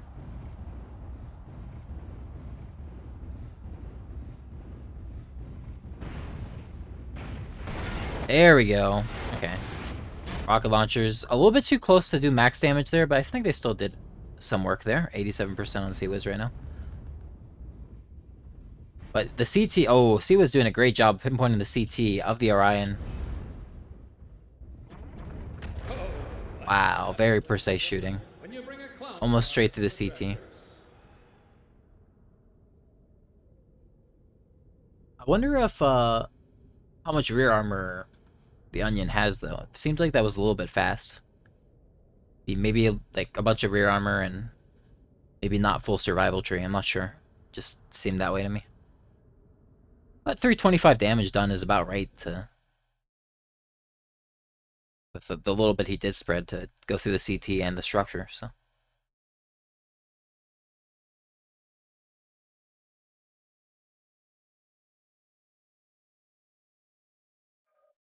right, Ben Miller versus Weapon Master still going on. Actually, not.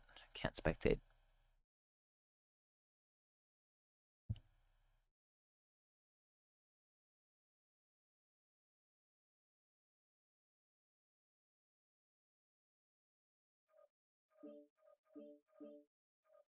Okay. For Ghost Rider versus the Funky Phantom.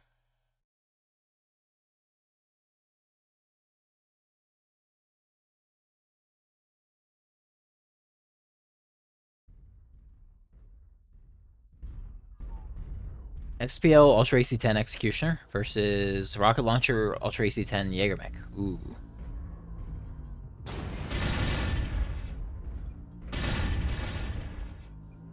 See those rockets do work. Again, if rocket launchers actually do less damage the closer you get at a certain point. It's like at this range, the rocket launchers will do like no damage. It should be known. So he should have probably fired them like earlier, even though he wouldn't have gotten the best shot in. Still would have done more than what they just did there. Go back to this view.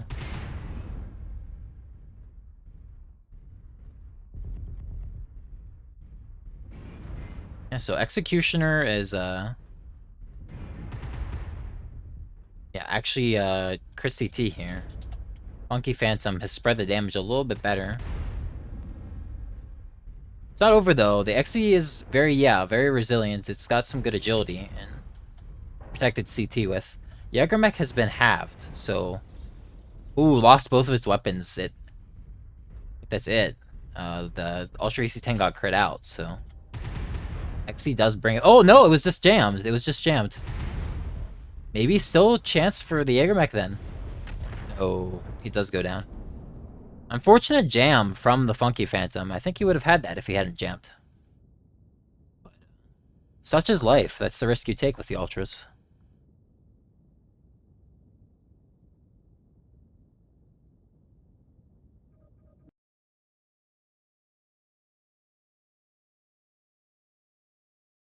How long has this been a thing? I quit playing a while back when Solaris went. Yeah, well, I just started this last week, Bradley, doing this like event thing. It just seems like a kind of a wasted opportunity to not utilize the game mode at all. It's kind of like a fun way to do 1v1s. So I organized this last week.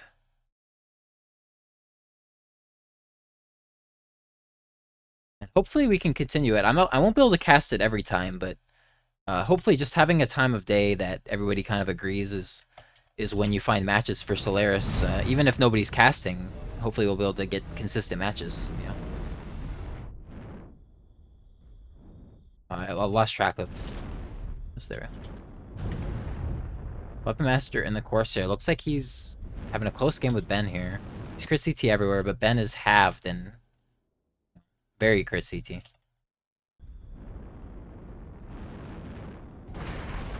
It's bad camera movement. Weapon does win in the Corsair. I think this was James' build earlier, maybe with the LB20 instead of an AC20 though. Nicely done, Weapon Master. Never really used rockets. Wanted to try with a weird build. Gotcha. Yeah, rocket launchers. So you just need to fire them a little bit earlier than you did, and they actually do quite a lot of damage.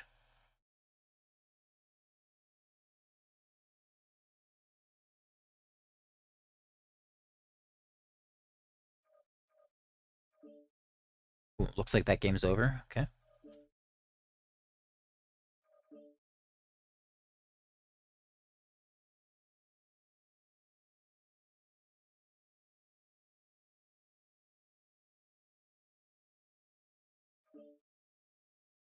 Have to wait a bit then.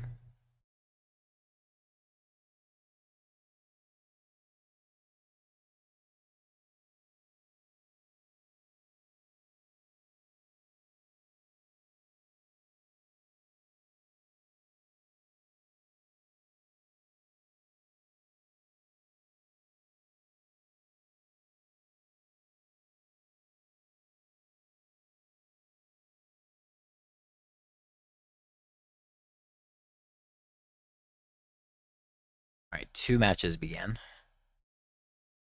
See what we got.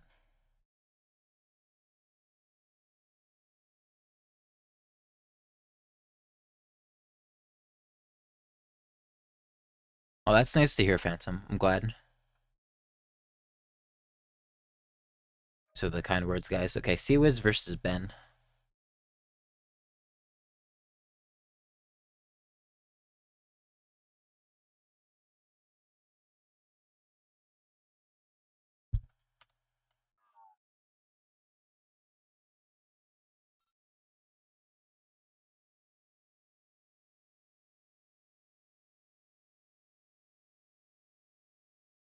Reactor online. Hello, Snubs everybody. This is SRMs Victor, versus the and Supernova, you're which tuned looks like to laser bombing. Boreal Reach.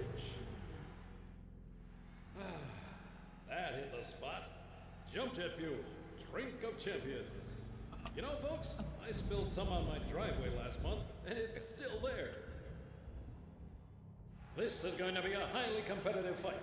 Their stats are so close to each other. Medium Pulse You won't LPL notice a difference. versus This is going to be good. SRM 6 Snubs, like we said. So you get Ghosty for firing 4 snubs. I'm not sure if this Highlander has a HSL quirk, though. It might. If not, then it's probably going to get a little bit hot firing all that repeatedly. Let's see, though. Highlander should obviously win in a brawl if he manages his heat properly against this Supernova. Just needs to protect his CT from the pinpoint nature of the Supernova's lasers.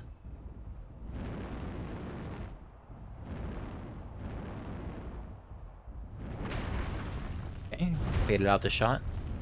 Gets halved. Ooh, not halved, just lost one arm. Probably should give up his left side torso and try to protect his right side torso. A little bit confused by this twisting from Ben, but maybe it's because he's too hot and would get crisped if he lost his left side torso. Maybe that would be why he's covering it. So does open up Seawiz's CT, but at this point he's lost most of his weapons, and yeah, gonna be it. Oh, I guess the C has lasers in the side torsos as well. Okay, that makes sense then. Protecting those lasers on the left side torso. Trying not to get completely halved actually makes a lot of sense. I'm sorry, that was bad commentating. It's the Supernova like 2 or something that's also in this division that has all the lasers on the arms. Nice try, Ben. But well played by Seawiz.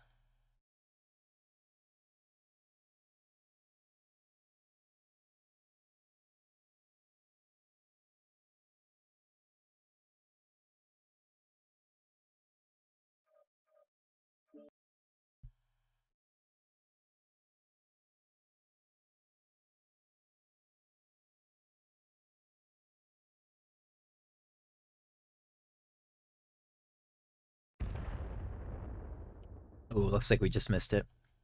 Ooh, the Orion wins. Or, oh no. The player Orion wins with a Highlander. Just saying, if an Onion actually won, that'd be very nice, but...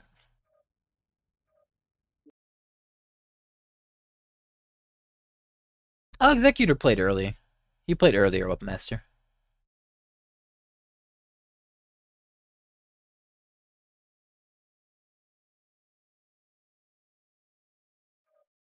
This one, that one's been going on for a while. Let's just wait for this next match.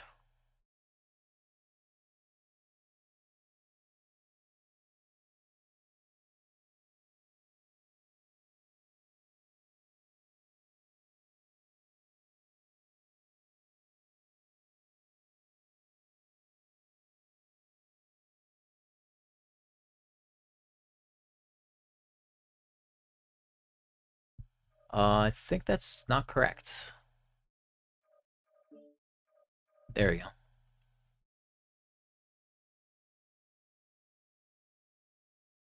2 versus 2 Solaris is definitely something that we could also like organize at a certain point during this. As long as we keep it to one game mode and like 1 versus 1 or 2v2 and one division, I think that we'll be able to get enough players regardless. So we maybe can do 2v2s in the future where we have a, in the Solaris channel on the MWO Comp Discord, people can organize and form teams before the night where Hello, we plan on everybody. playing. This is Duncan Fisher. Today we are coming to you from the frigid We'll have to see, but keep your eye out for that if that's what you're interested in. It could be entertaining, or it could be embarrassing. Let's find out. Okay, so 5 Ultra AC2s on the DD from Weapon Master. I like this. I mentioned this before, how I was kind of surprised we hadn't seen this because I think it's pretty strong. Jägermech's been buffed heavily. And on a map like this one, the range advantage, yeah, the Jägermech's just gonna lay into this Supernova, and I don't see much hope for Ben if he pushes. I think he has to wait. He has to wait and let Weapon Master move forward, because if he tries to push, then he's gonna get, executed by Jägermech Daka, I think is what's gonna happen here. Let's see though. Maybe I'm wrong. Just try to pay attention to Ben's armor. He's doing a great job like spreading the damage. Despite being at like 70%, he's actually not doing too bad. Weapon Master on the other hand is 89%, but his CT has probably been the only thing hit. Oh, his side torso is open. Oh no. Weapon Master might be XL, in which case he might be about to go down. In which case I was completely wrong. Ben showing me I was wrong. Oh yeah, he got halved. Not XL, but probably too hot to fire now. So Ben's gonna take this decisively. Not worrying about pushing, just going straight towards the enemy, taking him out, no problem. Well played, Ben. I'm not sure I would have full YOLO'd like Ben did. That was good. He's very decisive in it. He didn't think about it. He just went for it. Which, if you're gonna do a push like that, you have to be decisive. You can't stop on the W key. But nice job, Ben.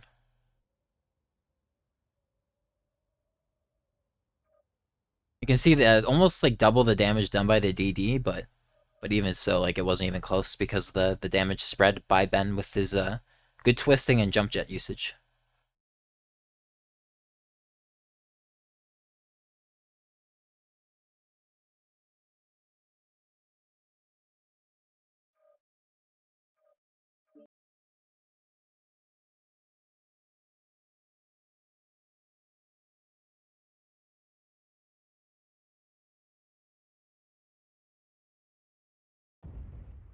Ooh, okay. Already begun. Oh, Shadowcat! Yes, heavy machine gun, medium pulse Shadowcat. Let's go. Going for legs. On this Banshee. Hell yes. Shadowcat time, guys. Oh my gosh, look at him go on that leg. Heavy machine gun so good as far as DPS is concerned. Shadowcat, great agility with the mask. Really can bully that Banshee. Absolutely no problem. Well played, Gadolinium. That's how you do it. Now that was a close match. Oh, help! I'm drowning in my own sarcasm. Excellent. Excellent work, Gadolinium. It's very, very good gameplay right there. Absolutely abusing the higher agility and amazing DPS of the heavy machine guns there. No dilly-dallying, pushing straight across, like not caring that he got shot once by snubs and PPCs, just getting behind the target and encircling him and going for those legs. Classic gameplay there. Playing almost like a light mech, like a Mislinks or something. Hugging the opponent, trying to stay behind them and going for legs.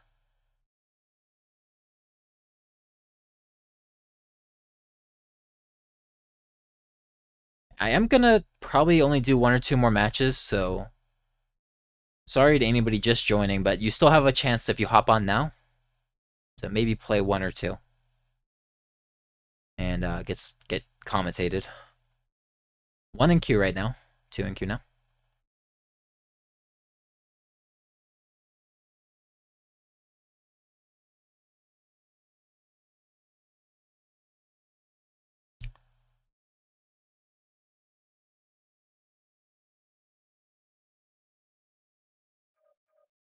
Let's check this real quick.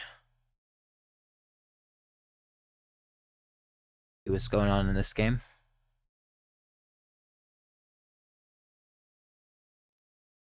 Okay, Funky Phantom and the Jaeger mech versus the Alice Boar's Head with ER large.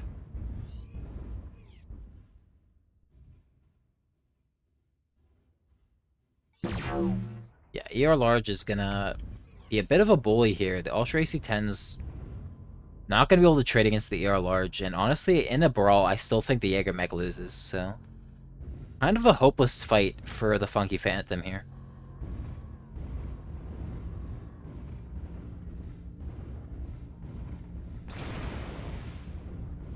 I'd actually like to see Mecro move forward. I think he has...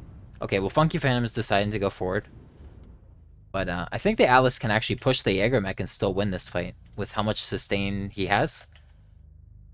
Doesn't actually have to use the range advantage to win this fight, is my belief.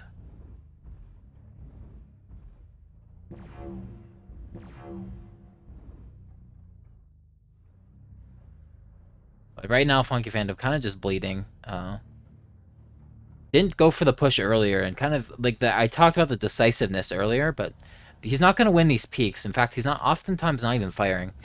He needs to make a decision about either pushing earlier when he was like kind of going for that, or trying to stay hidden and not peeking ever, waiting for Mecro to you know, lose patience and push him.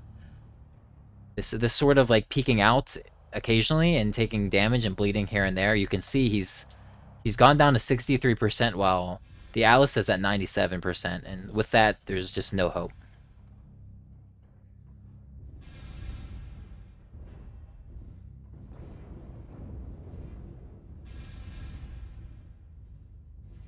Now that was a close match. Oh, help! I'm drowning in my own sarcasm. Macro tasing away with those ear large. No problem.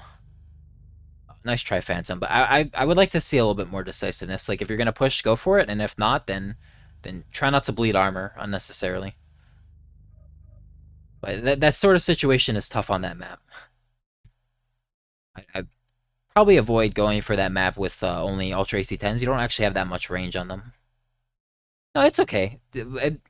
Tonight's the night for everyone. I'm just, maybe we can, you know, I'm probably going to be too late to spectate this one, but if people can improve, I'm just going to be honest and commentate, like, freely. Hopefully, again, this is a chance for people to improve their gameplay if they're looking to do that as well. So, Okay, I can... folks, time for a visual. One of these jocks... Ooh, Gadolinium goes down to the Highlander. I wonder... That's probably a Brawl Highlander, right? Didn't stop until the elastic broke. Yeah, Gadolinium trying to go for the legs, but against, like, a full Brawl Highlander. Shadowcat, very, very fragile mech, so probably went down pretty fast, I'd imagine.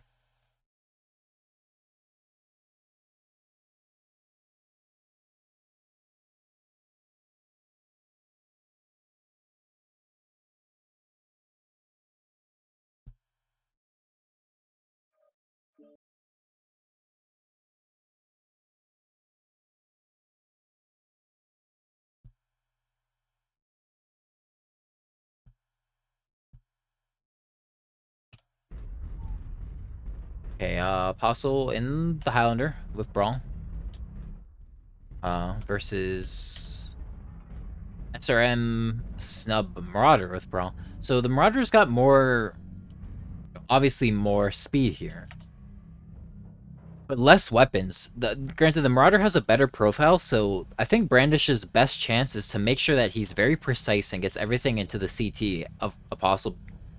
If he does not be precise, then he's going to lose this fight just because he has less weapons, right?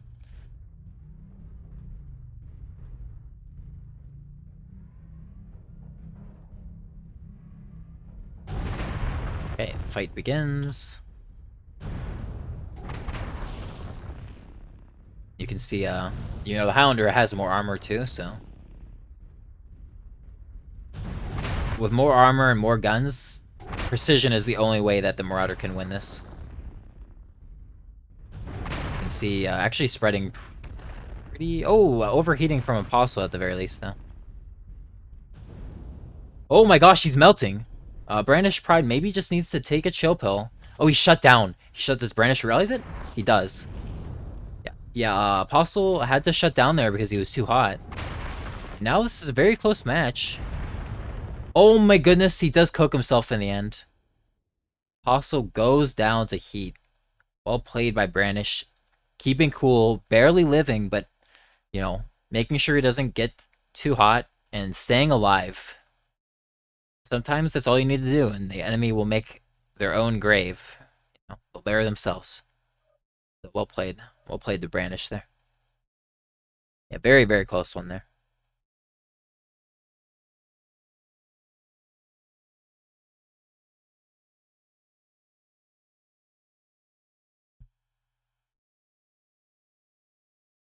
Okay. This is gonna be my last one, I think. If I get here in time. I'll do one more full match if not.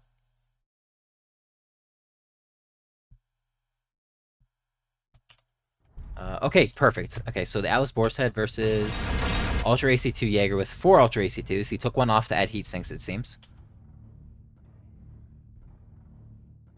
So, pushing this Jaeger mech in this corner is going to be a little bit tough for the Boar's-Head. But yeah, he can try to weave through the left and right side to break sight lines like he is. Try to get closer here. You can sort of see that he's trying to juke Weapon Master. Probably going to take a bit of damage here. Yeah.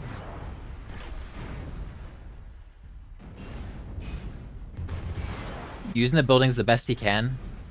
But he did take a lot of damage while approaching. Yeah, the Jaeger mech's sustained DPS here is just laying into the Alice. But does get halved. Probably very hot. I'd really like to see the Atlas keep pushing. Like, I know he's lit and he's doing a good job shielding, but I'd like to see him keep the fight going rather than back off because it's probably light engine and Weapon Master is probably pretty hot. Okay, very close, but the Alice is like one shot now. Ooh, shield. Oh, not quite. Weapon Master living off 1 HP. Half a mech. Very close. Good twisting by 2RC for you. Very aggressive in his push. I can respect that, but would have liked to see him not back off at all and try to get on top and closer to the Jaeger mech. So that was a pretty good game to end on, I think. I'm out. GG's. Thanks for casting Solaris. Well, good timing, because that was actually my last match. But I'm glad you enjoyed yourself, guys. So, thanks for watching. Thanks for playing. I think it was another successful night. I hope we can keep doing this, even if I can't cast. If, again, just having a time period where everybody knows that they can hopefully get Solaris matches in a timely fashion it should be fun for people, So, again, thanks for watching and playing. That's gonna be it for me. GG's, guys. Check out the MWO Comp channel for updates. There's a Solaris thread, and the events tab will hopefully list events in the future. So, yeah, thanks again, guys. See ya.